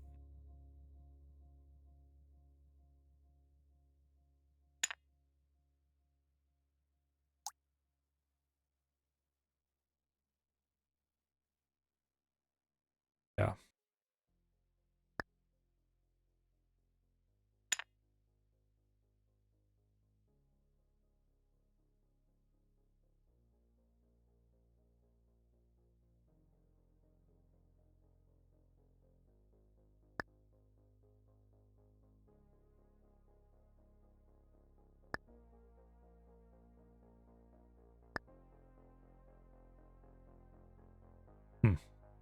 Okay.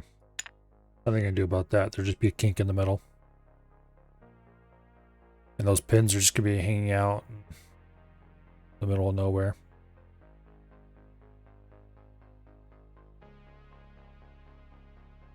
I'm not going to bother to name any of them because that would be...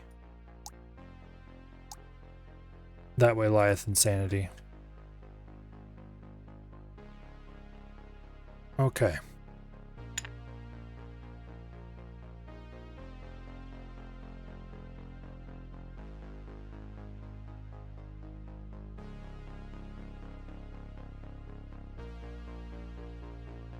There is that gap that's left there on purpose. If that's what you're talking about, Dread. That's there because we don't have a bank 3. The bank 3 used to be defined, and then I undefined it. Moved the couple instructions that I kept to other banks.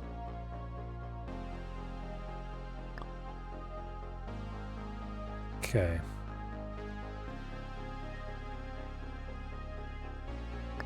This goes there.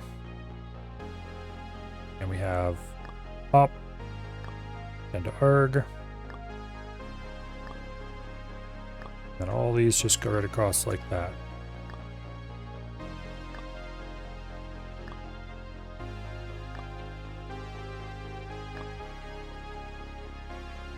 Okay.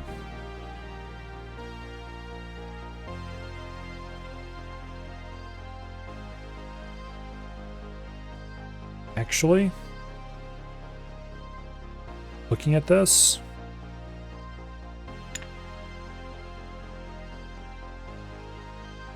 I should have done that. There we go. This will work. We can just put this right down here in the same block as these documentation blocks for the flags.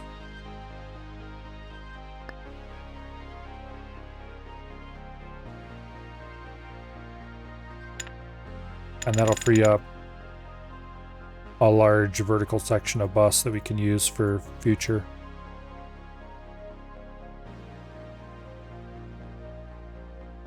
Go ahead and shrink this down a bit.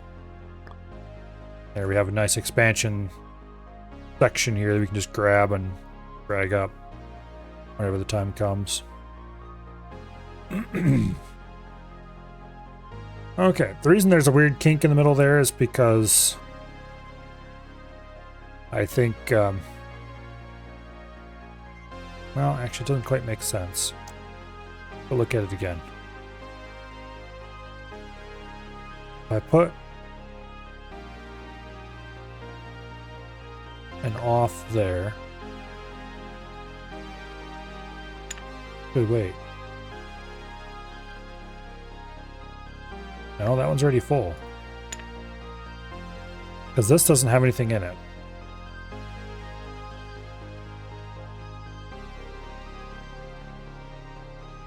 Basically, these are just the wrong length, so that there would end up being a kink somewhere.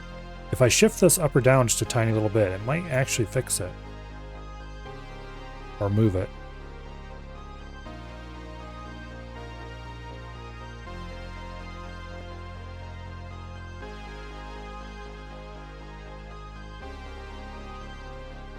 Yeah, it changes it. Definitely does not fix it.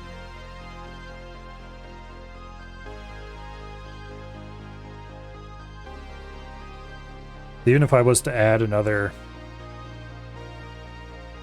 dummy one in there, go ahead and add the template. We can edit the template to remove that line. And that'll make a dummy that never does anything.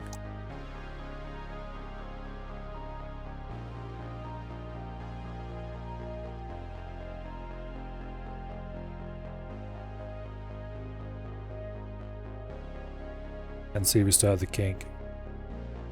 Don't think there's anywhere we can move this that'll get rid of the kink completely. What happens if I try moving it back a little bit? That just makes it skinnier but keeps the kink.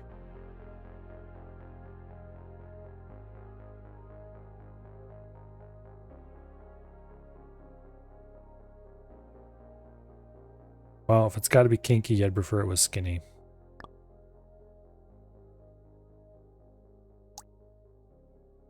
Anyway, moving on.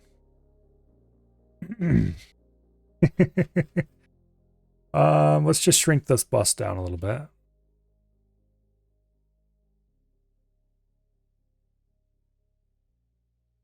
We've got some empty space in there that isn't needed. And then we need to move on with fixing the registers, because we need to add this third thingy here.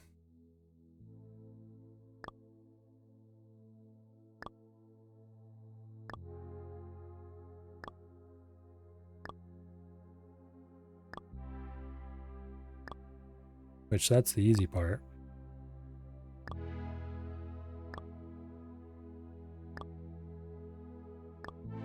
I should probably move at least chunks of the register bank out to its own thing as well.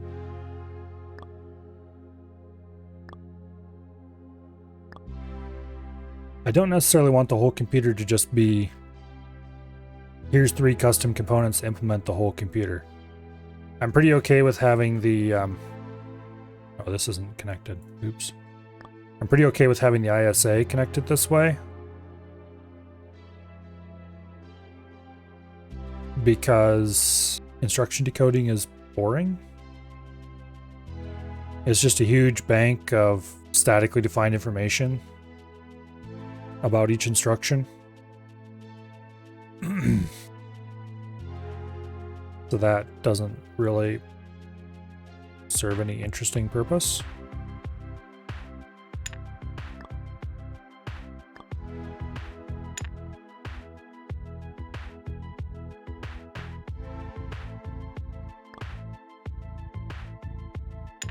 Oops. Goes to there.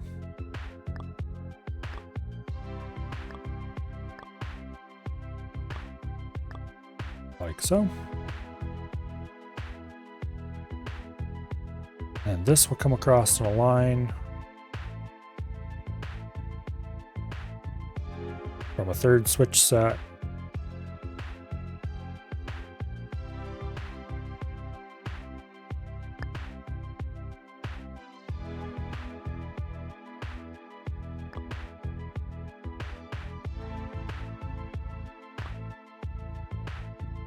Like that.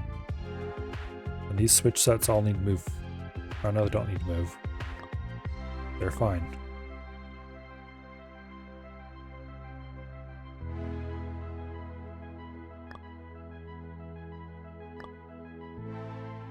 Boom. Okay.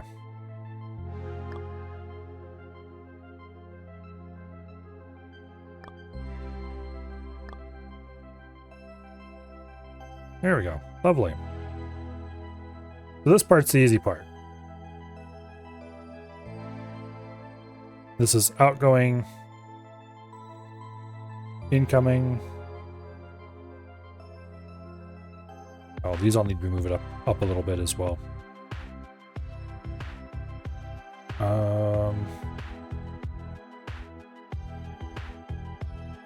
Okay. Let's go ahead and move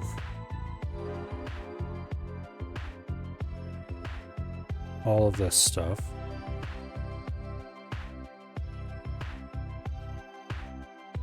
plus that. And these.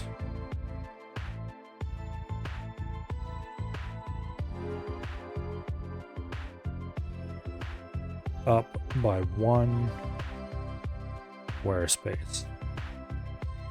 Although in reality, this all should go down here.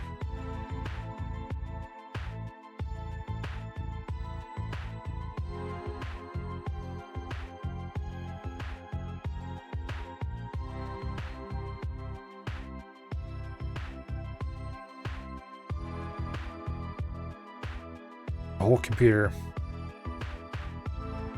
needs to go down by a bit.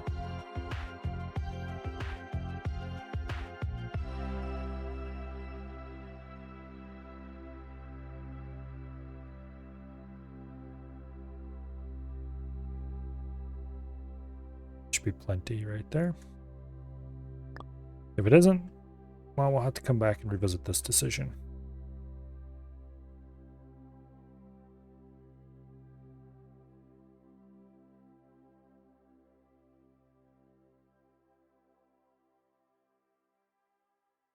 Okay. Not these 3 lines. Needs to go up 1 little bit.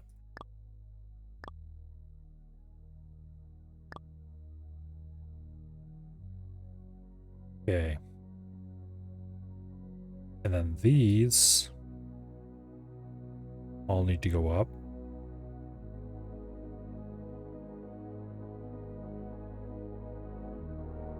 Actually.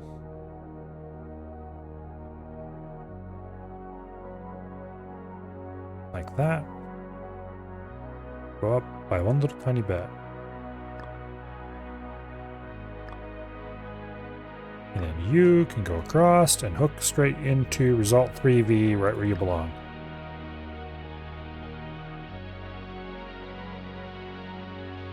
And these wires up here all need to come down and give this the proper height clearance underneath the documentation line where it goes. Okay.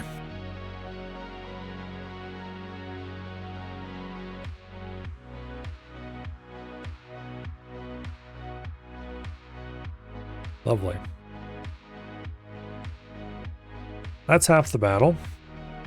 Now, for the other gnarlier half of the battle.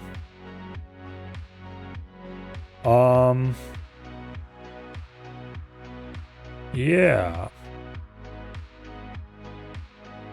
We don't actually need another decoder or anything here. We just need to handle this section right here.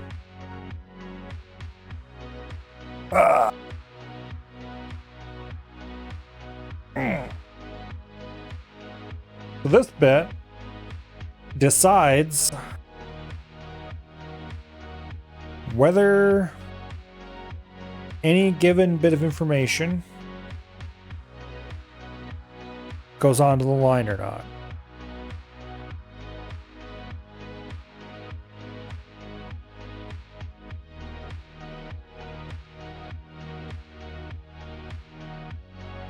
And I think the best way to handle this is to move some of these bits out of the way.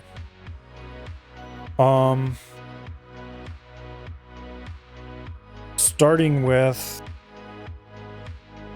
these equality checks.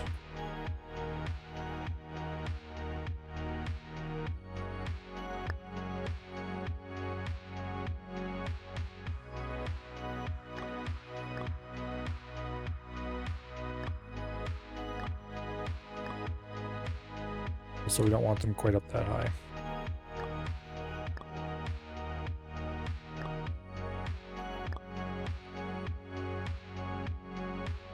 Each of these then gets run into a NOR gate.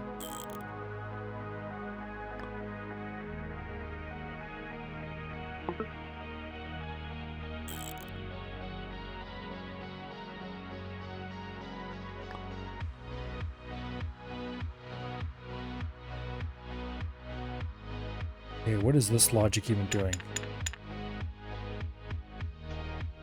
Oh, this is the constant unit. Or the constant units. We need to copy those someplace else, because they're in the way right now. This was a great place to put them. We had all the space in the world right here. And then I started making more and more complicated logic.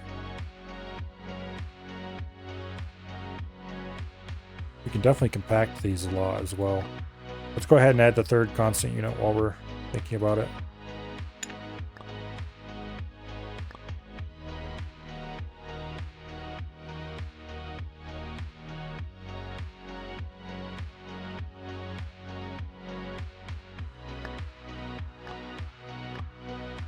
Okay.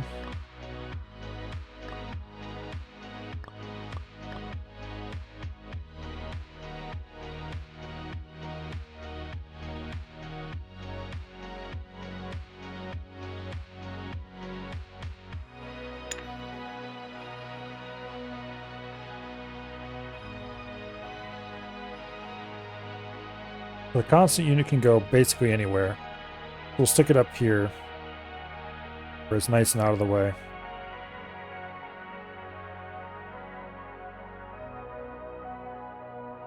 Now,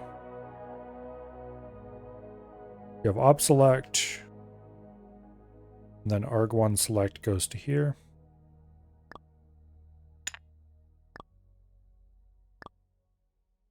Go ahead and drag these lines out to where it makes sense to have them.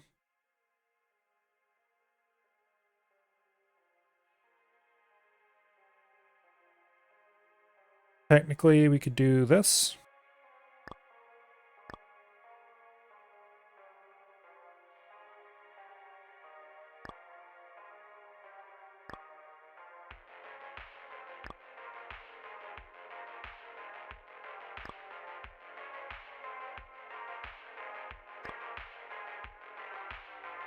Like so. Okay, constant unit completed.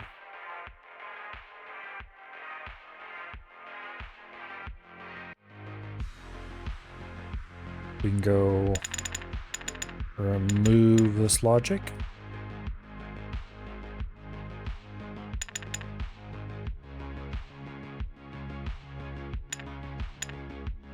Okay.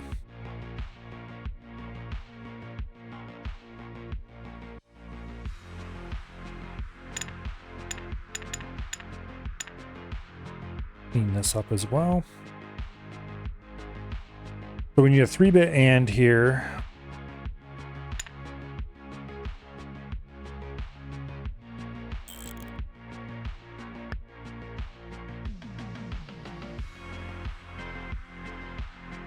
Go ahead and move this down. You should go to there. There we go.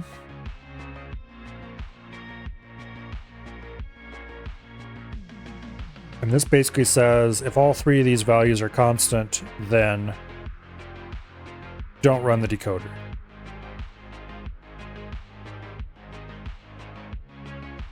Don't know if I actually need that.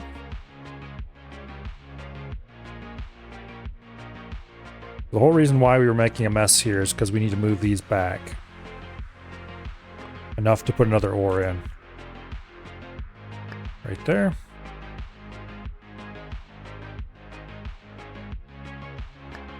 Put another switch in. Ta-da.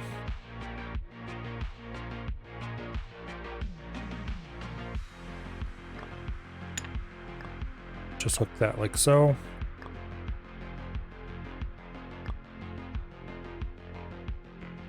Okay. Now, these values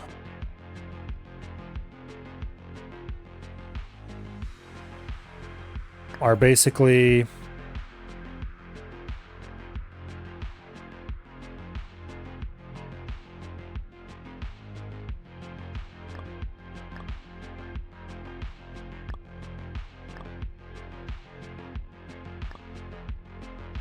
And quite simply,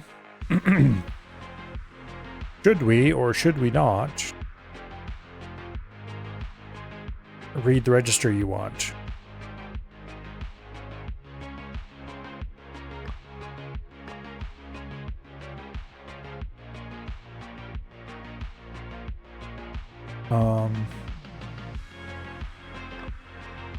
Yeah, like that.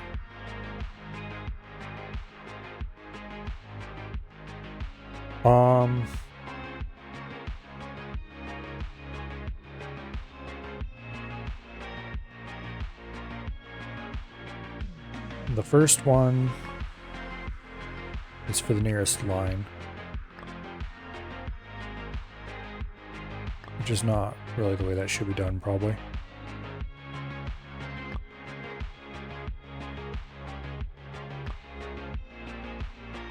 Okay, this should be correct.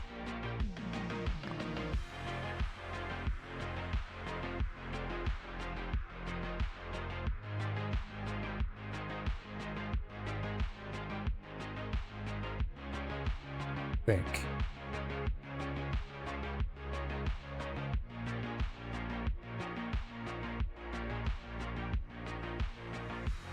But because these two are not equal,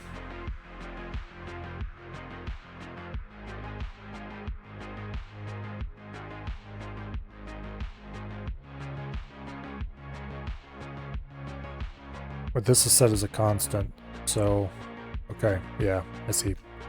I see.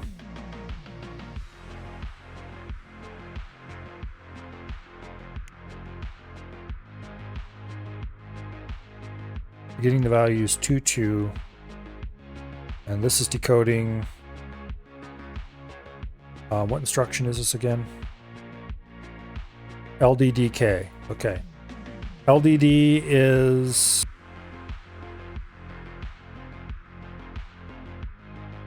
did I change that instruction's name?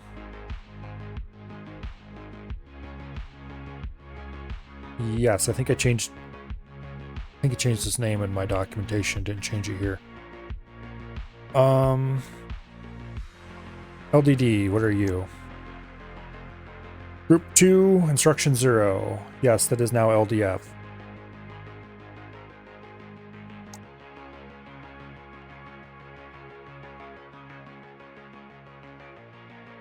Okay. Let's go ahead and delete everything that's not still the same name. Okay, LDA exists, LDD does not. LDDF no longer exists. LDI still exists. STA still exists. That does not. And that does not either. Okay.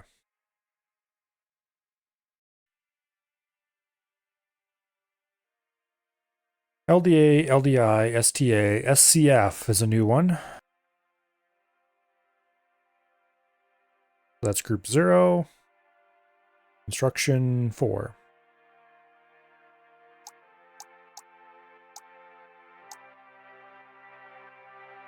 Okay, set carry flag.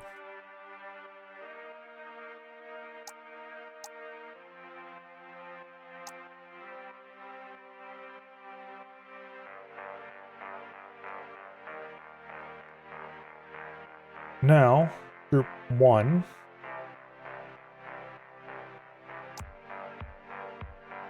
Group 1, 0 is LDM. Load memory.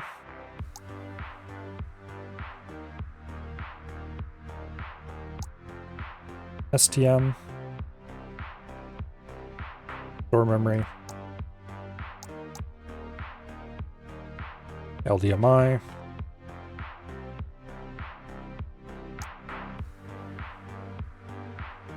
LDMK.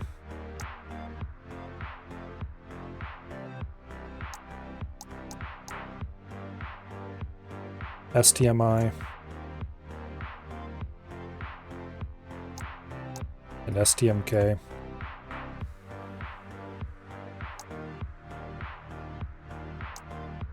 Okay, in group 2, instruction 0 is LDF.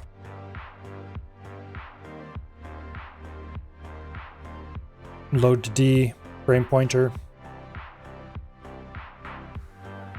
Indirect through frame pointer. And SDF.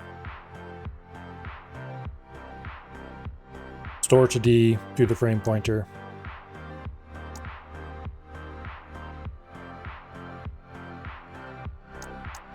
We have push. Come on.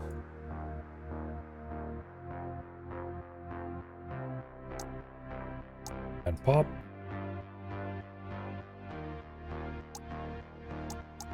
Push R.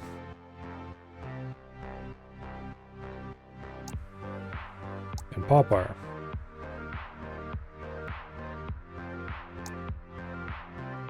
Okay. That's the first 3 groups of instructions.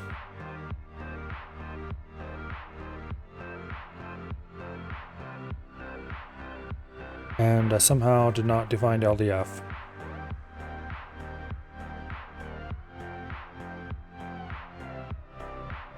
Alright.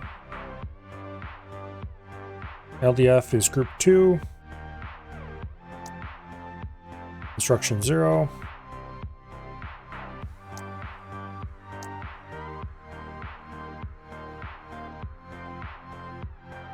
Okay, LDF. Where's SDF? SDF is set correctly.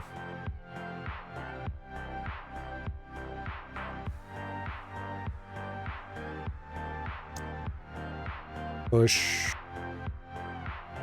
Set correctly. Alright. Where's LDM? LDM is correct. Okay, I'm not sure how we didn't get LDF set. But anyway, LDFK is what's not actually right to K register, it's right to the I register. That'll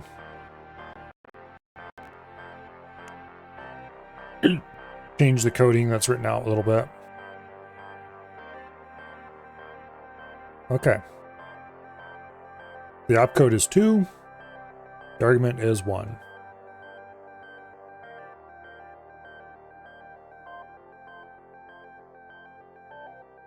After decoding,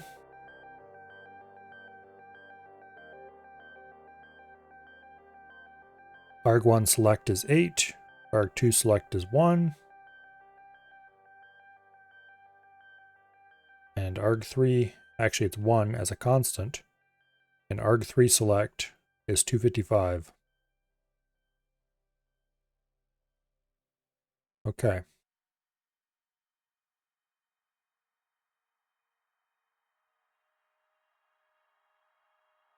That is not right.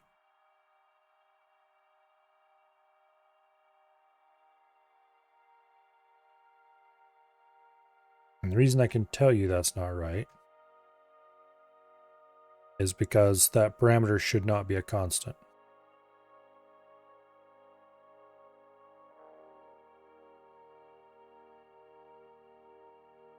No, actually that is correct.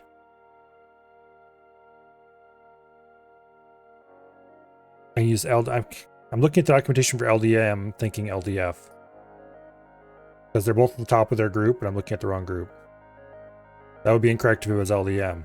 This is incorrect syntax for LDF. That is correct syntax for LDF right there. Because LDF is load A from D stack, indirect through the frame pointer, with an immediate offset parameter. Yeah, that is correct.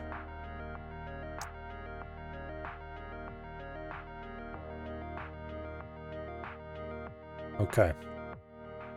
So we want to have our result set to A. And the A pointer indeed has its save line being held.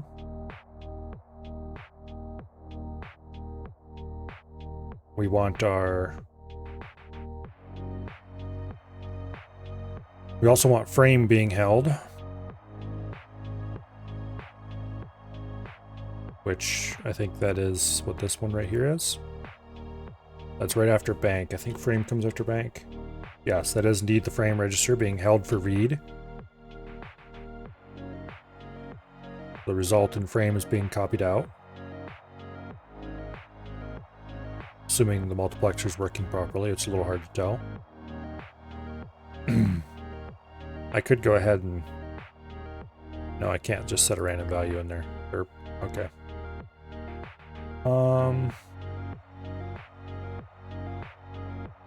And immediate offset, which is indeed being copied through up here. Okay. So as far as I can tell, everything we have here is working for certain values of working. What was the other thing I was worried about? Oh yes, storing to the program counter. No. We're not doing anything special there. I don't think we need to do anything special there either. Because I put the logic in for that. Okay, so I think we're ready to actually go ahead and implement more instructions. We have a bit of a problem here, though. This is for the Group 0 instructions. The implementation for them.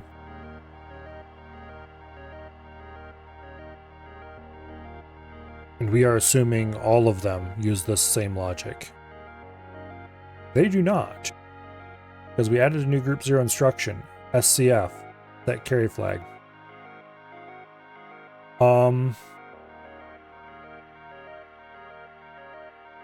So we're going to have to detect if we want an SCF instruction and do the thing.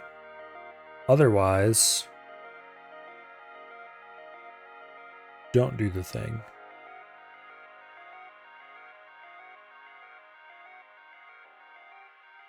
And so I think what we want to do is just snip that line right there.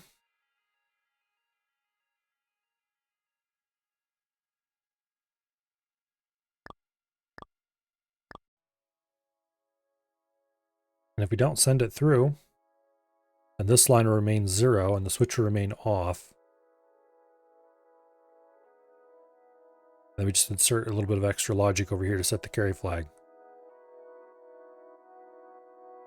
Okay, we did not pull anything off the line for that.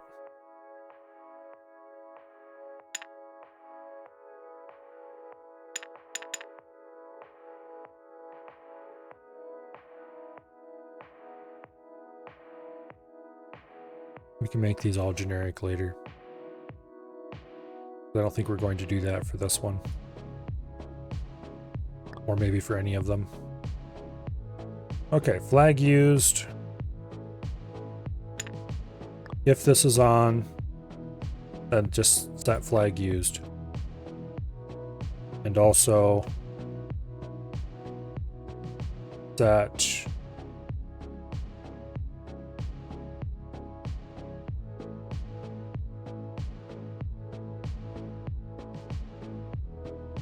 the bit indexer is not going to be useful for this.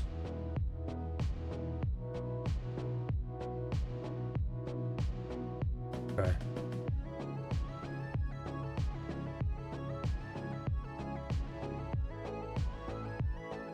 Eventually we're going to want to get rid of the program memory. And we're going to want to load to and from RAM for code. Probably. Although currently we are still implementing a non-uniform memory architecture, so I don't know. We might want to slowly start moving toward a uniform memory architecture.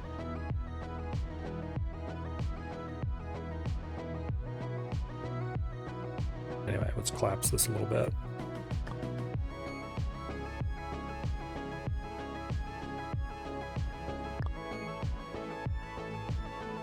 Okay, if this is set, we need to grab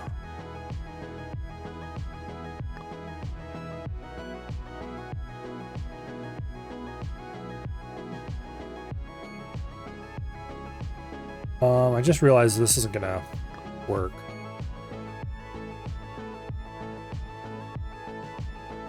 Actually, yeah, it will.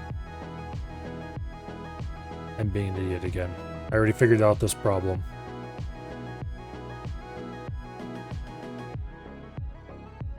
We need a byte splitter.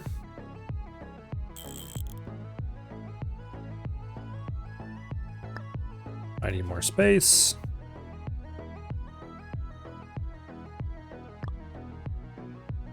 We need a byte maker.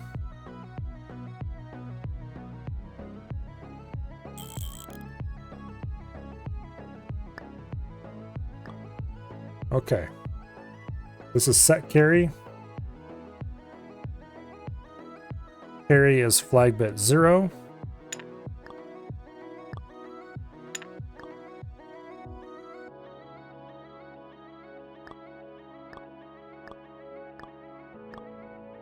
So we just direct copy this stuff right on over.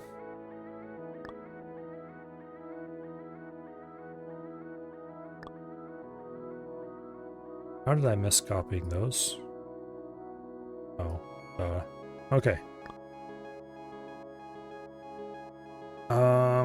Let's move this down one. That way you can grab flags V off the top and bring it in like that. Okay. Now,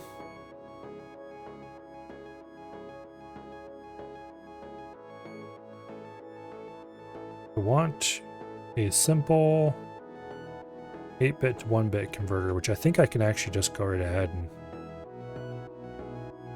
do this. Boom. Let's check to make sure that's actually going to work.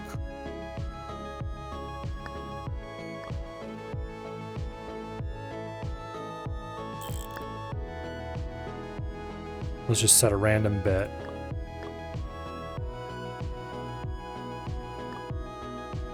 Okay, that is not going to work. Interesting.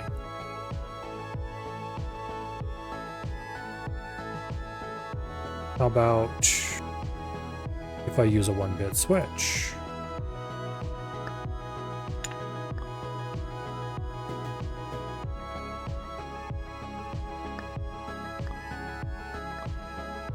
Okay, so there's something special about the 8-bit switch that it can take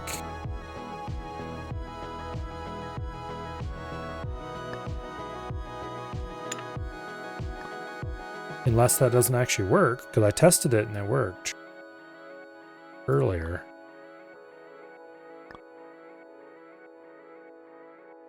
Maybe it only works under certain very limited circumstances.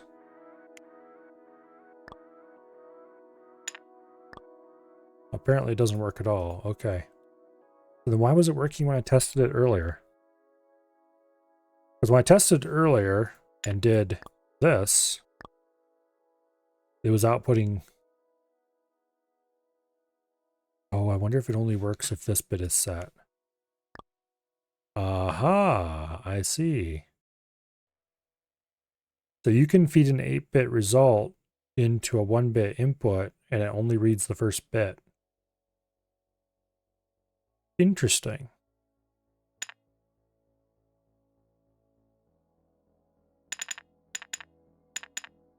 I'm going to change my documentation a little bit. Very, very slightly. That's carry flag argument. That's carry flag to bit 0 of argument. Ta-da! It should work now.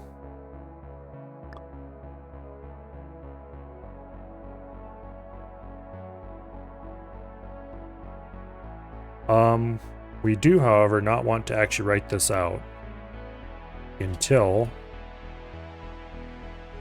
Okay, we need an 8-bit switch.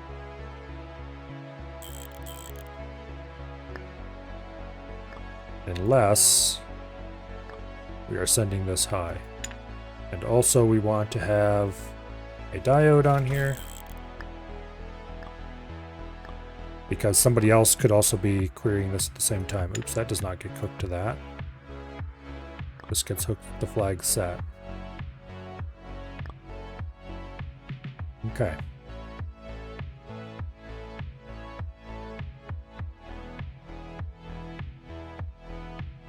Let's shrink this in.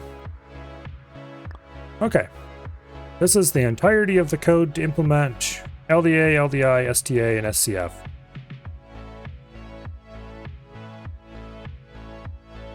Very simple. Very straightforward.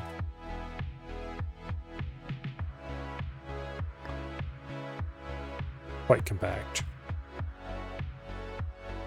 Now, Group 1, LDM, STM, LDMI, LDMK, STMI, STMK. That'll be done later.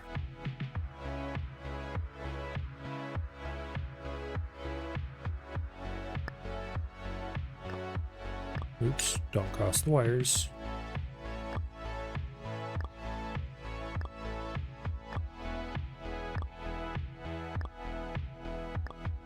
The next section is going to be LDF, SDF, push pop, push R, pop R.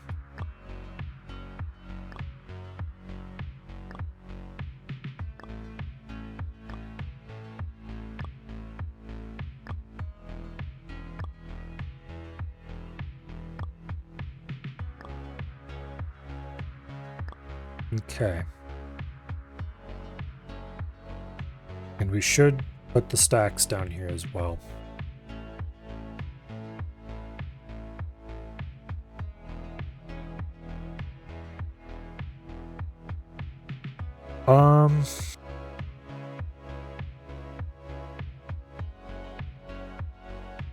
I'm strongly tempted to move toward a uniform memory model.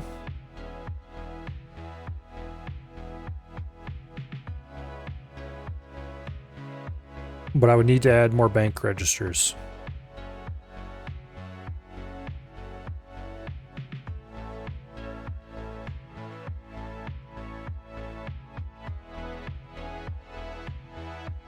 Or I would otherwise need to provide a way to give a 16-bit address.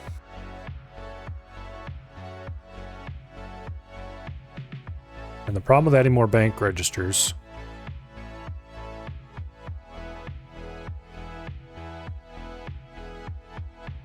isn't that I couldn't do it. I definitely could. It's that I would want to change the layout of my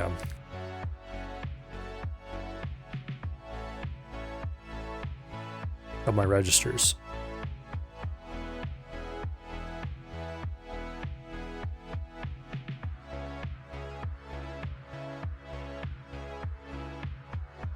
Let me look at my register layout. Okay, the accumulator, INK, flags, program counter, that's all pretty fixed in place. DNR can move, bank can move, frame pointer.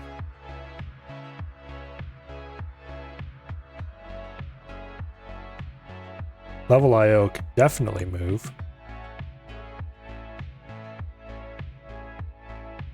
And the general purpose registers can go wherever.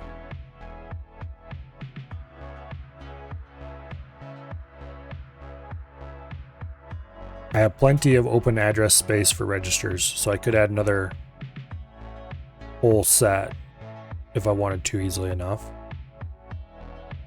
It would require some complicated addressing bullshit. I'd rather not have to. We could go to fewer general purpose registers and add banks.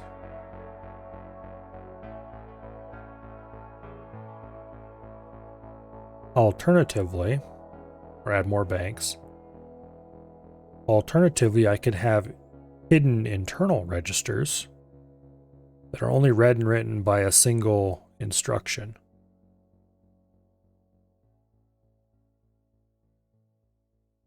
So I could add stack.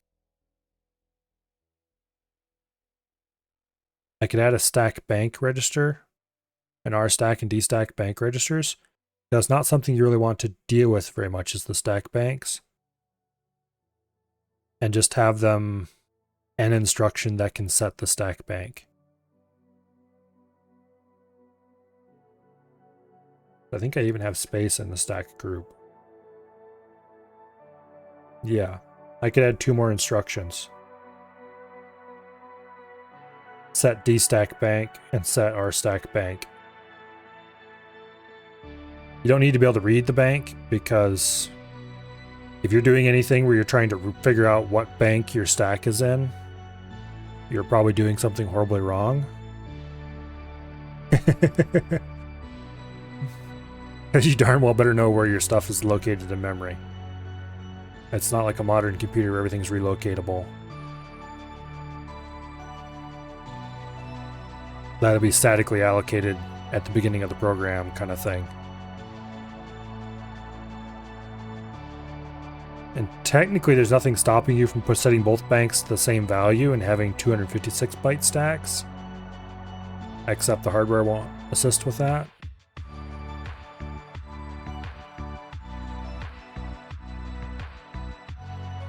Yeah, I kind of want a unified memory model because that does make things easier. And you can do more exciting weirdo crap with it. I say it makes things easier, but it doesn't really. It makes some things easier. It makes other things harder.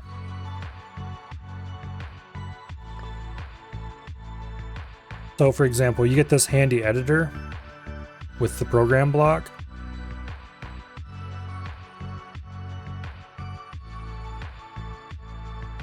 Is there an easy way to change the length of the program, allowable length?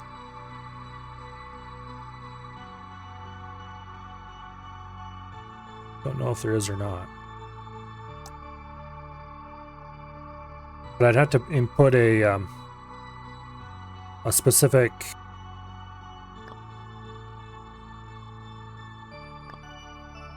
load program stage before the computer can actually write, where we load the program into RAM somewhere for execution if I went completely.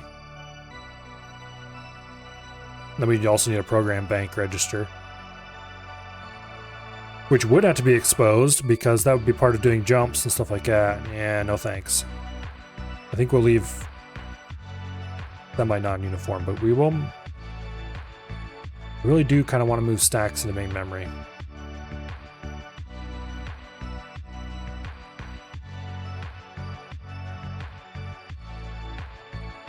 I'm just trying to think if I have a good reason to do that or not, or if I just want to do it because why not?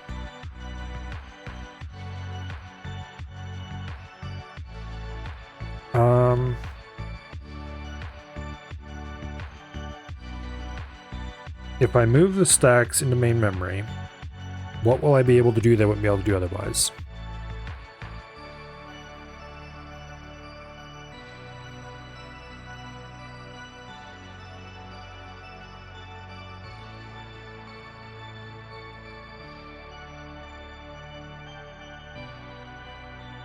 Well, of course, the answer is a bunch of exciting things.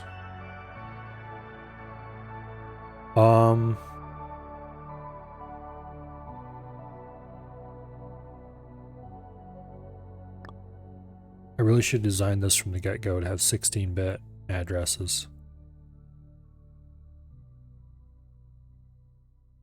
Then I would have had to deal with all the complexity of that as well. An 8-bit computer with 16-bit addresses is pretty much where you want to be. Because trying to do 8-bit addresses is... Well, we're not doing 8-bit addresses, we're doing 16-bit addresses. But we're doing it through a bank register, which brings with it complexities. Because sometimes you just need to not have the bank register in the way, or you need to refer to multiple banks of RAM memory at the same time,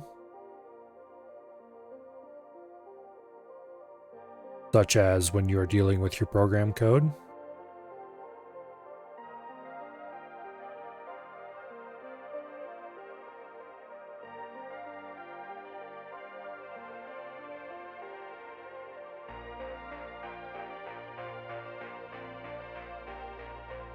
Eventually, this program block with its 256 bytes is in no way going to be enough.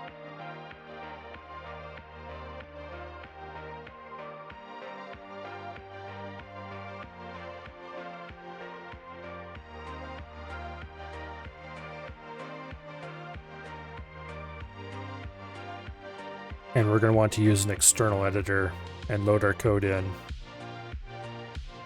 through something else.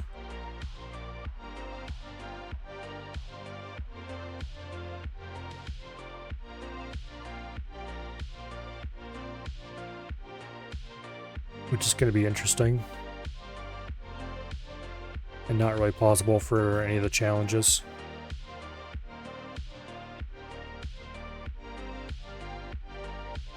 Yeah, not worth messing around with yet.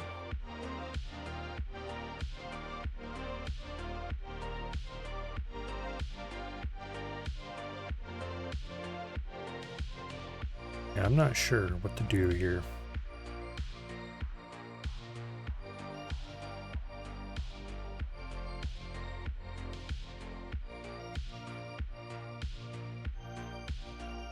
We're going to have to add lines to the bus for dealing with memory. And it could make the stack instructions much easier to deal with. Well, okay, I shouldn't say we have to add lines to the bus to deal with memory. If we add lines to the bus to deal with memory,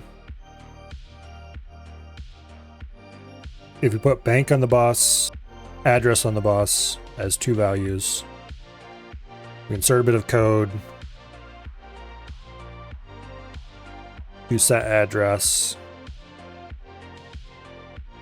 based on instructions. Various instructions that have to deal with memory would set address, basically. We would have...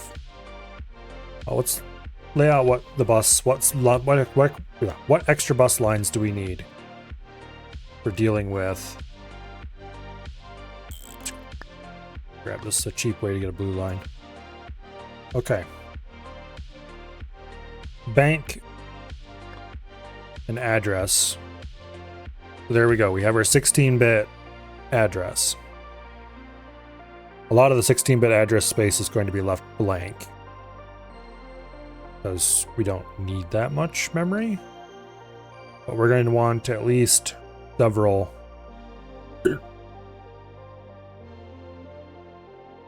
values there.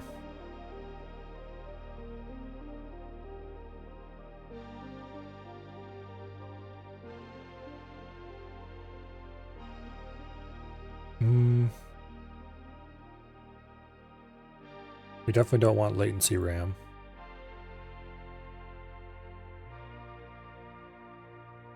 RAM with an extra load pin. Oh, okay, that would be if we wanted to read two things at once. I think fast RAM is going to be our choice. We want 8-bit data width. And we could have it save... 1024 bytes. So this would be 4 blocks.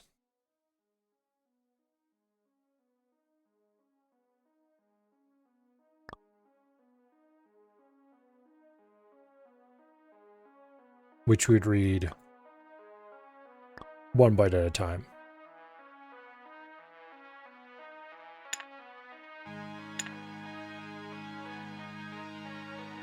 This would be off somewhere on the bus.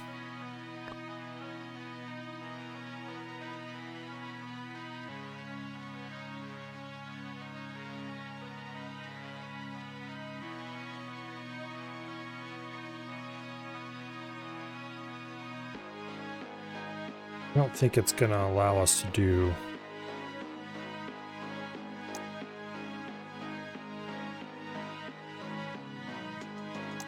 Wait, what the heck? There we go. Okay. We can't just enter any number in and choose a power of 2 or a multiple.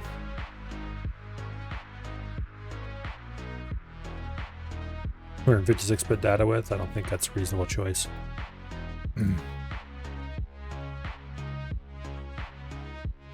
I'm curious what happens if we... Yeah, no. I think 256 is probably going to be the biggest it's going to let us go reasonably. Well, actually, let's make it bigger. It doesn't change the value, whereas if you set it to 1, it changes it to 32 as largest or smallest it'll go. We can get bigger. And then the address would have to come in as a 16-bit value.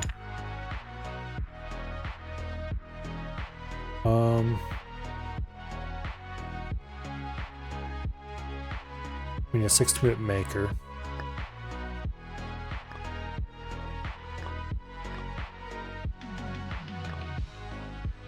That would be that, basically.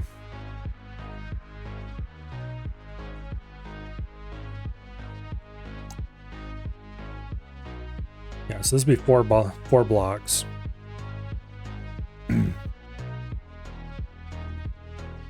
that'd be the address lines. Then we would need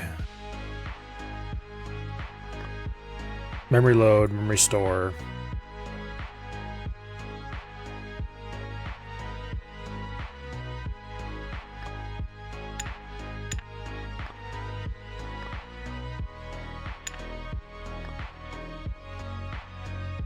Memory load, memory store.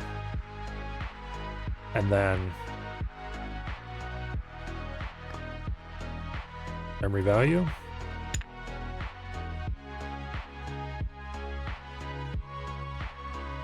So that'd be remote access to all the memory lines we might ever need.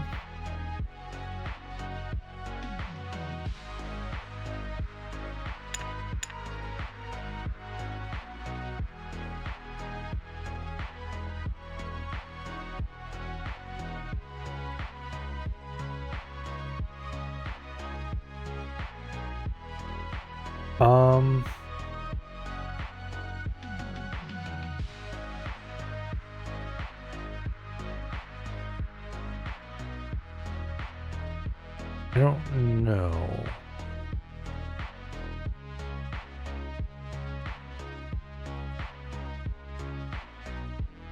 Don't think sending it out on a result V is a good idea.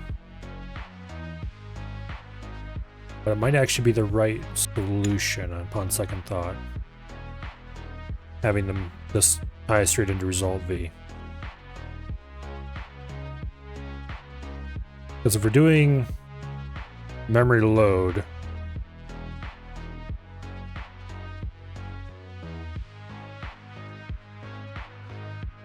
here, let's name these. We have ADDR. We have bank. Maybe we should do that back the other way around. It doesn't matter. It's equivalent. We have address. We have bank.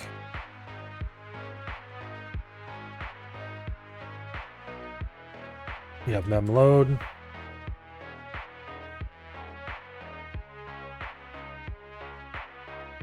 And mem store.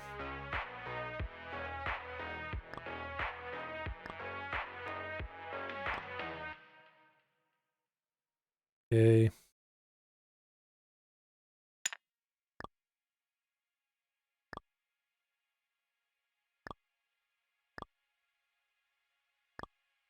Oh, we need to have the value coming in as well.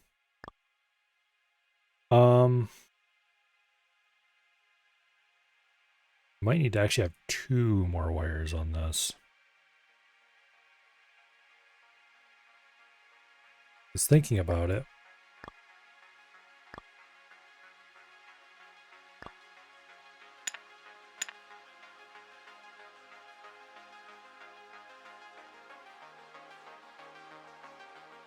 The memory instructions are going to determine where the value from memory is going.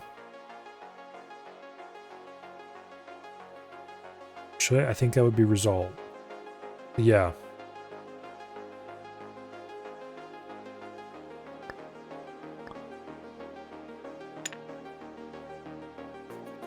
This would go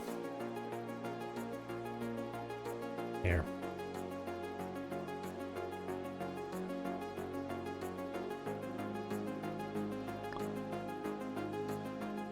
This needs to go down some. Actually, ideally, those get deleted.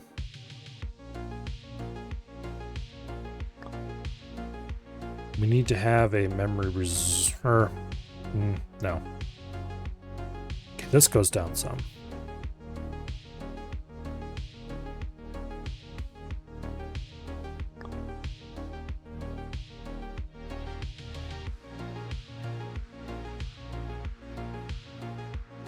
We are going to need another memory line, I think.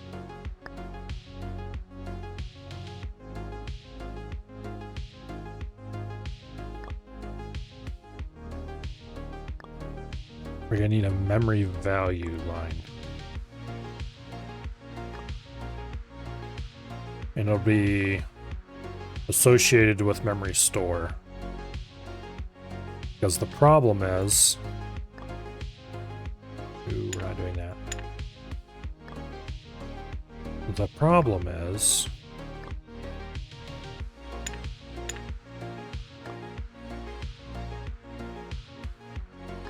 we don't know which of the arguments to store into memory, except via the memory instruction. So we need a memory value.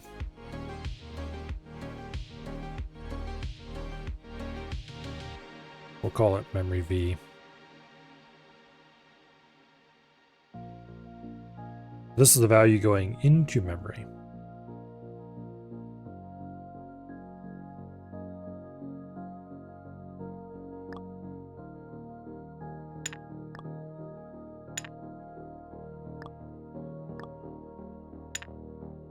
Damn it.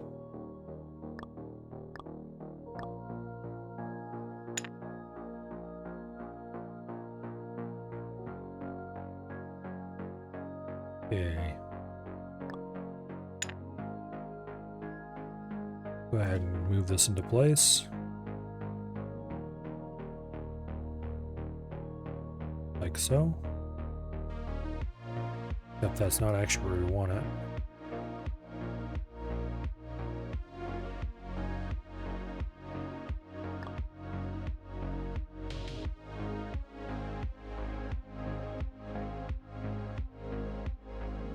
It needs to be there, I think. Because this value comes in from result V.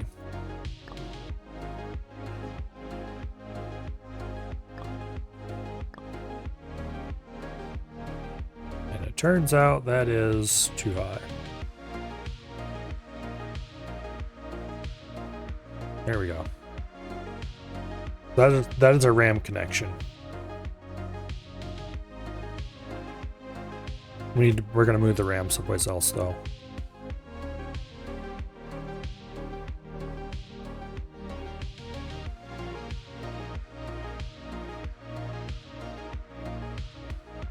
I think we're actually going to put the RAM right up here.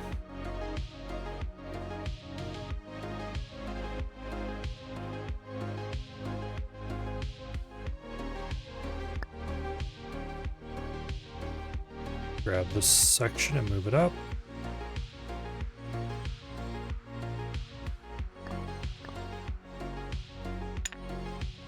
Okay.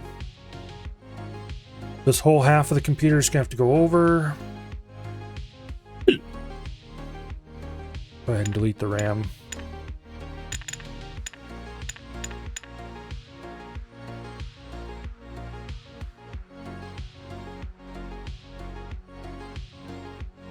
Okay.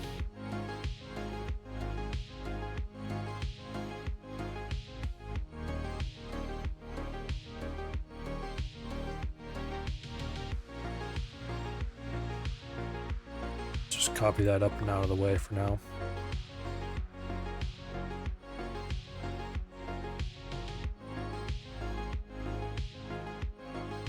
There we go.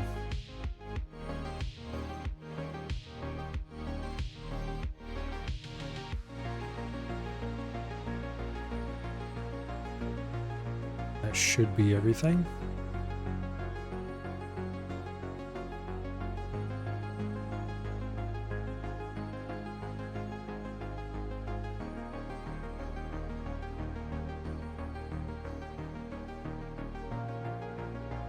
Okay.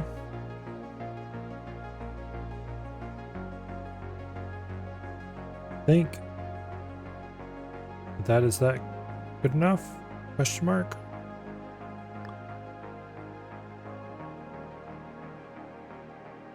Yeah, that'll be fine. Okay. Copy the RAM block into place. Boom. And then we go ahead and move the documentation block into place. Both ends. Oh, wait. That's wrong. And then we move the documentation block into place. On both ends.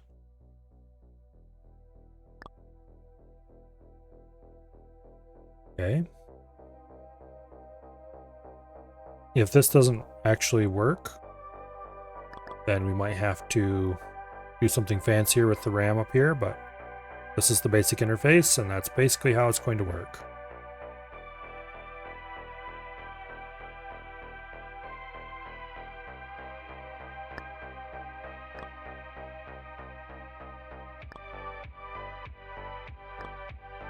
Now we should actually go back and implement the memory instructions before we actually implement the stack instructions that were the whole reason we made all this mess.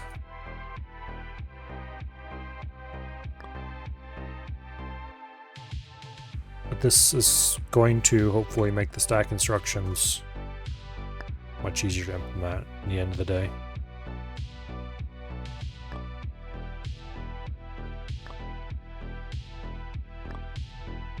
We'll just have to include the stack logic somewhere, and then it will tweak the same memory stuff as everything else.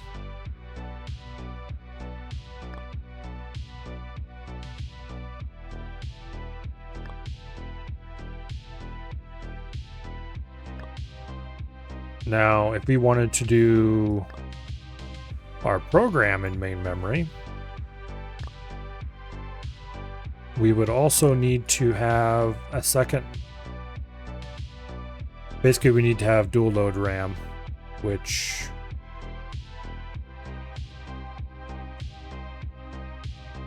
there we go. We need this stuff is what we would need.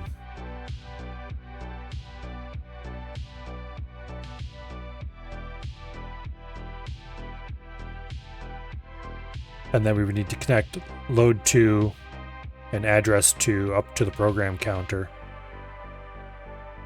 And the program counter's bank register. And then do the outputs. Can we go higher than 256 on this?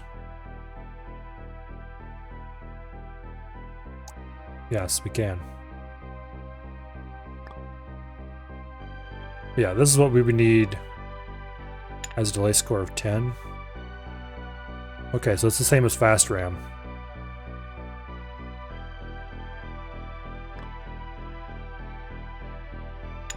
Okay, well screw that then. Let's go straight to dual RAM.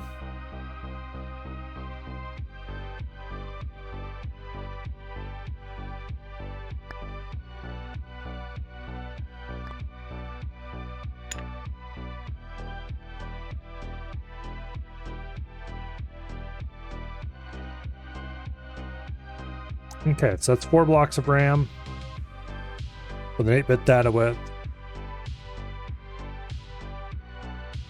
If we were designing a 16-bit computer, which is much easier, by the way, because you don't have to worry about fun things like bank registers.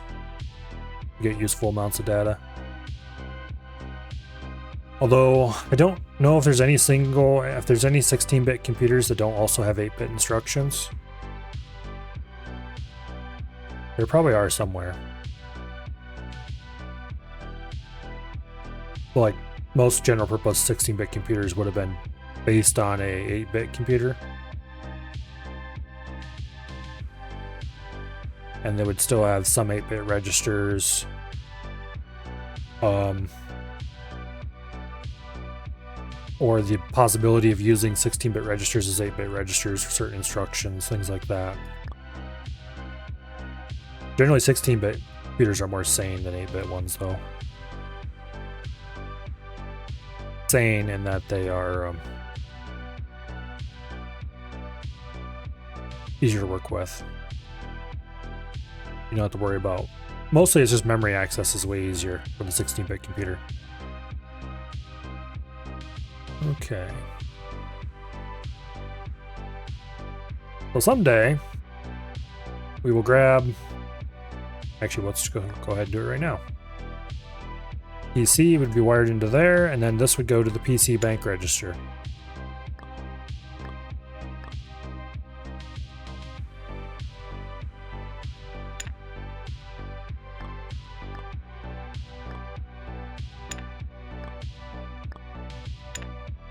Which, who knows where that would end up being. And how that would end up being dealt with. I'm not sure how the 6502 handles that problem. And you really ought to look into see how the 6502 handles memory.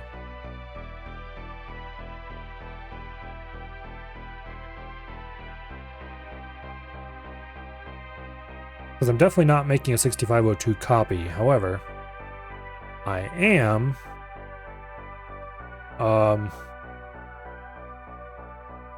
lifting from it heavily, shall we say. One problem with this system is, though, dual RAM isn't actually going to be sufficient. Because it would take 2 cycles to copy an instruction out. So we would need to run the computer at half speed, or we would need some kind of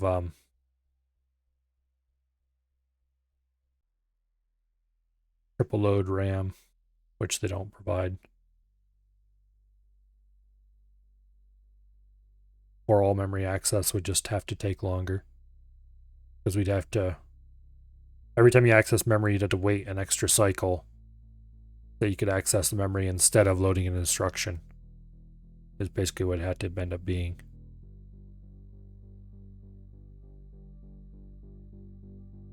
Or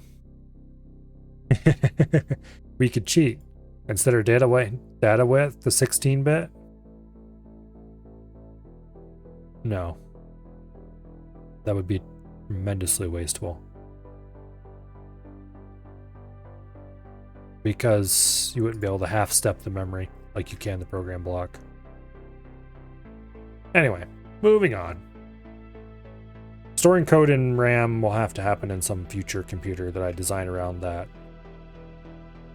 And is gonna have some annoying complications that program doesn't deal with. But anyway, we use dual RAM for now because it's the same as fast RAM as far as that goes. Gate complexity might be higher, but the delay is the same, and that's what I care about right now, is the delay. Load a value from memory into A, parameter is address from register. Let's just go ahead and copy this block here,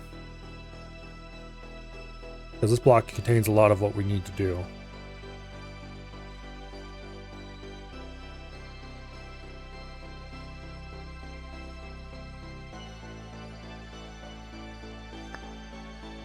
Okay. Move this down a little bit.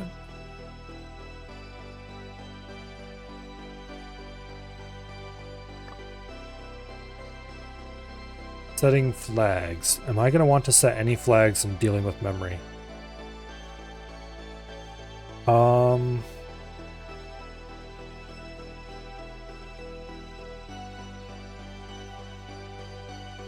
Yes. Yes, I will. I'm going to want to set the 0 flag under certain circumstances.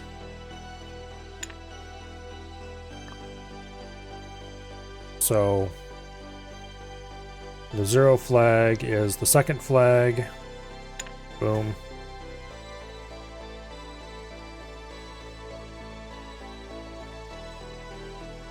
Boom. Boom. Boom. Okay.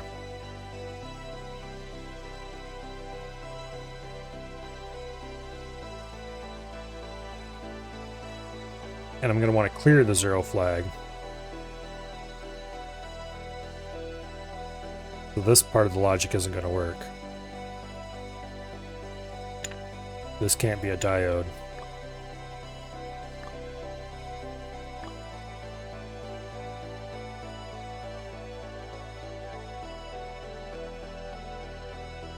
but this part is okay. No, it isn't okay. No, this can be a diode. That's fine. That can't hook to this.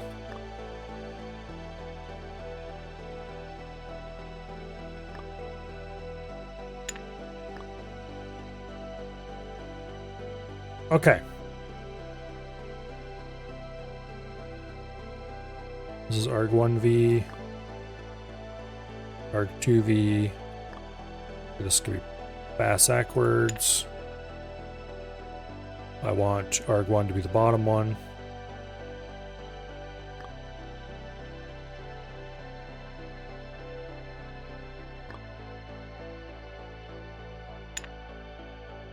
Cameo.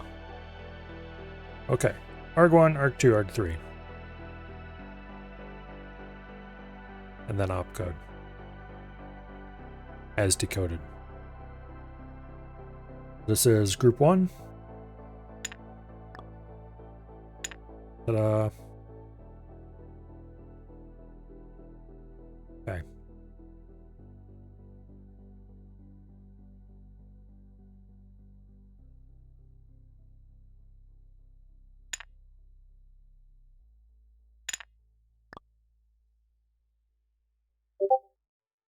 Yeah.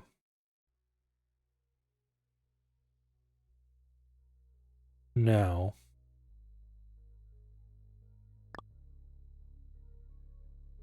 this 8-bit math quality check. Is there a better way to do this?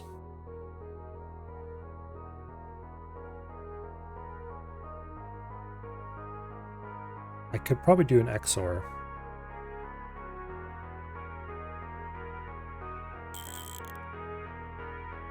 Eight-bit. Then we would still have the problem of shrinking it down. Yeah, I think inequality is just the easiest way to do it.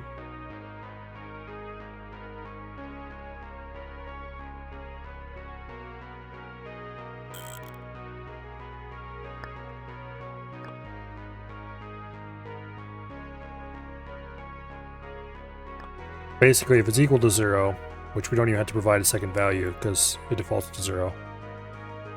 But if the value is equal to 0, then we want to set the 0 flag. I wish I could just jump this over top of that, but oh well. They haven't invented the 2-layer PCB yet.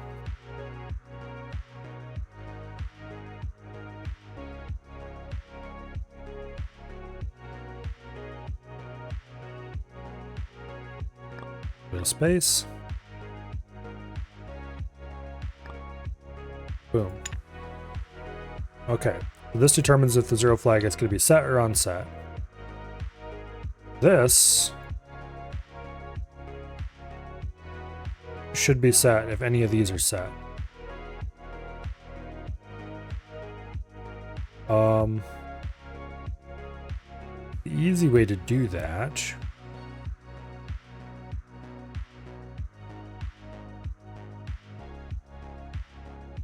I don't want to do an AND tree if I don't have to.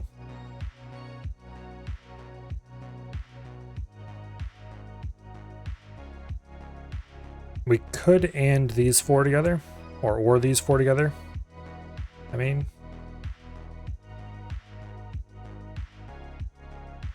that would be the quick and dirty way to do it.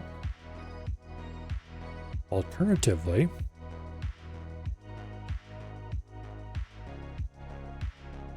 except that's not that simple because we also need to check if we should be... Yeah, I think it's probably better to somehow do it based off these.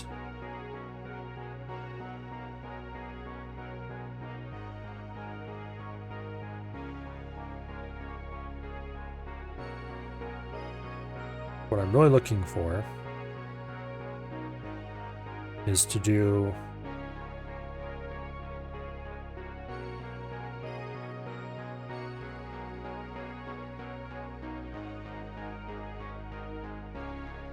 I need a really simple reducer.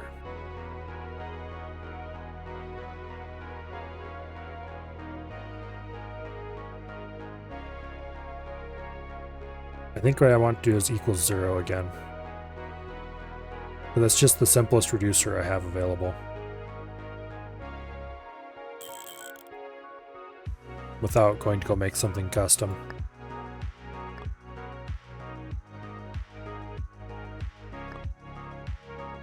And then we want to put a NOT gate on that.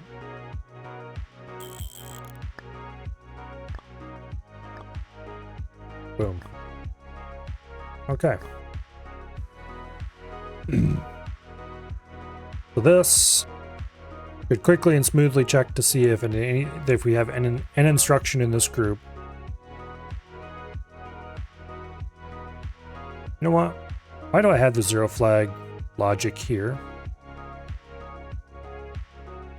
Because not all instructions want to do 0 flag, that's why. I could put another wire on the bus to say check the 0 flag, or check for 0 flag and put the 0 flag logic somewhere. But I don't think we're going to do that.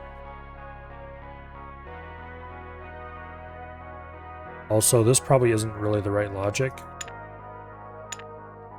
I think I'm going to actually run a wire to say set the 0 flag.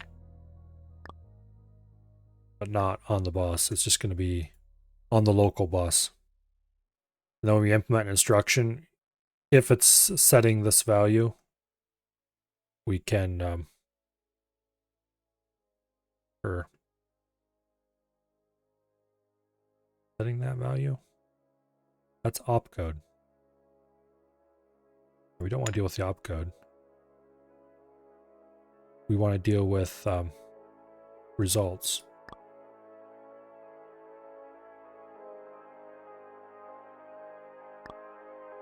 Boom. If we're setting result, then we worry about the 0 flag. Why did I not have result drug across there already? I did. It just got deleted somehow.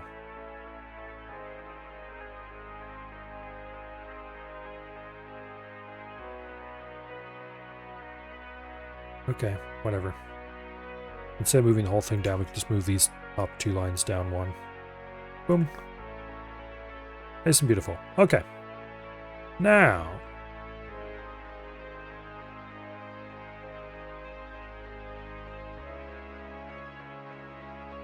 Now we have to start implementing things.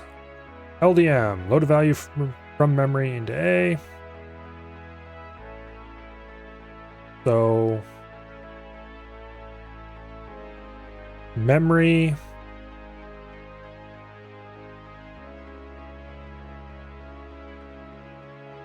V is a value going into memory. Memory V, or memory will already be writing to result V. So we don't need to do anything to result V for this. And I've just realized one reason why we might want the 0 value thing to be elsewhere.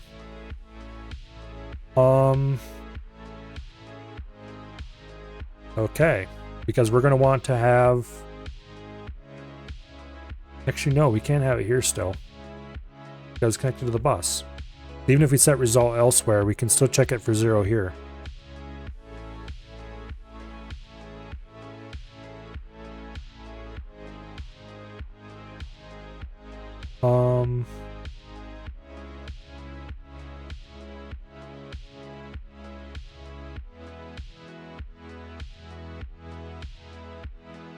I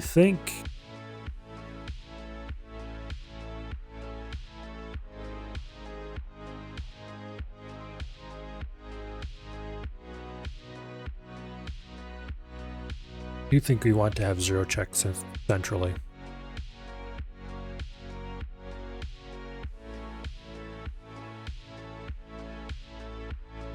Because 0 gets set if result equals 0. Except jump instructions should never set the flag. And any operation that has flag as a destination should never set the flags. So I wonder if I could just use that logic.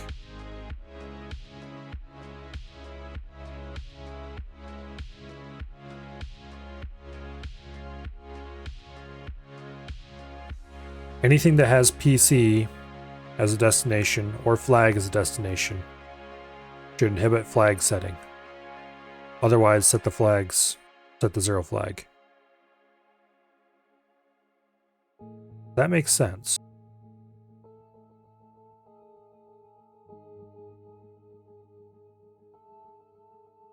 And detecting if something has PC or something has, should be pretty simple because we just grab these wires. These are the load wires. Grab the store wires for PC and flags. Which, there's PC. And there's flags.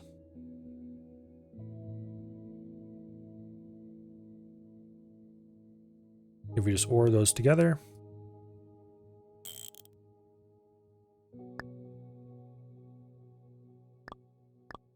Boom. This should be do not set 0 value.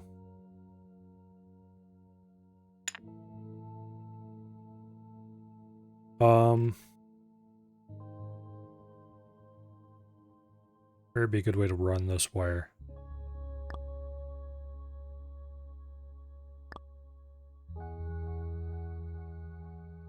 I'm gonna move this a little bit. Nip that corner. Make it look a little nicer. Okay.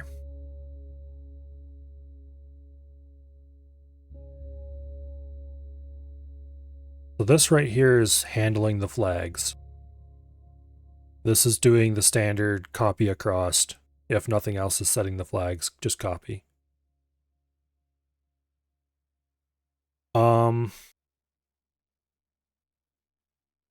We also don't want to do our manual or automatic 0 management if something else is automatically. Do we? I don't think we ever need to manually set the 0 flag. And if we are,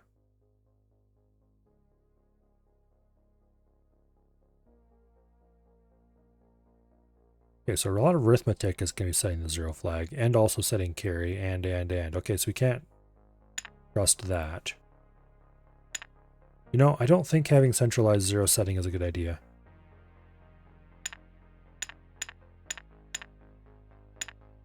It's going to make certain things a lot easier. It'll make it a lot harder to forget to set the 0 flag. But then there's a lot of things that are going to have to be setting the 0 flag and some other flags. So it kind of makes sense to do it off on their own. Alright, anyway. I can change my mind later, of course. Load a value from memory into A. Parameter is address from register.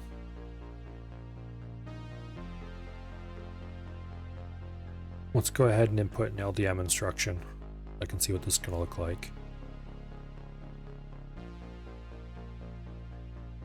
LDM. Let's do LDM R0. Okay. We want to load memory into A from the address stored in R0 and bank.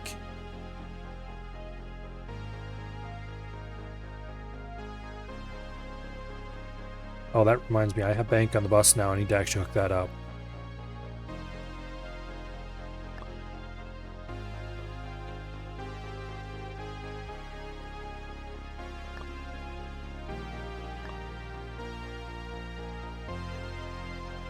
Okay, which one of you wires is bank? The second one? Boom. Okay, bank is connected.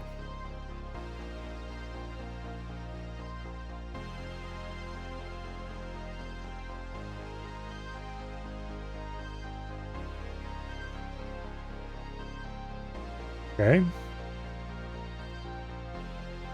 from memory into A. That part's being handled by the register already. Parameter is address from register. Okay.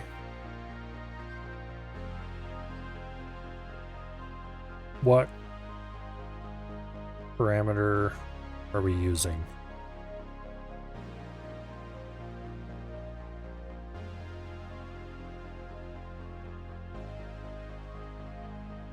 Okay, R0 is being queried.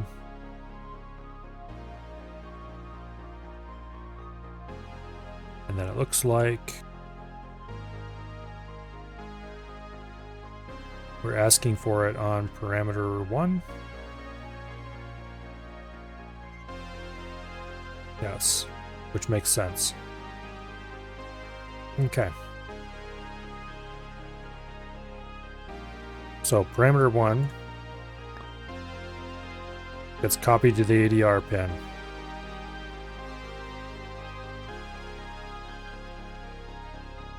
And I need to move this down a bit so I can bring the memory lines into location.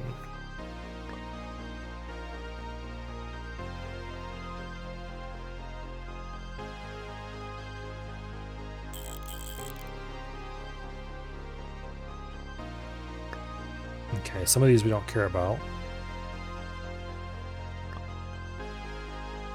Memstore, memload, we definitely care about. Memv we kind of care about. Bank, we give a shit less about. ADR we care about though.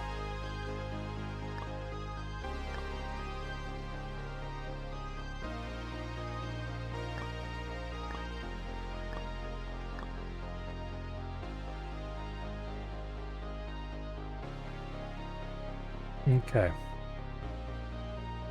And then result V is there. Don't know if we actually ever need to deal with result V in here. Inside the actual body of it. We'll see. If we do, we do. So for this, we just need an 8-bit switch.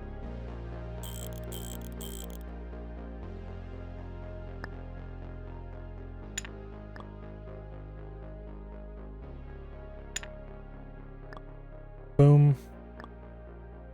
Copy to address. Boom. That's not the right one. Here. You need to be over there a bunch. Okay, we want parameter 1. Copy through. And we do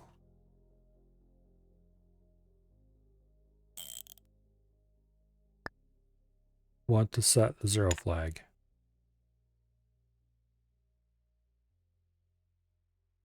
Okay, configurable. No, not configurable delay. We need a bit indexer. Like that. Boom. And like that. And this needs to have a diode on it, actually, now that I think about it.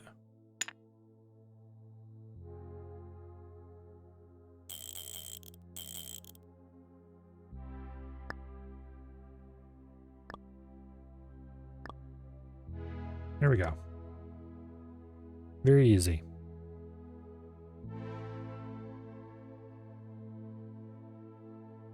Okay. Oh, and we also need to set, once again, through a diode.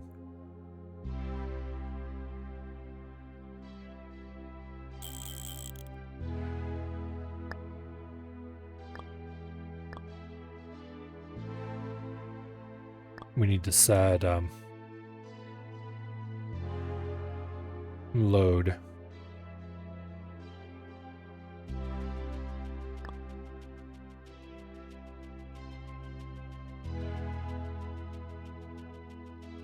Okay.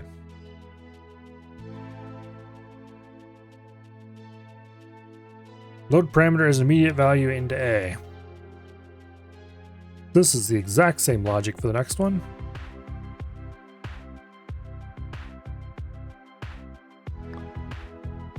It is literally the exact same logic as the next one.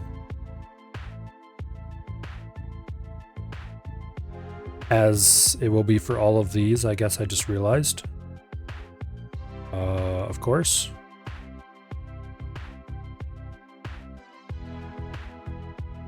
I'm going to remove part of this.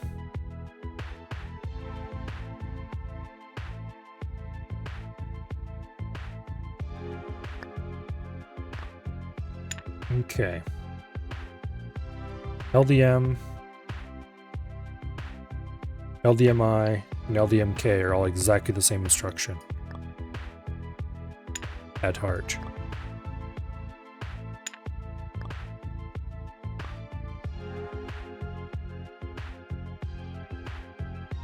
Why does this run around down this side? Probably because that was the easiest way to handle it.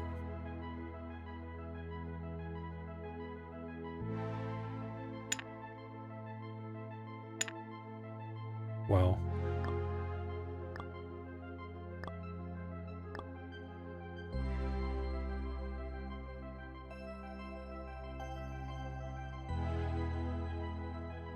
Go ahead. Move these down one line. Means I should also move the documentation down one line to keep with my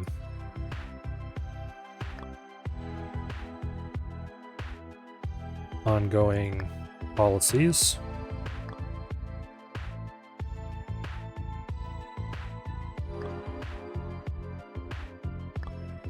Okay, there's STA. Or STM, I mean. STMI and STMK. And those two are on, as of yet, unimplemented.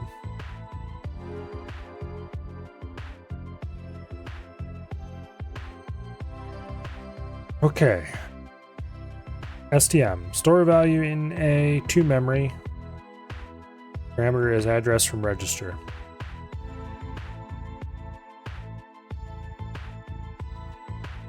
So for STM, store value in a to memory.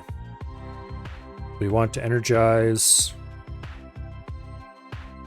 store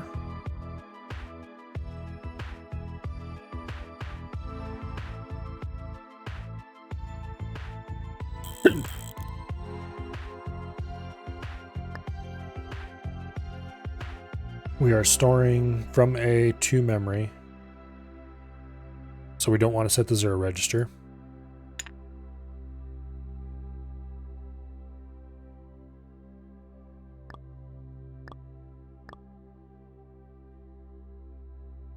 This is a simple diode.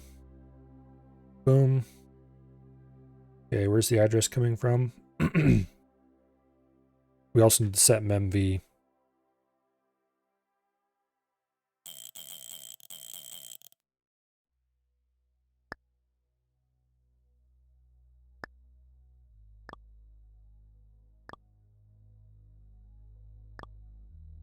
Okay. Memory V and address.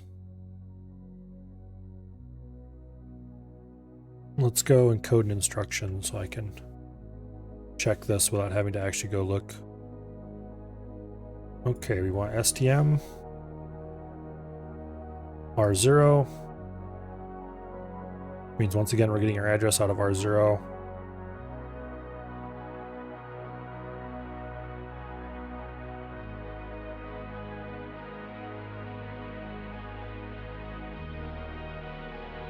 Whatever.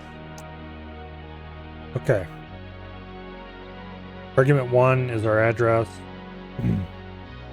Argument 2 is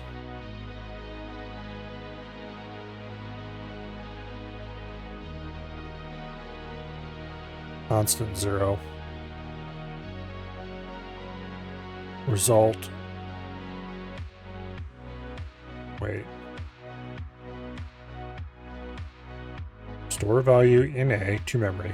Okay.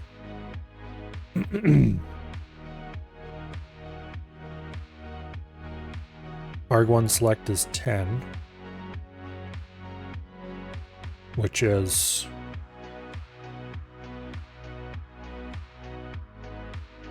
nonsensical.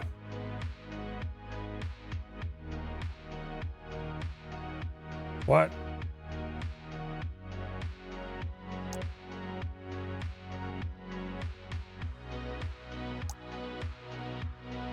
Okay, this is group 1. Let's delete all these old ones. They no longer serve a purpose and they're very outdated.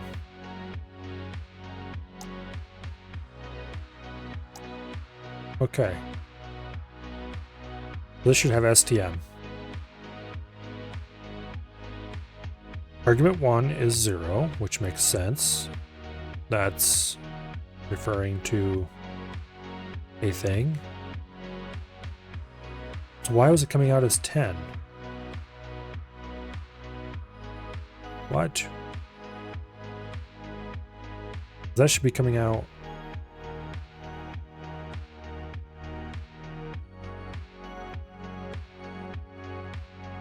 Unless I was misreading that.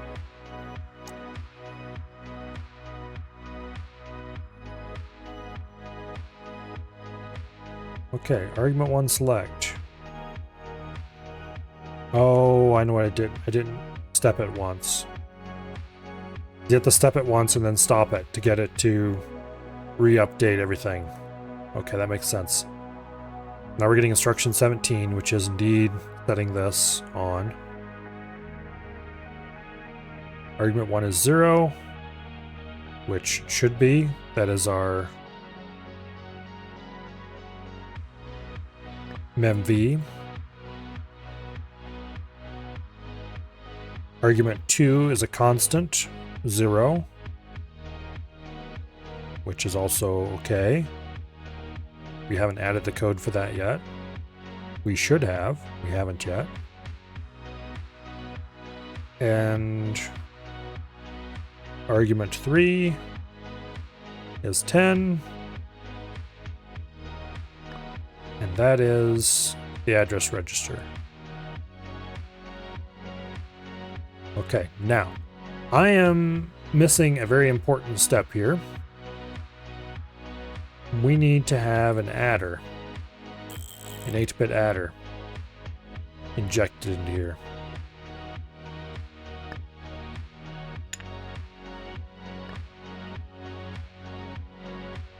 Because these two get added together.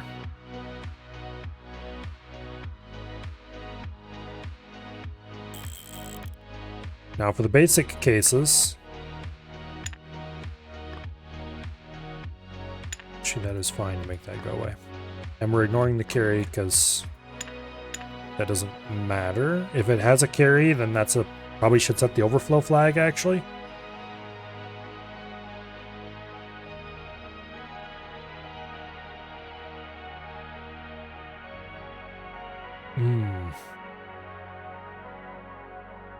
That actually might be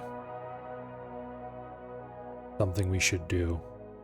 Is set the overflow flag if we have a carry.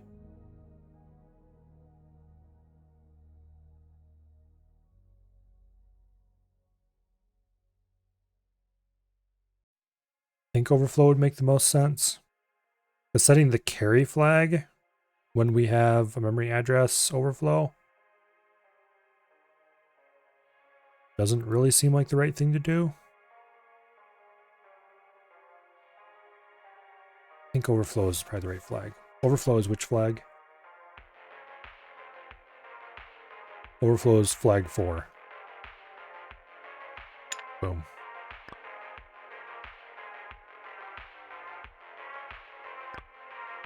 Okay.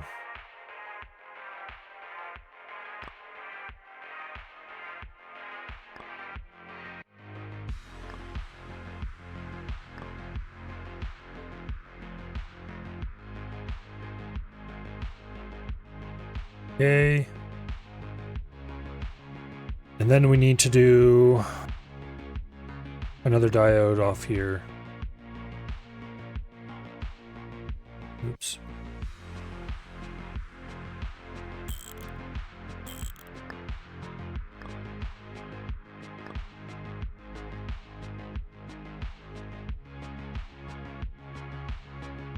because this is meaning we are setting a flag.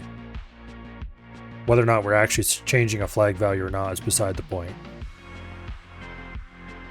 We could be. In this case, we are setting the 0 flag. We shouldn't be.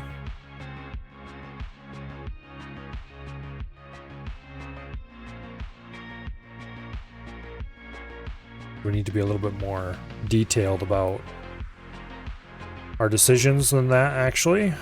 Okay.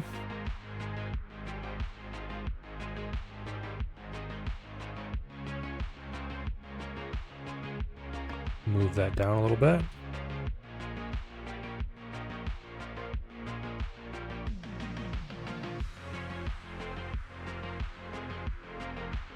We should actually have a switch on this. Here.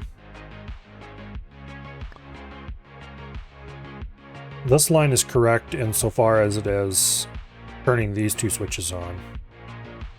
It is incorrect, however, insofar as it is letting this through. These can go through. No, they can't.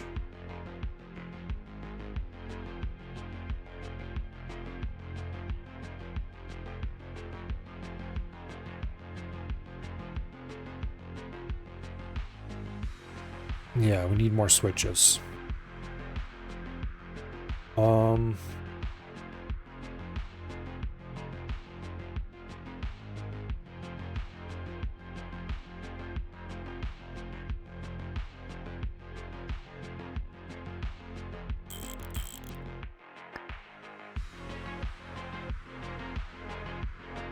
We kind of want to almost control. Well, we want to control this pin based on this pin.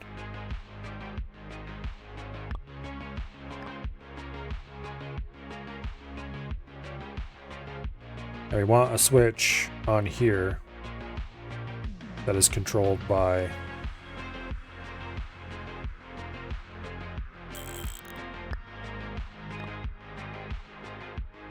this pin. Other way around. I have these both wrong. Okay. So on loads, we might set the 0 flag. On stores, we might set the overflow flag.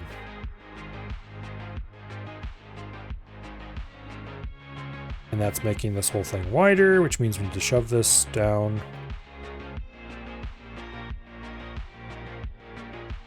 A couple more spaces. Actually, one more space was enough. Boom. Okay.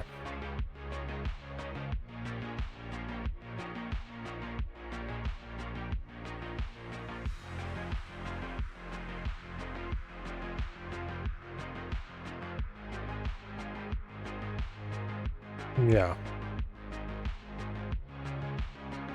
We are telling it to set the overflow flag, which in this case it is clearing the overflow flag, which is okay and acceptable.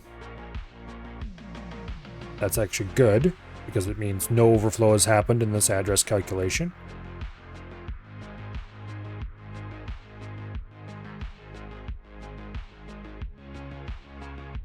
And we are not setting the carry flag, which would also have the side effect of clearing the carry flag, but I am okay with that. I could easily change this so it lets the carry flag through on, or 0 flag through unchanged.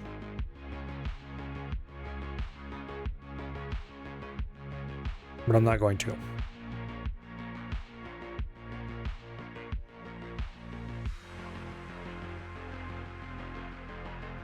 Because you should not expect the flags to be preserved except in very specific circumstances, and this is not one of those circumstances.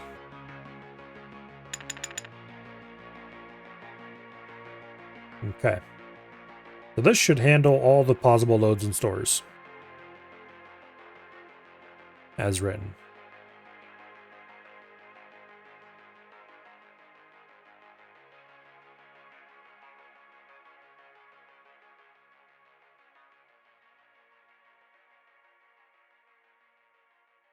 Okay.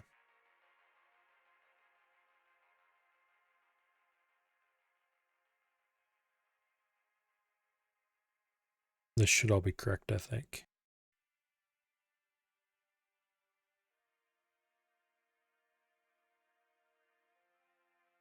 Except I'm not sure if I'm using the right. The ARG1 and ARG2 are going into the adder. ARG3 is going to memory V.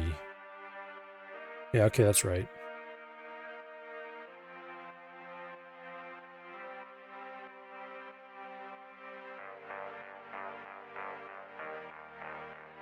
Except ARG3 select is 10.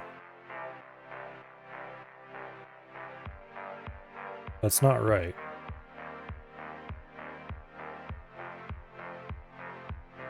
I think I have my memory instruction encoding screwed up.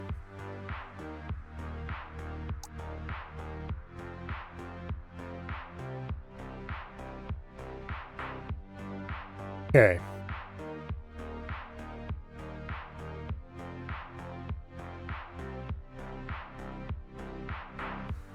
Yeah. This instruction is encoded wrong.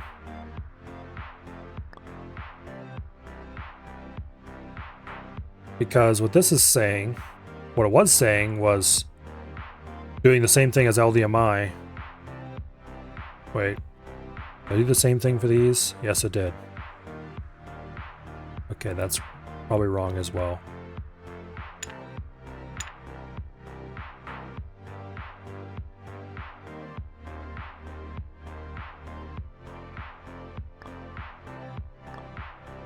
What I actually want is address calculation.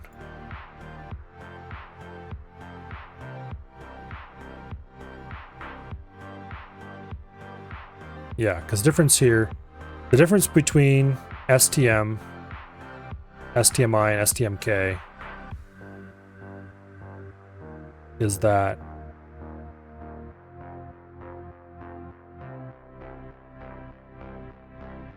they are STM is hard-coded to be a 0, where the other two use the I and K registers.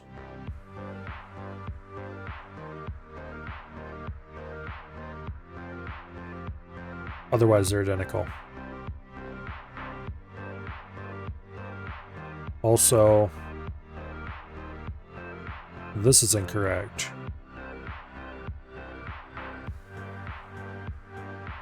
I think.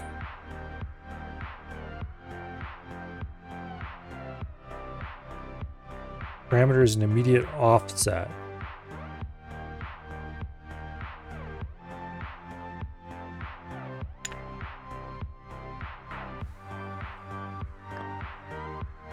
Yeah.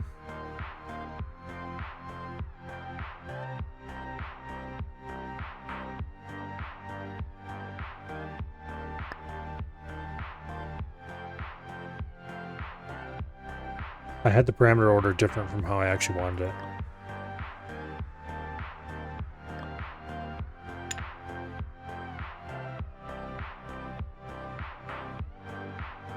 STM says store value in A to memory. Parameters address from a register. Okay. The rest are all address from an immediate. Effectively.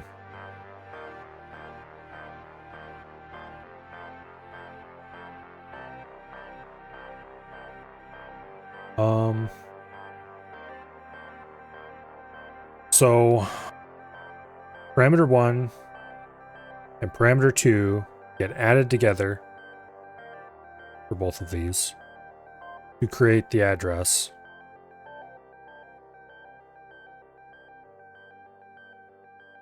And then the third parameter is either the source or the destination register, depending on which makes sense with it.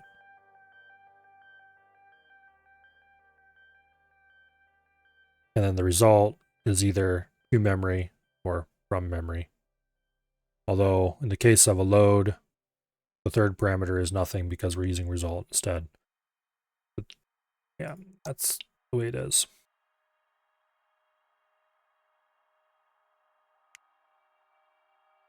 Okay. So this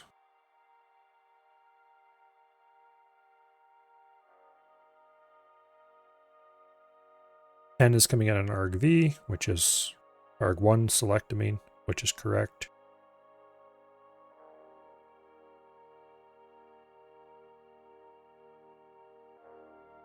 We are reading register 0, adding it to the constant 0, and then storing that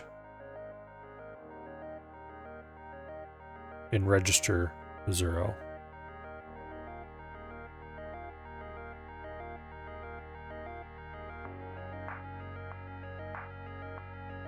Yeah. No.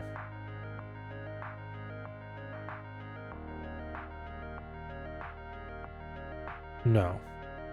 We're storing that.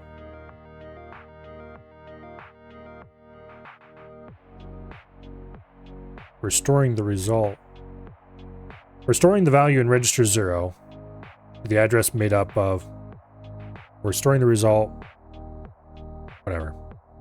The value in argument 3 is going into memory at the address specified by arguments 1 and 2 combined. If that makes sense. I think this is now the correct order. This should work. I could write a little bit of code to test it, but why would you test things when you can wait and test it all at once at the end? That's more fun. That should be all the memory instructions.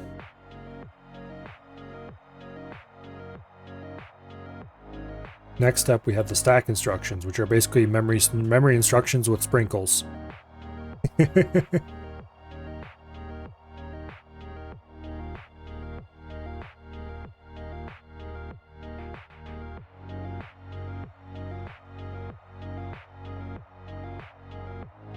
Okay.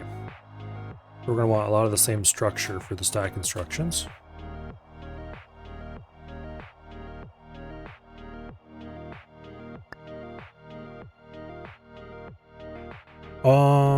For the stack instructions, we do want the overflow flag available, and we do want the 0 flag available.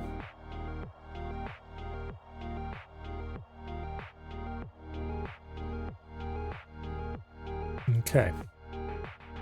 Am I handling the logic for the case where if the destination is the flags, do not allow writing the flags? I don't think I am.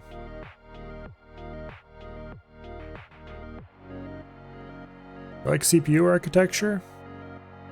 Well, who doesn't?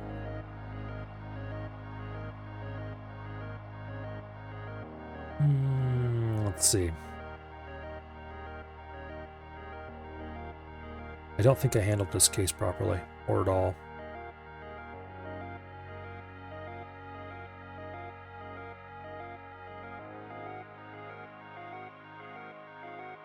Because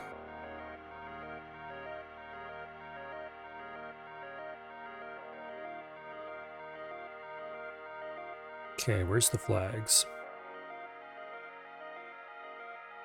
These are the store lines. That one should say store to flags. Actually, wait, no, I did handle that. That's what this multiplexer does.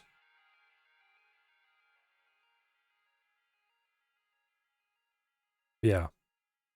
If this multiplexer is held high, it ignores everything that's being done to the flags outside and just stores the result blindly. That's correct. Okay. Alright, I did handle that. In a somewhat obtuse manner, but a very simple one.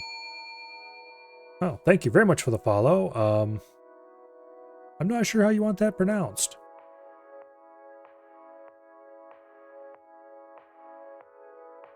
If you want to provide a pronunciation guide, I will make an attempt, but... Just call you Jeffrey? Alright.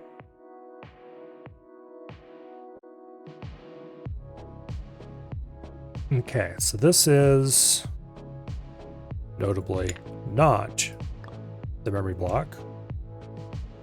This is block 2. So LDF, SDF, push pop, push R, and pop R will all go here. And also, we can't use the simplified instruction decoding, because none of it makes any sense whatsoever.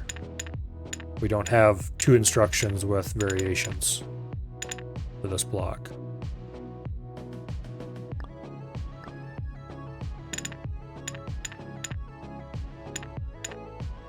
Okay.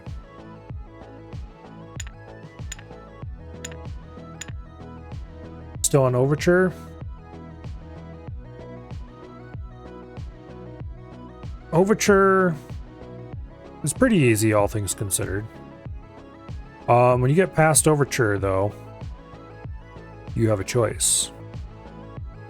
Do you want to follow them down the beautiful garden path with the pretty flowers along the sides? Or do you want to go and do something completely different? I chose to go do something completely different. Which means I'm having a little more trouble than what I would if I had just gone down the path that they wanted me to go down. However, at the end of the day, I am going to be much happier programming this than what I would programming their design, I think.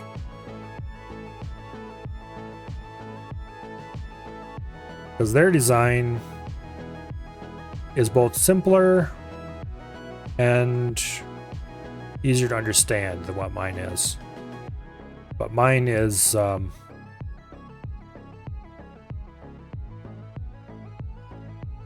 little cleaner code in some ways. Also more realistic in some ways. Because what they have you do at this point is make a 4-byte instruction computer where you have opcode, argument, argument, result. Or, you know, argument. I guess you could have 3 arguments for some instructions if you wanted. What I'm doing is I have opcode and argument. 2-byte instructions. Which aren't actually 2-byte. I mean, they're 2-byte, but they're not actually just single argument instructions. They have lots of implicit arguments, which means most of your instructions have a lot more meaning to them than is just expressed by their... For example, almost everything is dealing with register 0, or called the A register. Like the add instruction will be add the A register to the provided register, store the result in the A register. So if you say add R0, it'll be add R0 to A, store to A. Which that has downsides. Namely that you're going to be doing a lot of moving things in and out of A. But it also has upsides, namely that it results in very compact code. So technically my programs could be twice as long as their programs and instructions. However, it's not that simple because your code is going to end up being longer anyway, due to needing to move things around more.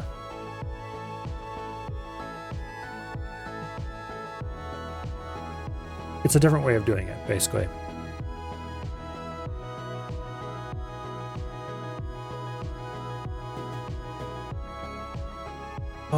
Let's see, where was I? I was just ripping apart the instruction decoding.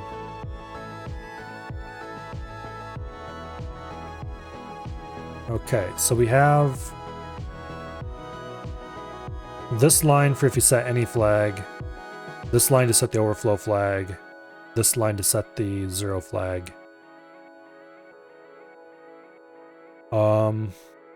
Push R, and SDF will not be setting this.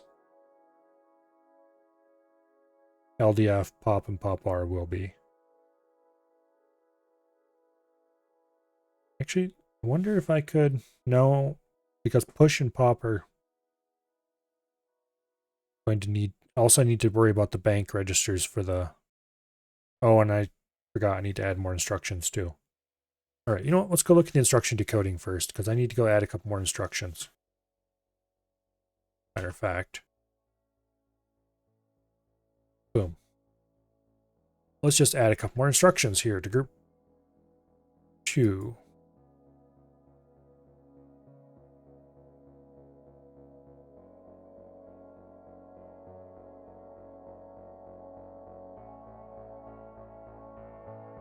Okay.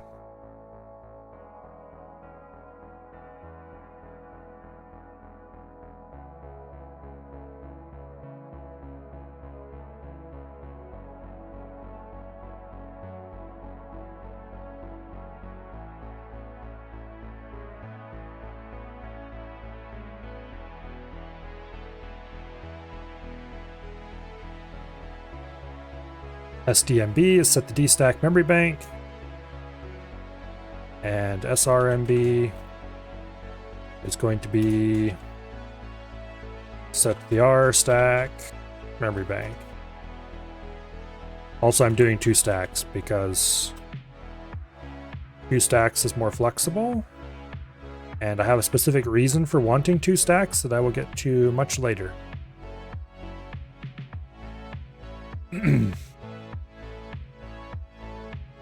How would I describe a memory stack? It's a first in, first out memory queue. Or data queue, I guess would be the way to say it. So the first value you put into it, or not first in, first out, first in, last out. So the first value you put into it, it's going to be the last value you take out of it. Or you could also use the good old pile of dinner plates analogy that people like so much. There's nothing wrong with that one. That's a pretty reasonable way to look at it as well. Where you put something on the stack, and then the next thing you take off the stack is going to be the last thing you stuck on it.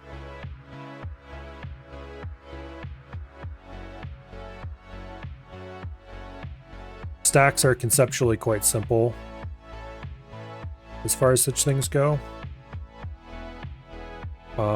This rat's nest that is a partially implemented stack is not really a good representation of them.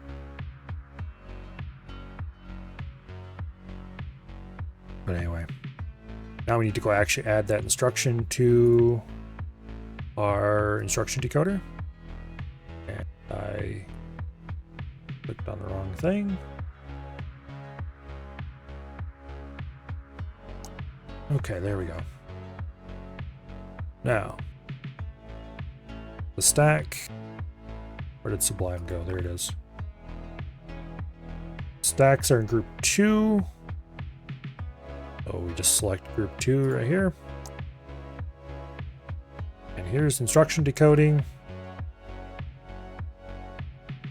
We want to add SDMB and SRMB at the end.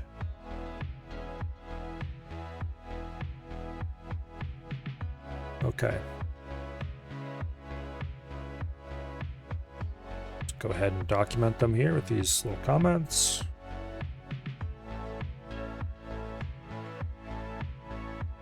Okay. Set D-stack memory bank. This will take as its first parameter.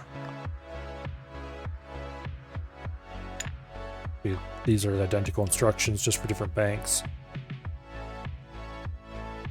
Their first parameter will be a register. They will not store their result anywhere that's visible to the register system. They don't need more than 1 parameter, even fixed ones. They're extremely simple to set up in the decoder.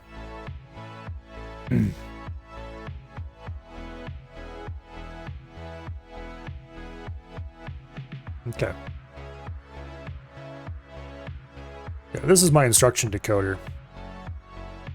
Basically, how it works is it takes the operand and the argument and turns them into an operand select value, argument 1, argument 2, argument 3, and then a result. Most of those, as you can obviously tell, most of these are going to be constant values. So like here for LDF, which is load A from D stack indirect to the frame, pointer parameter is immediate offset. So we are storing our value to the A register, which is what this is specifying. It is being loaded through the frame register, which is what this is specifying. And we're using an immediate mode offset, which is what these two are specifying. This is specifying the offset is coming in from the argument, and then this is saying that it's a constant and not a register name. Resources for learning more about this thing? I'm basing a lot of my system on, not basing, I shouldn't say, being inspired by half-remembered bits of how the 6502 works. So, where I learned all that would have been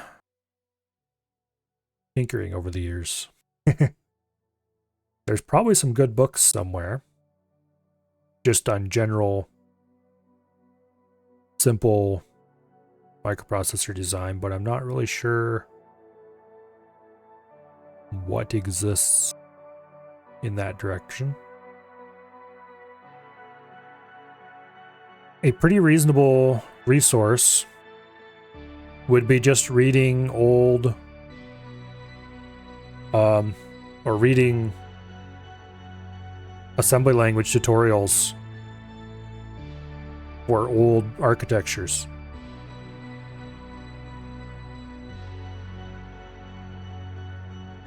Because that will...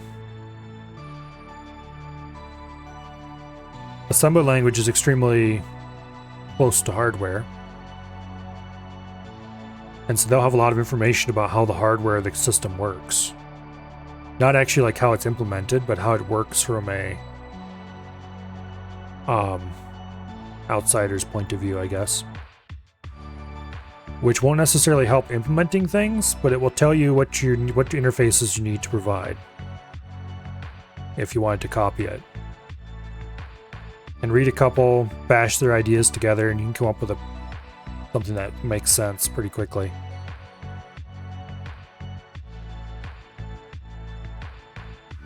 Okay, so we've added our 2 new instructions.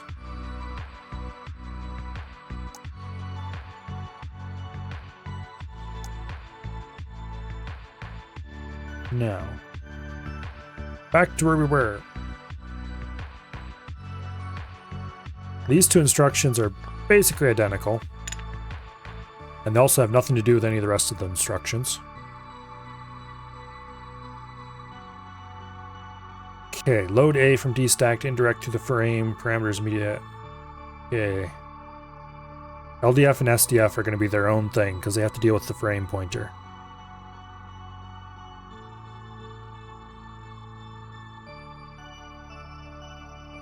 Push, pop, push R, pop R are identical.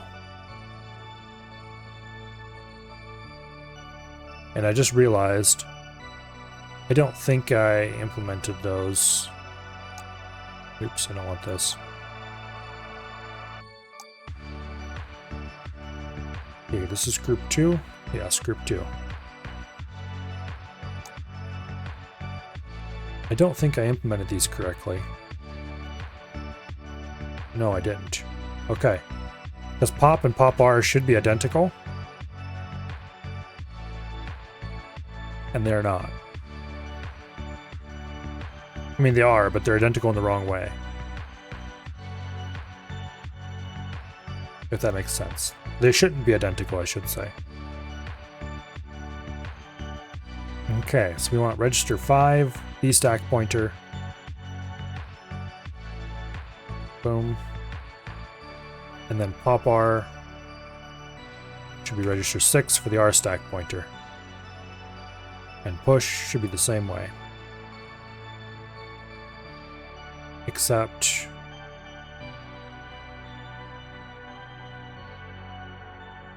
the opposite. No, that's not. Here, we're doing this wrong. This should be 5. This should be 5. This should be 255.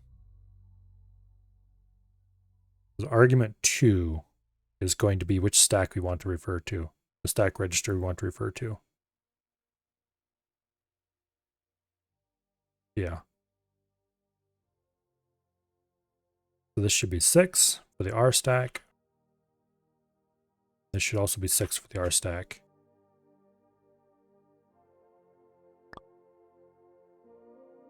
Okay. Because pop takes a value off the stack, puts it into a register. Push takes a value out of a register, puts it onto the stack. So now push R and pop R should be able to use exactly the same code.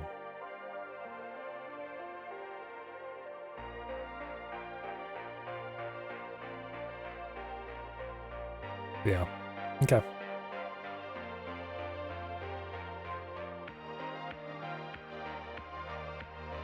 In SDF and LDF, I might be able to extend it.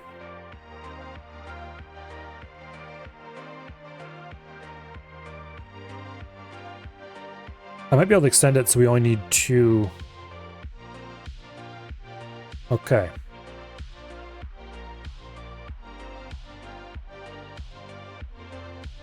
The SDF is a lot like saying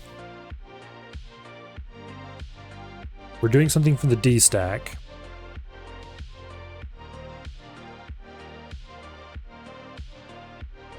Okay, L, it's loading to A. So this is a lot, okay, LDF is a lot like pop. Let's try implementing it in the same way we would pop first.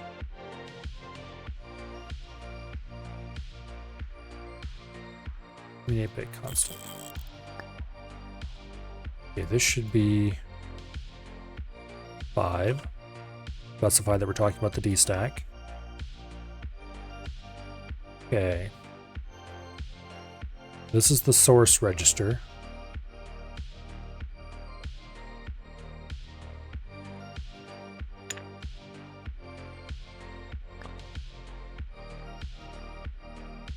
Okay. Should wait a second. LDF is load A from D stack.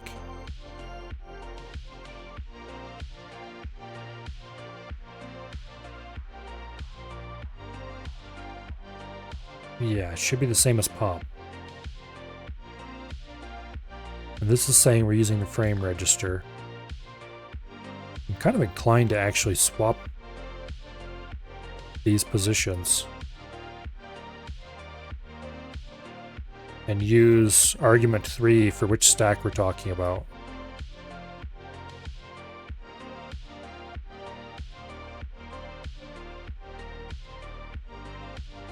Because then we can use the first 2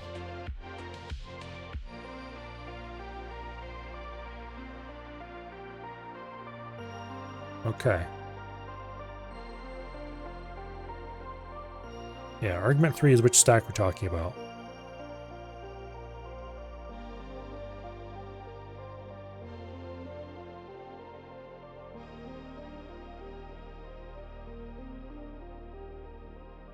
Like that.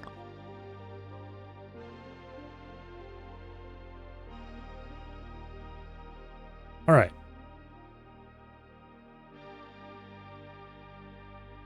So LDF. We're loading to A. This is exactly like POP, except we have a fixed destination. And what we don't have fixed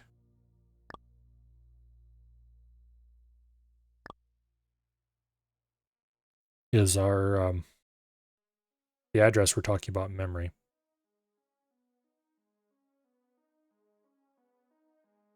The difference here would be is that we don't actually want to increment after we do LDF.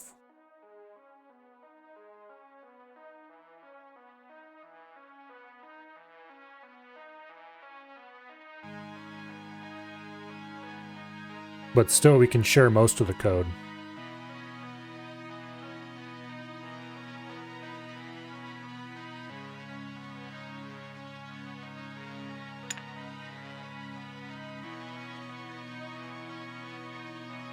Okay.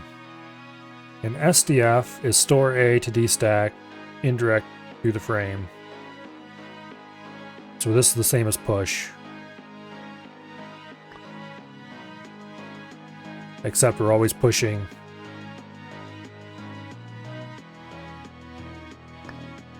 A.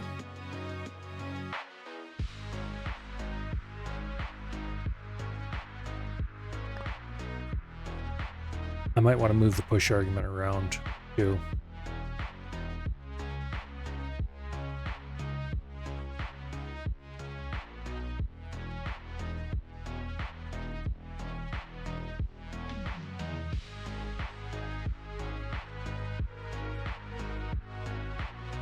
Because then we would use the first two arguments to specify our destination. Oops.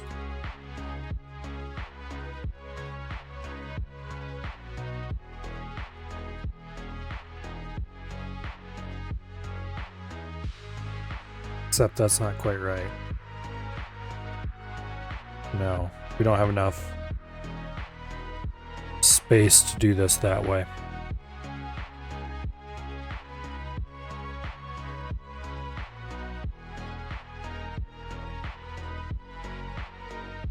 Okay, no.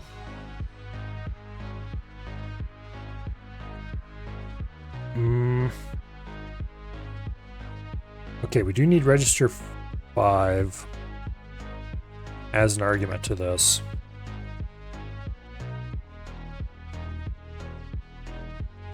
Wait, SDF is store A to dstack, indirect to the frame pointer. This is actually a problem. We need 4 arguments for this.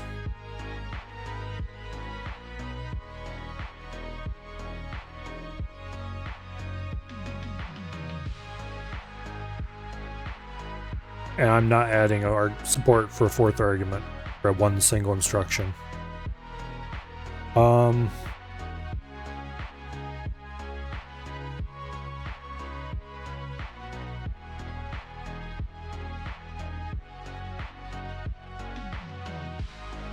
I don't think we have...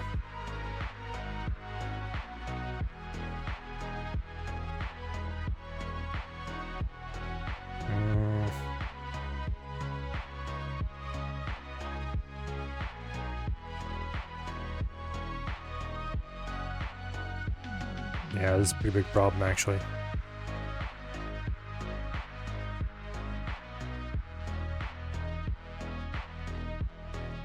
We might not be able to do these 2 instructions. Not exactly the way they are, though. Anyway. Like, LDF works. We use every argument, but it works. The only reason SDF isn't going to work is because we can't use the result line. Because the result is going to the stack. Because this is push with lots of sprinkles.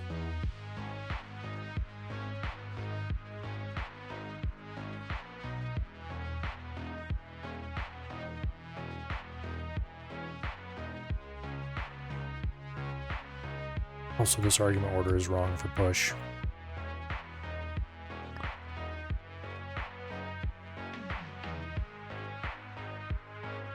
argument order is still wrong for push.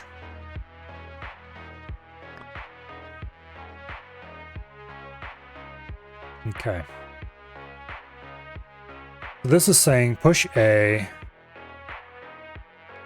to the D stack.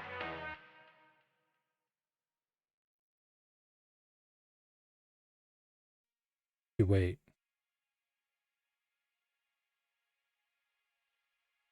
No, this is wrong. No, this is fine actually. Because we don't need that. Yeah, no, we're fine. Because register 8 is the frame pointer. And the frame pointer is... Actually, this one's one wrong too, for sure. That should actually be set to unused. The frame pointer is basically another stack, except it really isn't. The frame pointer is a pointer inside of the D stack.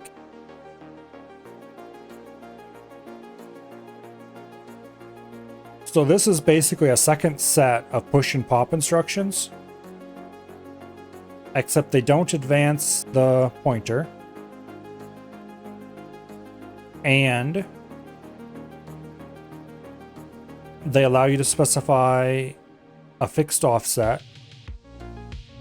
and they use the same bank register as the D-stack push and pop.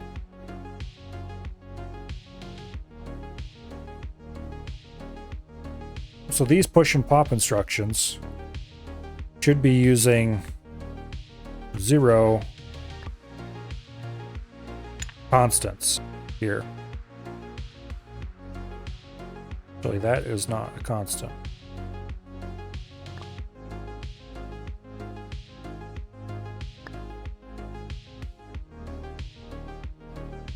This is a constant.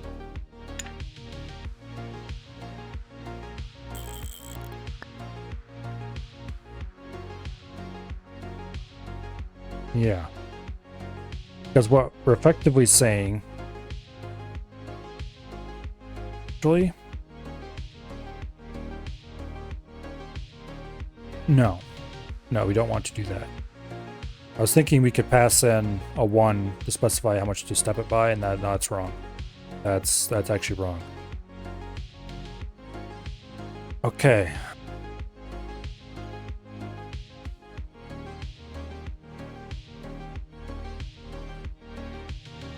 So, push...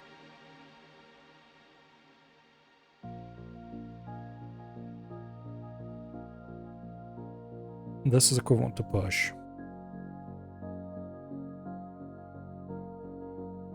Except it isn't. This is equivalent to pop. It's load A from D stack. Should rename these. This should be SDF and this should be LDF. Because this should be load D stack, or your load a value into the D stack. Because that's how it works for the memory. For memory, LDM is load a value. No? LDM is load a value from memory into A. Okay. LDF is load a value into A from the D stack. So that is right. Okay. This is pop. Effectively.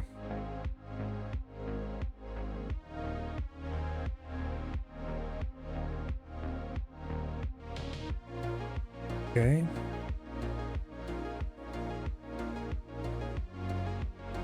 So this needs to be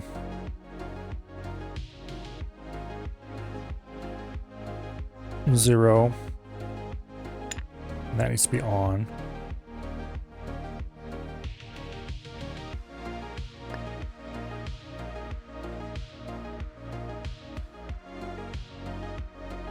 No.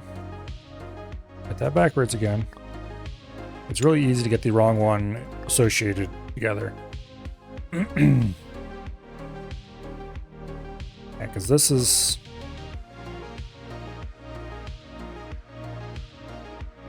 I got the wrong one associated together again. This is result. It does not have a line for itself. So these two go together, these two go together, these two go together. That was right the first time. But for this...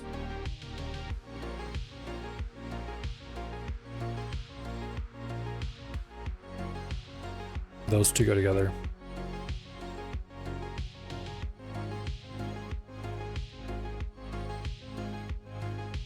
These two go together.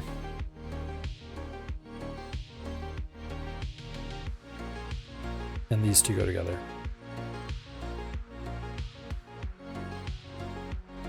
Argument 1 is unused in all cases for pop. For push, argument 1 is definitely not unused. Because that is the source.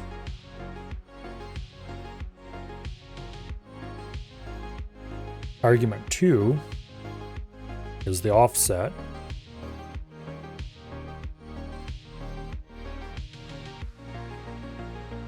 Which should be 0 in all cases for the basic push.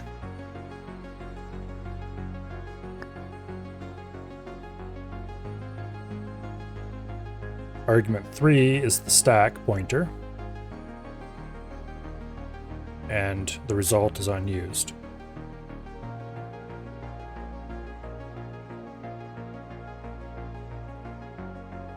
Okay.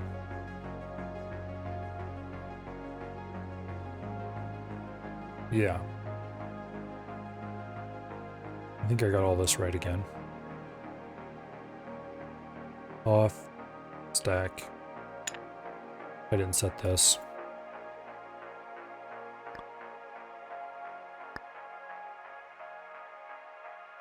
Okay. Off.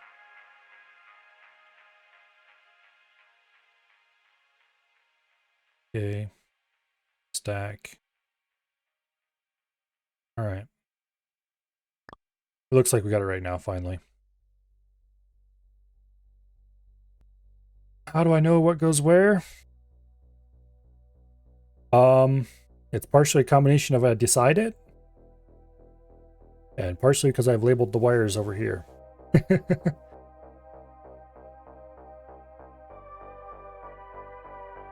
So, deciding where the arguments go, how they get mapped out, is completely arbitrary and up to me. I'm deciding it based on what is going to make the implementation easier. Or what I think will make the implementation easier. Or what will be more sane. Translation he's making up as he goes, pretty much.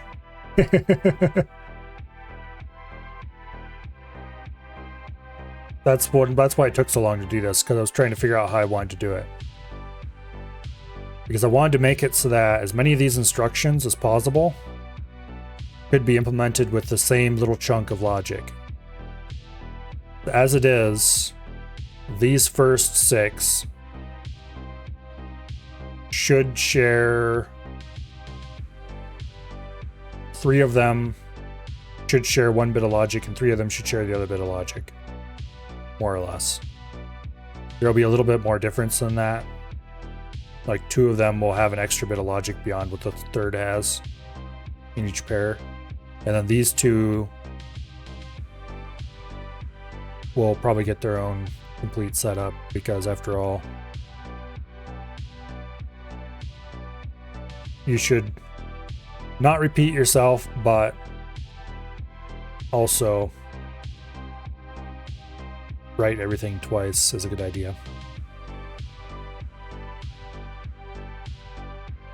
There's no point making a big generic thing for something that happens twice.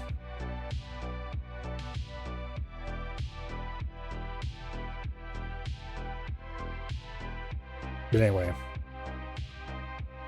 Now, hopefully I remember all this when it comes time to actually implement the thing.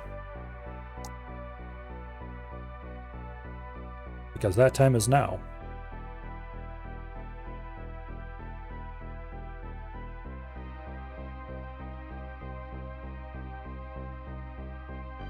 Okay.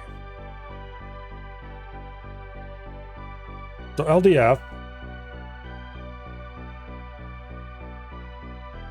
load A from D stack. This is pop.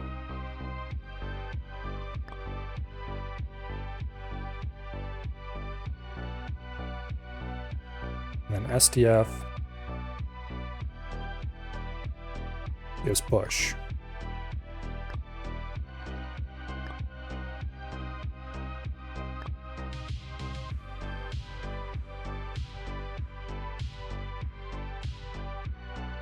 Which I should have probably flipped them around.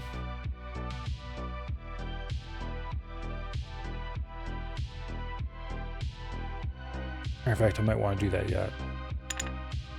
You know what? Let's go do that.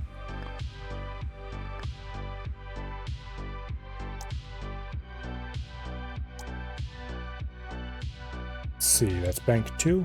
Yeah, bank 2.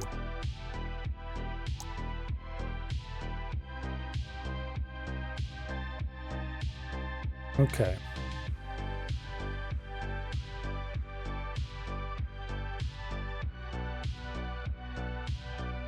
Digital computer electronics got Pong to play on the SAP2 CPU that doesn't have memory stacks. Oh, you definitely don't need stacks.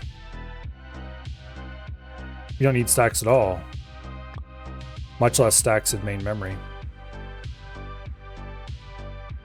However, I want stacks because I have very special plans for this computer that is going to require them.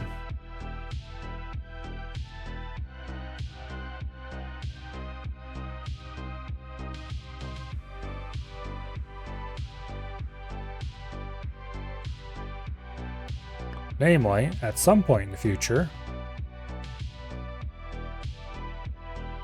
probably once I finish at least some of their programming challenges, we're going to be doing fun things with this computer. Okay, I need to swap them around in here as well. If I don't,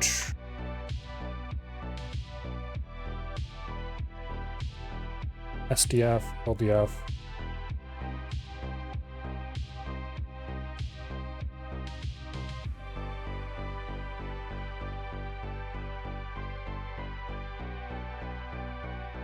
I'm going to document that they're similar to push and pop, just so I don't forget it.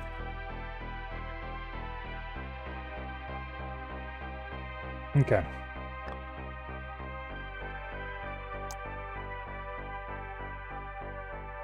There we go.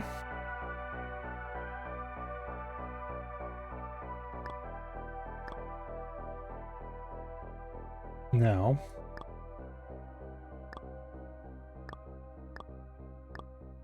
clearly I should have done this like that.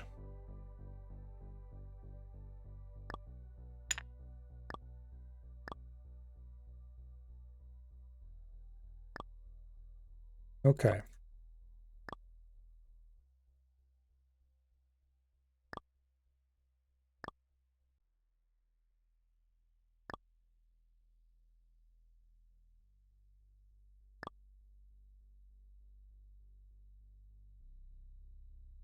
There we go. Our first 6 instructions. Now,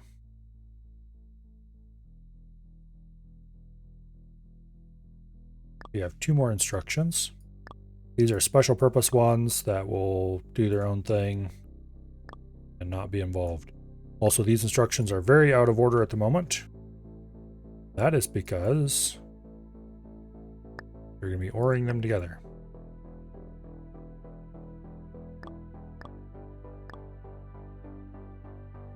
But also not quite just ORing them together.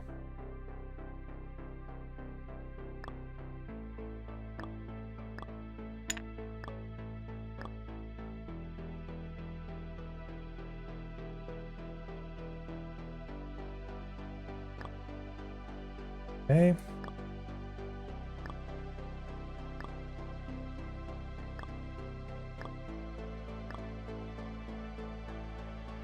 So what this says, let me think.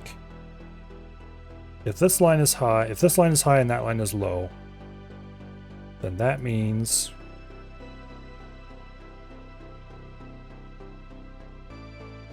we'll worry about whether I have to invert that later.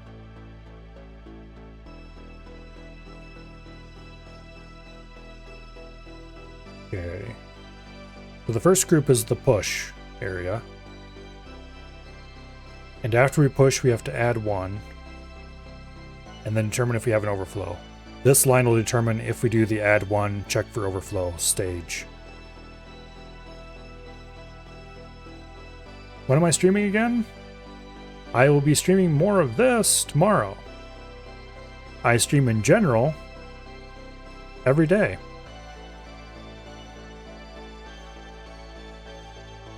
Most days I usually start around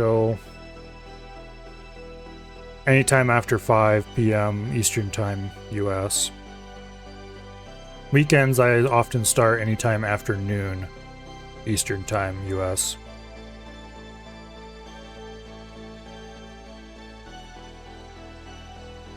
Lately I've been starting a little later than normal. But usually I don't get started. On weekends I try not to start any later than like 3 or 4. And on weekdays I try not to start any later than 8. It's a bit variable because of work and other similar things. But I do stream every single day. With very rare exceptions. Very, very rare exceptions. Usually it's imposed externally. Oh, let's see.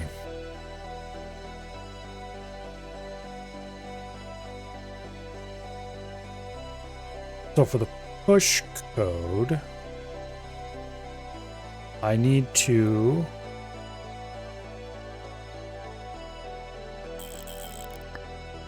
here, you can go away for now. Let's drag these out a little bit so I have some better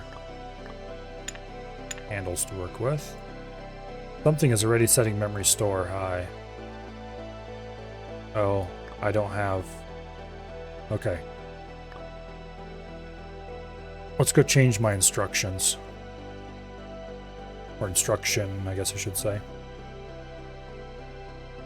I don't think I've actually encoded... No, I have not.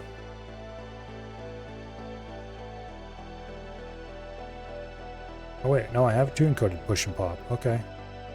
I am going to need to have to change LDM and STM though. Okay, because LDM is no longer... Wait, that was never correct.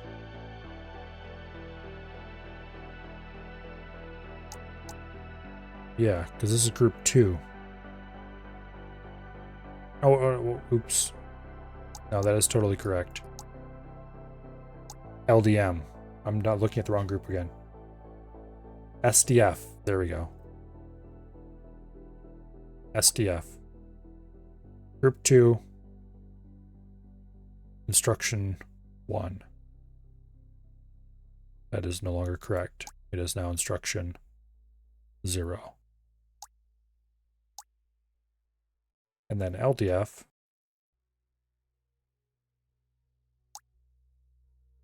is now instruction 1. Okay. I did enter those instructions in already. That's good.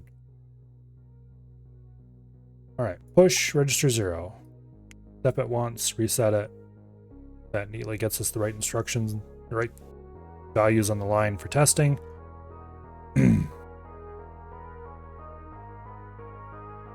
Which we can look over here and see what's coming out of the instruction decoder. Op select is 34. We can see does come out as the right instruction over here, or as the expected value over here. arg1 select is 10, which that is our result register, which we will talk to by writing to result v in here. Although we won't actually do it in here, it'll happen up in the memory unit, so we don't need to deal with that inside. Okay. arg1 is not a constant, obviously. arg2 is a constant, set to 0. And arg3 is register 5, which is the, what are you gonna call it? And I just realized I don't have a way to temporarily override the bank register.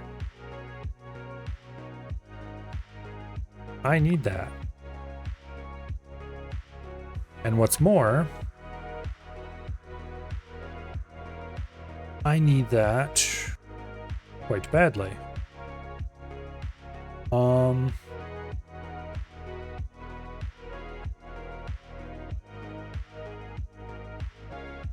Can I specify?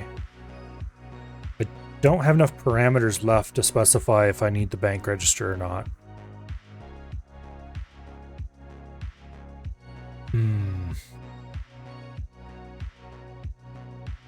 That's a problem.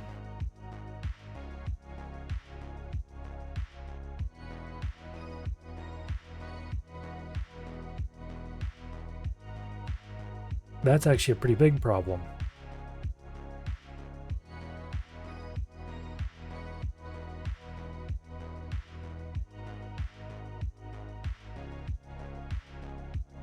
Because if I can't specify the bank register should be read in the register unit,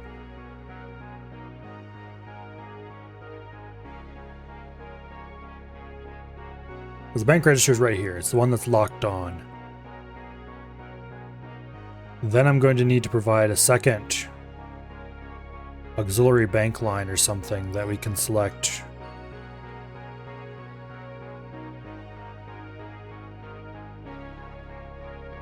Is my design 6502 or 8080? It's inspired by the 6502.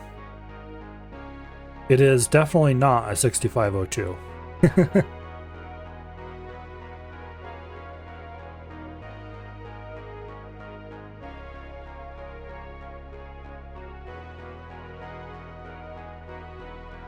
Although it is similar in a lot of ways.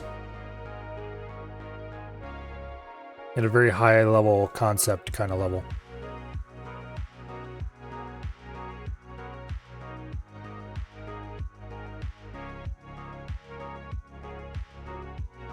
I am at the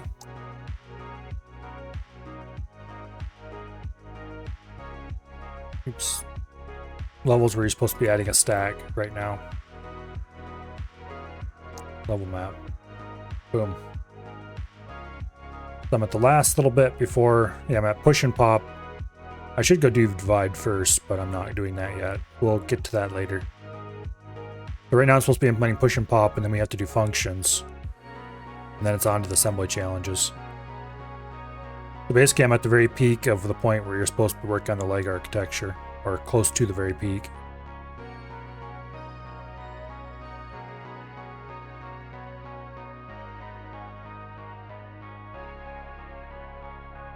Now, I could already start working on some of these assembly challenges, but I want the full computer working before I can do that, so I need to actually implement it. So actually the part I'm working on right now is the part I'm supposed to be implementing for this.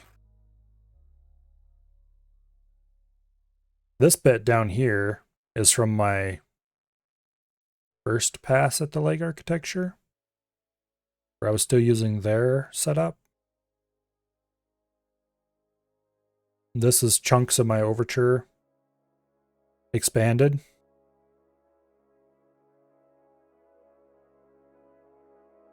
Implementing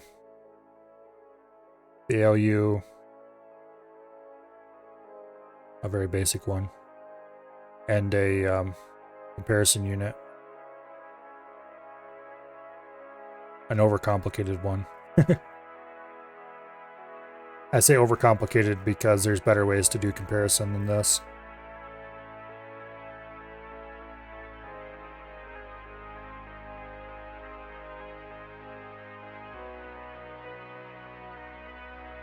Yeah. They can't just write to bank here. I need to be able to write to bank though, because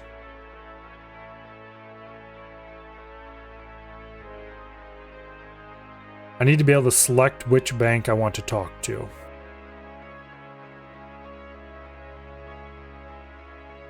We'll worry about that when we get to actually adding the bank registers for the back.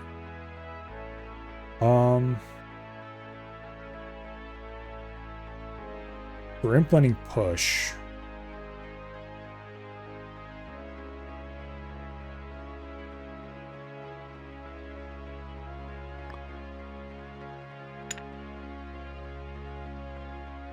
Need an 8-bit switch.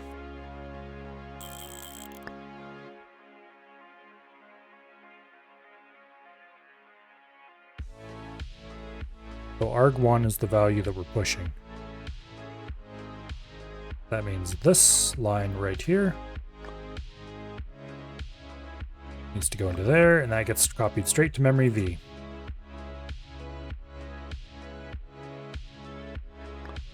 This goes straight to memory store, and it's just a diode.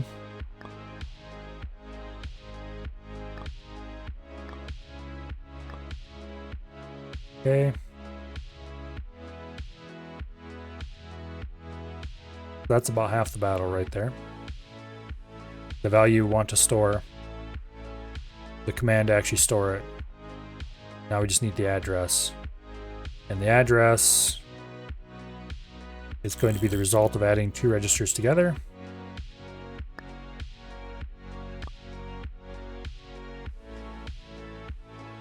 Specifically, this is where we need the bank. We get the bank register.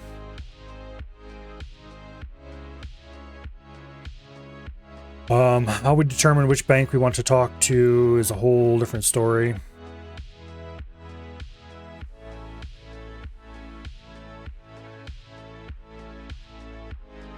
Do I actually specify that anywhere? I don't think I do. It's just kind of implied, which means I need to grab one of the... I need to have to do a bit of logic on these. Decide which bank I want to talk to. Talk to that bank. It'll be a pain in the butt. We'll probably do that down here somewhere. Over here maybe, I don't know. Somewhere. But this is the bank select. This is the address select, and it comes in on...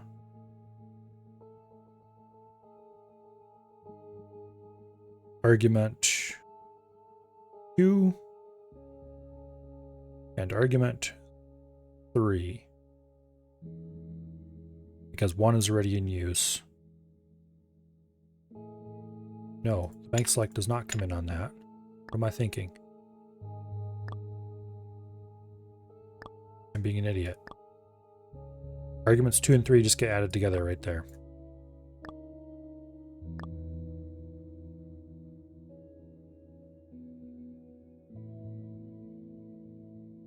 For a simple push, one of these will be a constant 0, and the other will be the register that we were talking about, the stack register.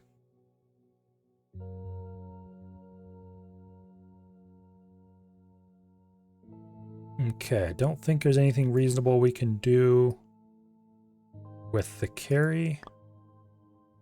Actually, there is. We can use carry for overflow.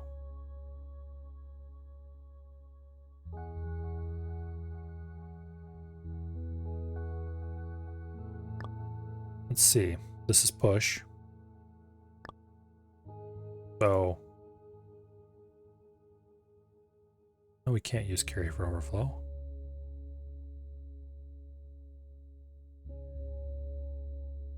Meaning is a little different.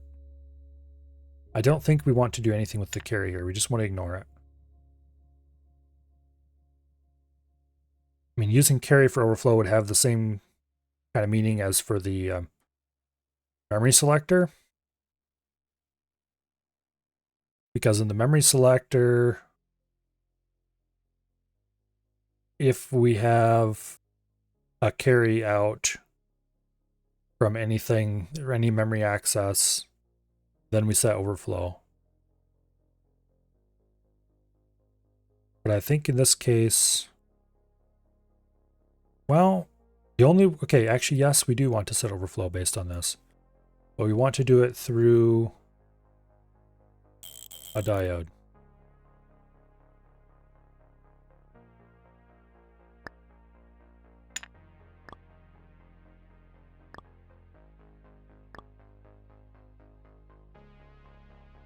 Okay. Overflow could also be set elsewhere. But because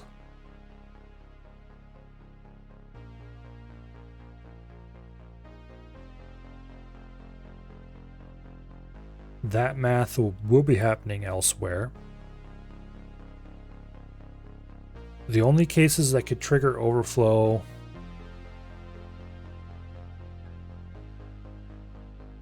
there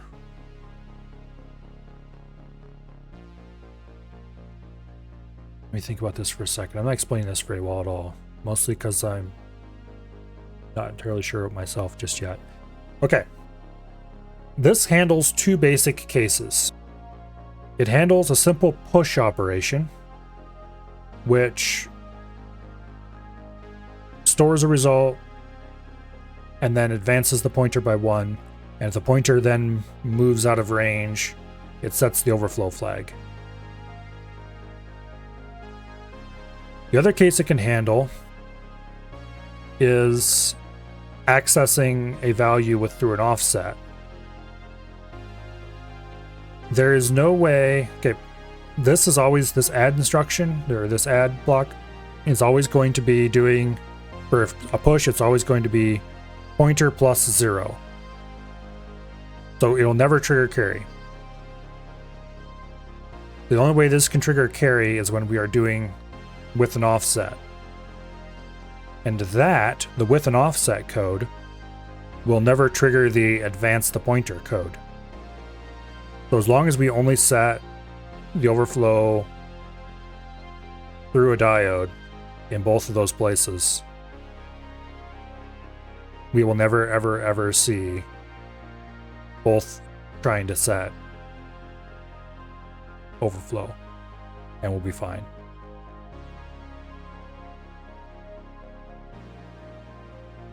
Yeah.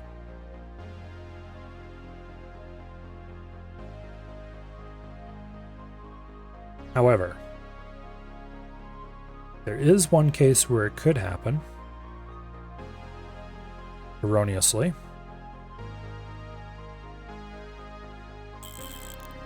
Where we still do need to have a switch here. And actually, this is wrong. We do need to set it. It does have to be set through a diode.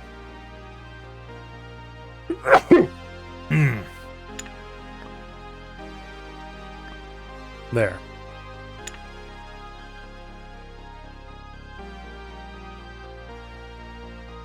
Because we also don't want to set it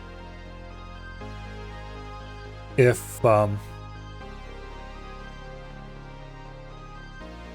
not going to use this result.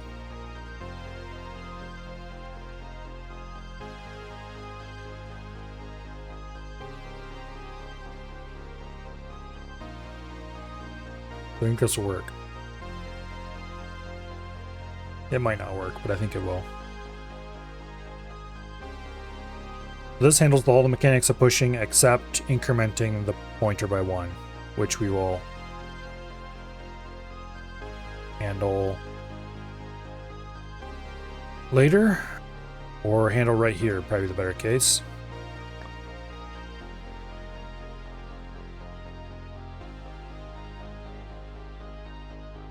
Okay.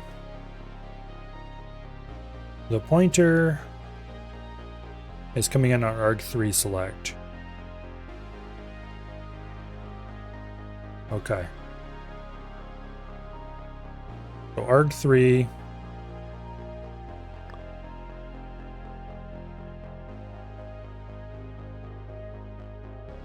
we want an adder.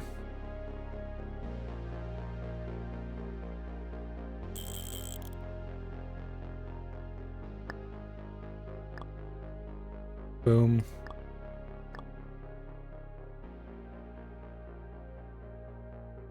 We want to not gate.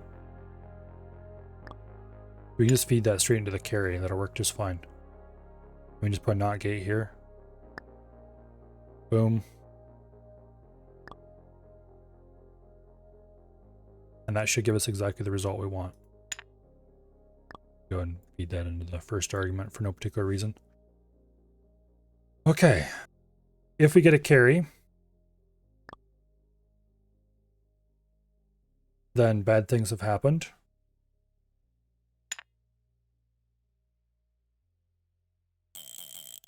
And there's been an overflow.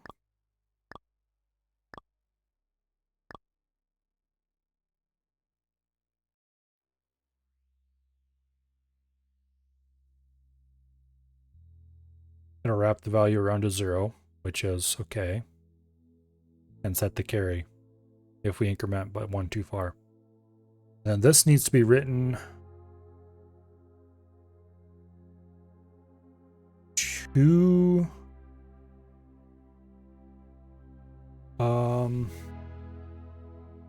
damn.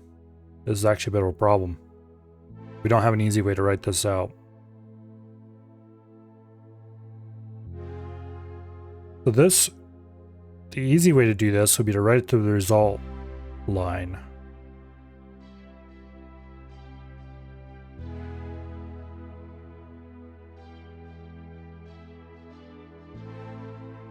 Which we could do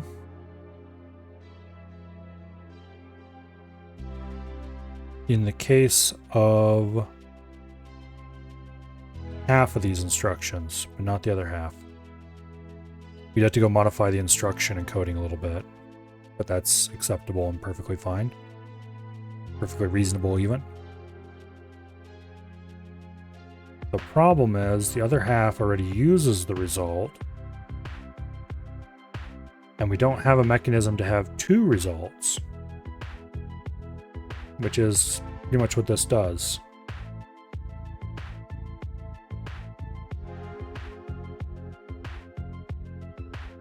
The easy way out of this predicament is to add 2 more lines to our bus, which would be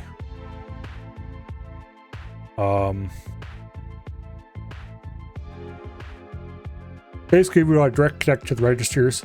The problem would also come then we'd have to load select, we'd have to store select the registers.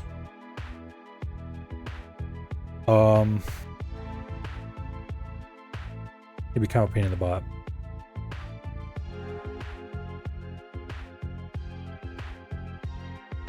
However, I think that's what we're gonna have to do, is just run this to its eventual destination. Let's mark it.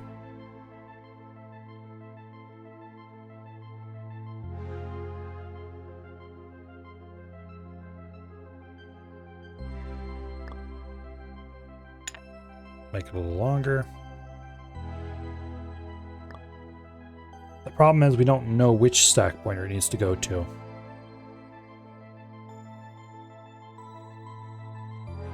We kind of do, because it's the one specified on arg3 select.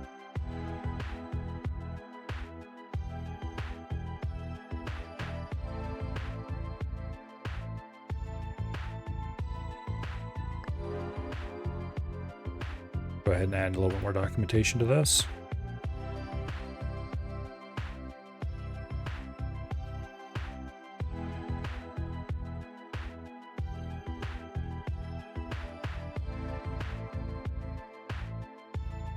Okay. That'll have to be done somehow. Honestly, I'll probably just run some wires straight up across the back here instead of trying to run them on the bus, because it only ever has to go one place. It's not like, say, the memory wires, which are used 2 or 3 different places and have to go all the way to the top to get to the memory area, which makes sense to run those through the bus. Honestly, program counter doesn't make any sense to run through the bus. because the only places it has to go are to the program and to registers.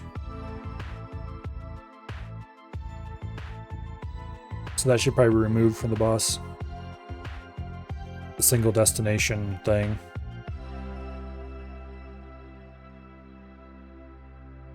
Op and ARG I don't think are used by anything outside of instruction decoding. So they could go as well. No, they're not. They're only ever used for instruction decoding. So they actually never leave the internals.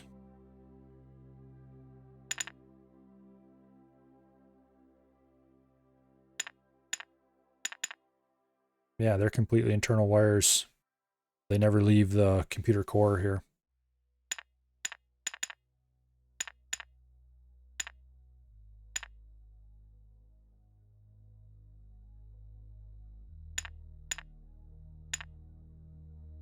Oops, that is the one place PC connects to.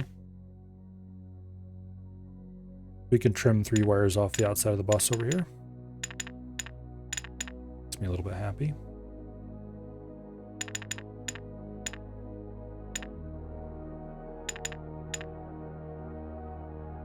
The rest of this is very important though. The select lines, they're mostly dealt with by registers, by the register section. But like op select is still used by everything. I don't think any of the argument select ones are used by anybody though. And result select, that all just goes straight between instruction decoding and this area. But we're going to leave it on the bus because just in case. These lines are used everywhere though, because they're the actual values that are gained by using these lines. The flags are going to be used everywhere, and the memory values are going to be used by everywhere that touches memory. There isn't actually that many places. I still need to figure out how I'm going to handle bank too.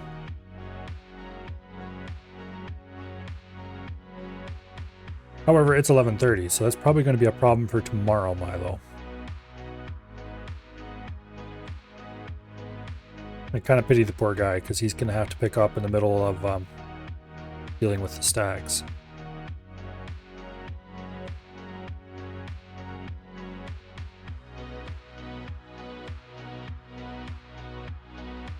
I should label this, just so I don't completely go insane later.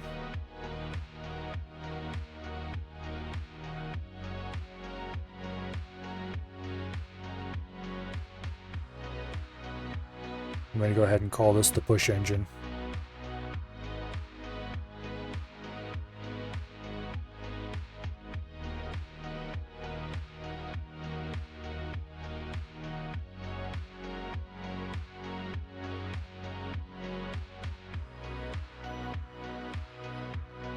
There. Then we'll do a pop engine beside it. And then I need to do the bank registers for the 2 stacks. I need to decide how to tie the banks together.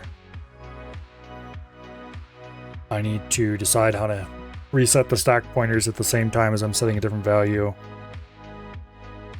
That's not something that was designed into the system. Oh, that's going to be more complicated than I thought. Because the whole register setup is designed to feed a single value across. These 2 are going to have to be cut out of the system with switches. No, not these 2. These 2 are I and K. Which 2 is it? Is it these 2?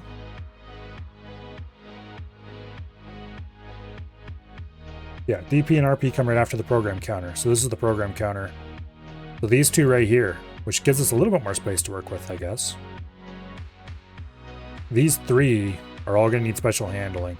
This is the bank register as well. That needs special handling.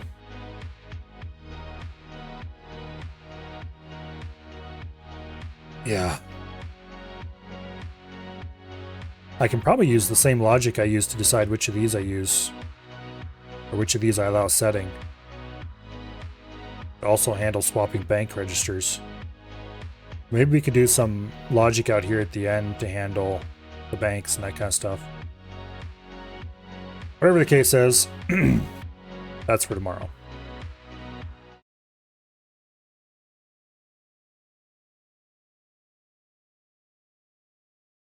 Oh. Yeah. Anybody doing anything tonight? Looks like Wasted is just chatting, quote, end quote. And Avi is playing DayZ.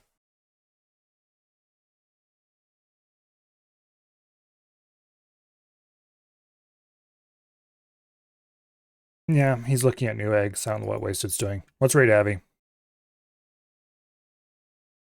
Avi enjoys a short, frigid birthday stream. Wow, it's Avi's birthday. I didn't know that. Well, then let's doubly rate Avi.